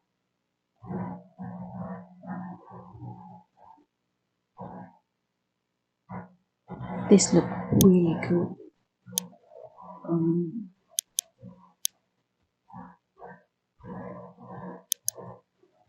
There we go. And it's done. Now at the end over here is where you will put in details, where you located, your number and email. Currently, since I'm not working with any of this, I will just leave it as it is. And there we go. Create a flyer for a bakery, a new bakery in town. You want to people to know what to make. Again, you can always come to these images. If this doesn't make you happy, just delete the image, come back over here, search for more, and you can use any photo. So let's just resize this, and there we go. So you can do pretty much anything with Canva. You can make these many edits. Remember, we've changed the background, the logo, and everything else. So just personalize it as much as you can to bring out your message and to captivate the people. Just make it plain and simple, and you'll have some. Welcome back to another tutorial on how to design with Canva. Now in this lesson, we're going to look at how to create an Instagram post using Canva. So what you'll do is once you sign into your account in Canva, remember it's totally free. You come all the way to templates. And from over here, we'll click on this drop down arrow next to social media. Then we're going to select Instagram posts. Now remember, there are a lot of options that you can work with, but for this particular lesson, you can also do TikTok videos, Facebook ads, a lot of things. But in this particular lesson, I'm going to focus on Instagram posts. So just click on that, and then you can see all the templates that you have been provided. Now remember, some are completely free and Some of them will require you to upgrade to the pro version of Canva in order to access them. So we're going to select this one, click on customize, and it will open up a new tab for us. Now from here you can personalize this post and go ahead with whichever you wanted. First I'll select the background. I'm going to delete that. Let's bring in a new background.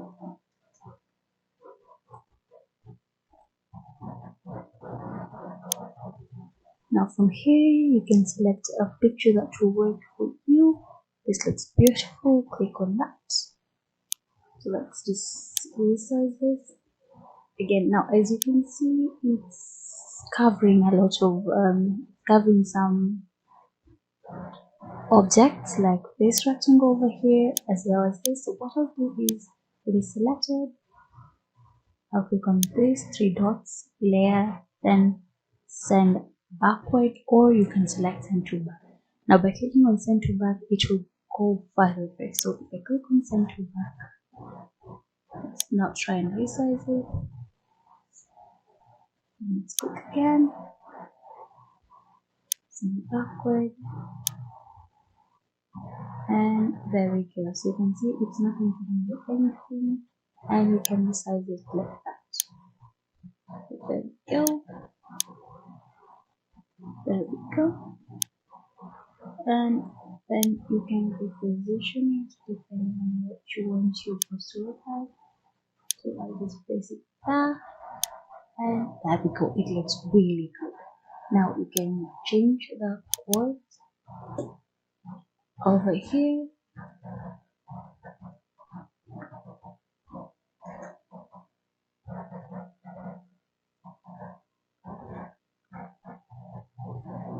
Let's resize this. You can leave it the way it is. That is if it's a post for Monday or Tuesday. You can actually come here and just edit the date you want to. I'm going to remove this part because I do not necessarily need it. But that's basically how you can edit and recreate an Instagram post from a template provided for you in Canva. So just go ahead, select a template from Canva, work with the template, edit it and create your own. And remember, you can always directly share it from over here. If you want to, you can always share it from here, or you can choose to download it. It will give you the file formats that you can choose from, and you can share it later on or when you want to. Welcome back to another tutorial. In this lesson, we're going to be creating a YouTube thumbnail. So what I'll do is I'll come to templates, and you can search it from over here. You can just come over here and type in YouTube thumbnail, but I already have it here. And then you will receive all these free templates. So remember, some are free and others will require you to upgrade to the pro version.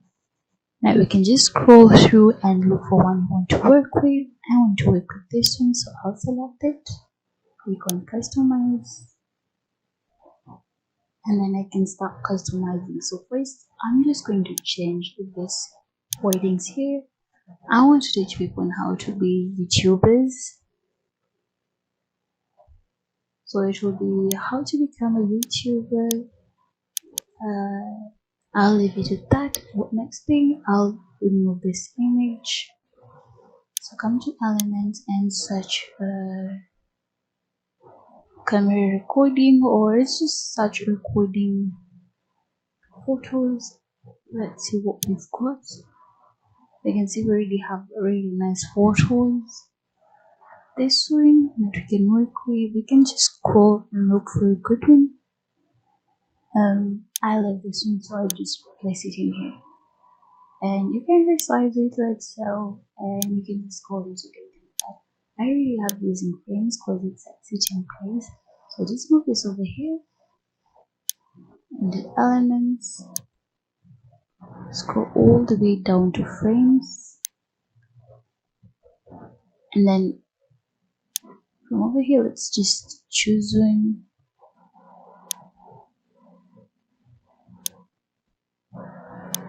This will work really well.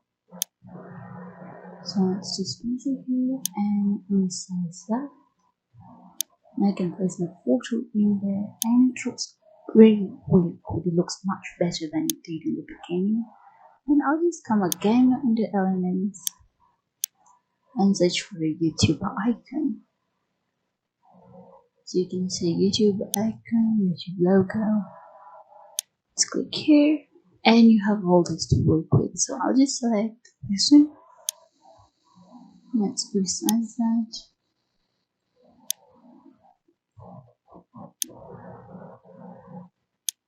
I'm just going to place this over here.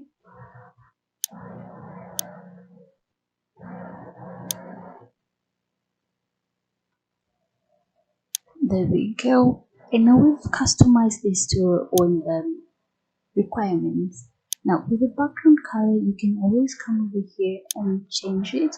So I don't want to work with a gradient. You can see the work with a gradient. You can always choose to use a solid color. So you can come over here and pick one that will work for you. This one looks really, really good. So with that selected, you can see how beautiful this is. Now you can go ahead and add more details. Maybe you're launching a new class or the time where the class will be taking place, or you can just leave it as simply as that. But basically, that's how you create a YouTube thumbnail in Canva. Welcome to another tutorial in how to design with Canva. Now we're going to try and design something really simple in Canva. So again, we're going to come to templates, and then from over here, we're just going to directly search from over here the kind of templates that we want. So I want a Valentine's card.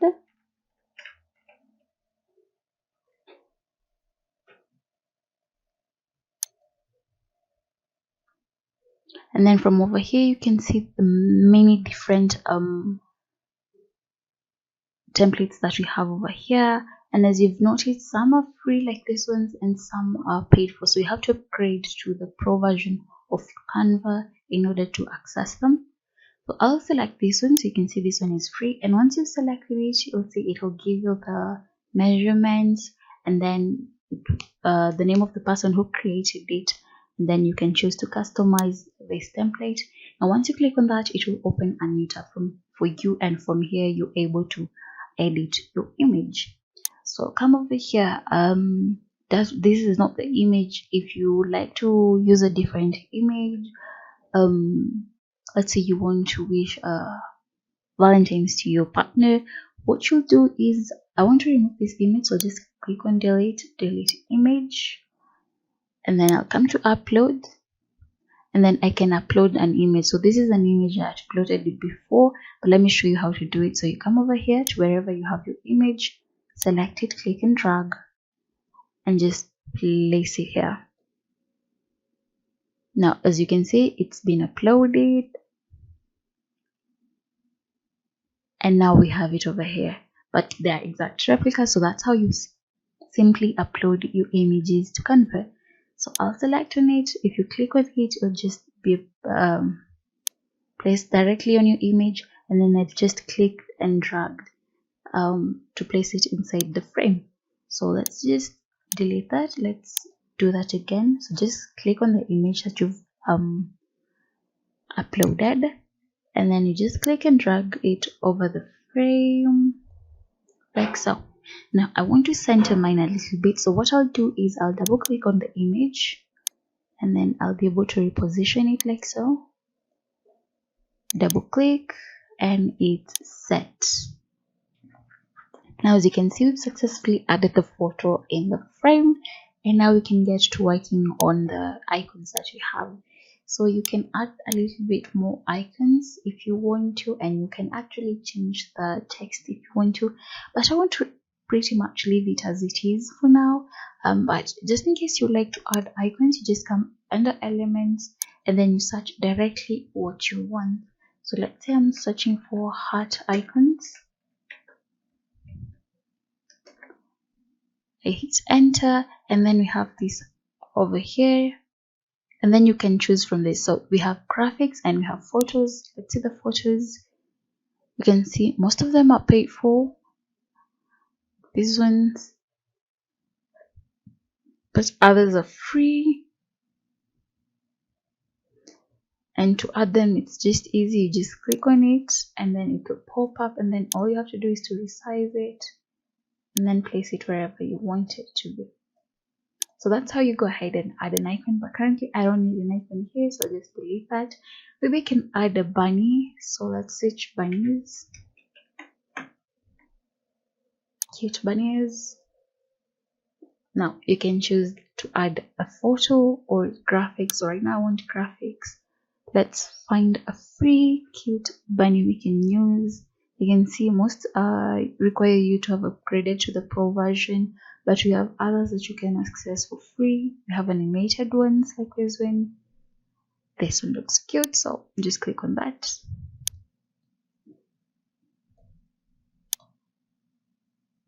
Put it there, click on duplicate.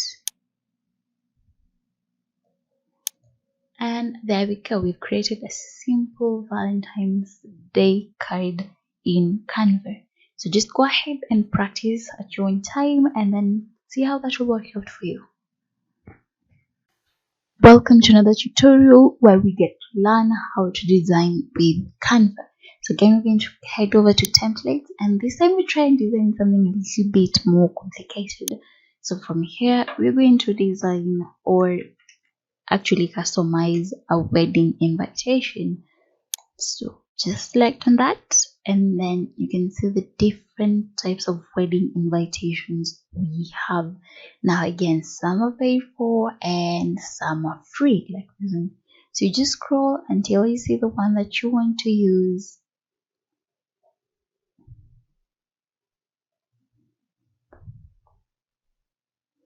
And then you select it. So I'll select this one. Looks cute. Customize this template.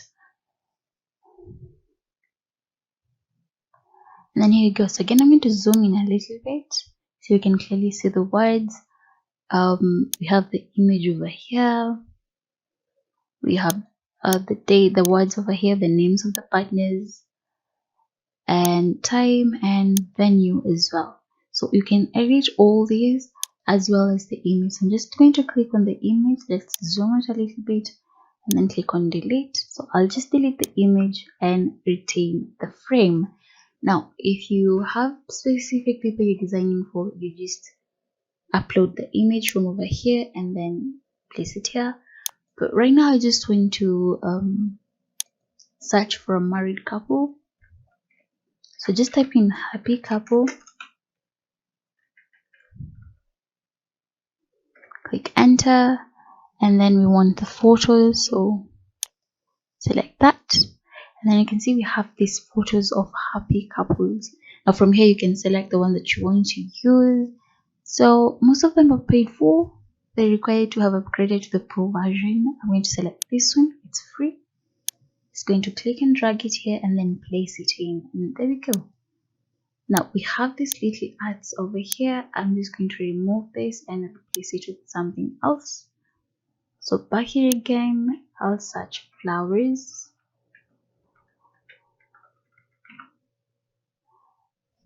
Borders. So I want some flower borders. Again, we have graphics, we have photos. Let's go with graphics, and then from here we can make a selection. Yeah, this one looks cute. These ones look nice. Again, you just need to select according to your preferences and what you want to convey in your images.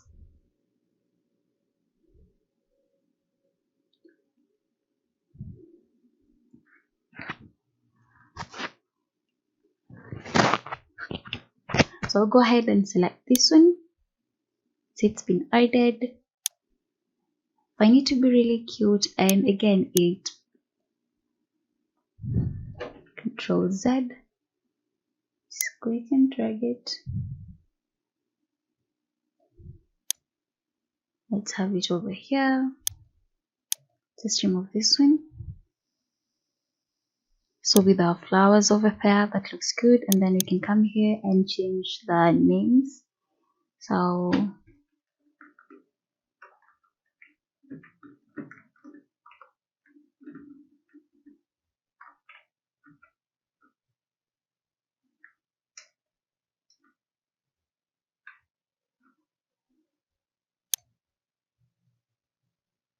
So instead of resizing, now you can see if I try to resize it, it only makes it worse. What I can do is just double click over here and then reduce the font size, and then now I can resize that as I want.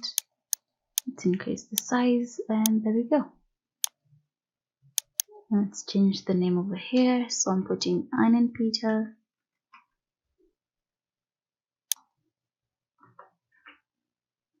Again, I'll just select this and just resize it like so.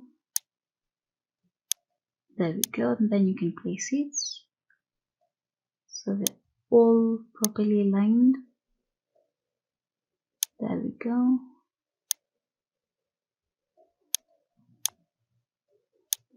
That looks perfect. And then you can come over here and change the date.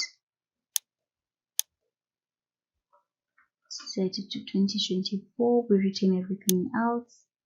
We retain the venue and the time. But this is basically how you can edit your wedding card. You can upload the image of the couple over here, and then go ahead and add little bits of things over here. You can actually go ahead and make it more romantic, but I'll advise to leave it to remain as simple as it is.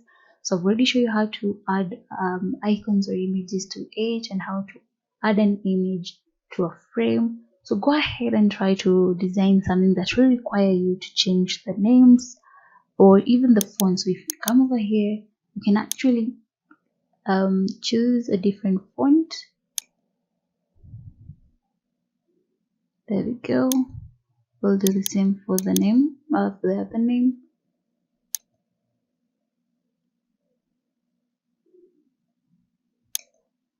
There we go. So you can do a lot of things with the elements that you have here. You can change them to suit your needs. If let's say you want a different flower border, you can remove this one by just clicking and dragging it away. So just clicking and dragging it away. Again, I'll come here for borders. You have all this to choose from. So it's just for you to decide whether you want graphics or photos. Let's go with graphics again, and then from here just select a photo. I'll click on that one. Let's place it there, minimize it. It looks perfect like that. Let's add this one,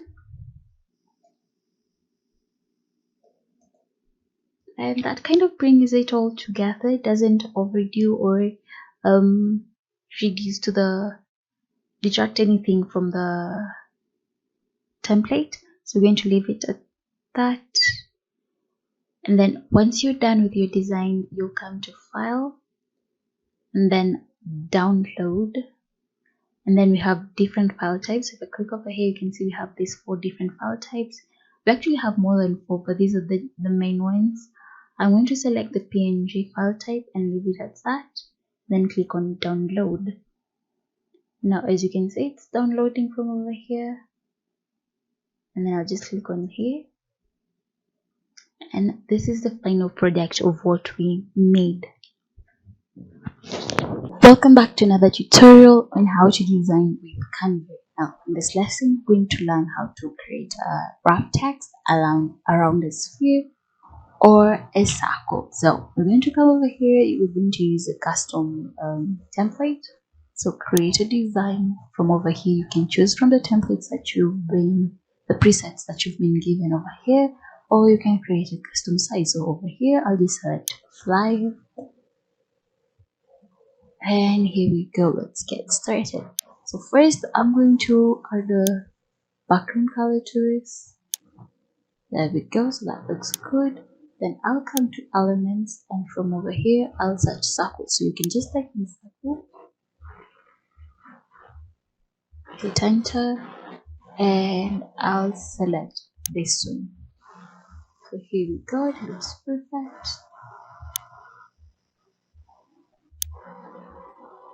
Just come to text over here. Let's add a heading.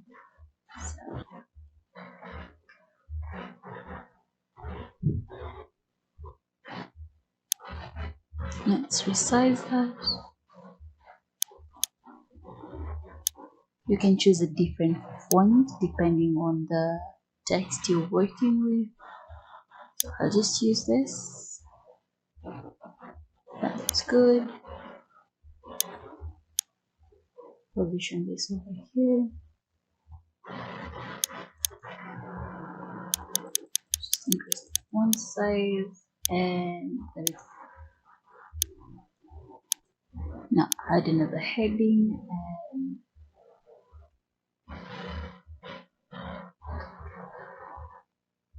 type in the text again. So you can go through the process. What you can do is select this, come over here, click on the copy style command, and it will have copied that style, and then you can click over here, and as you can see, we have similar designs, that is the font and the font size, you can see. And from the top here again, same font, same font size. Just resize this a little bit, and there we go. So when it comes to wrapping your text around a circle, what you'll do is, with it selected, come over here, select effects.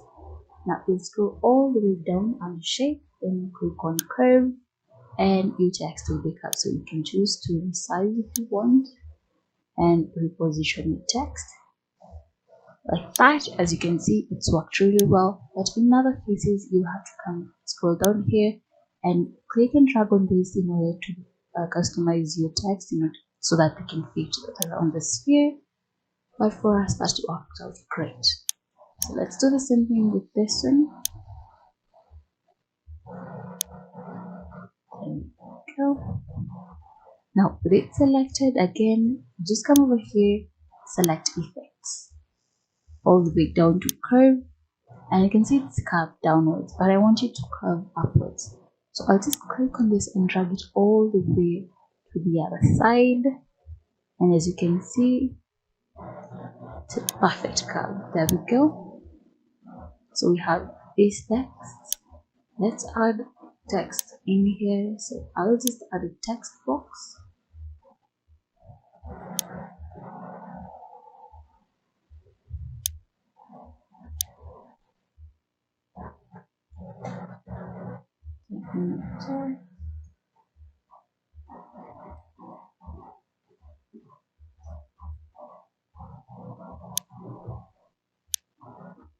Position this over here. Again.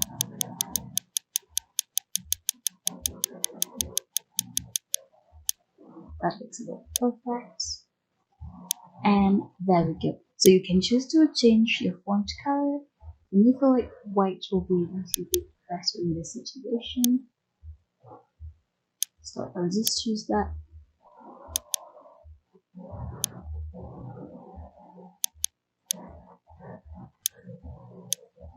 There we go. So that's basically how you wrap your text around a circle or a sphere in Canva. It's pretty easy, so just go ahead and try those commands and see how they'll work out for you.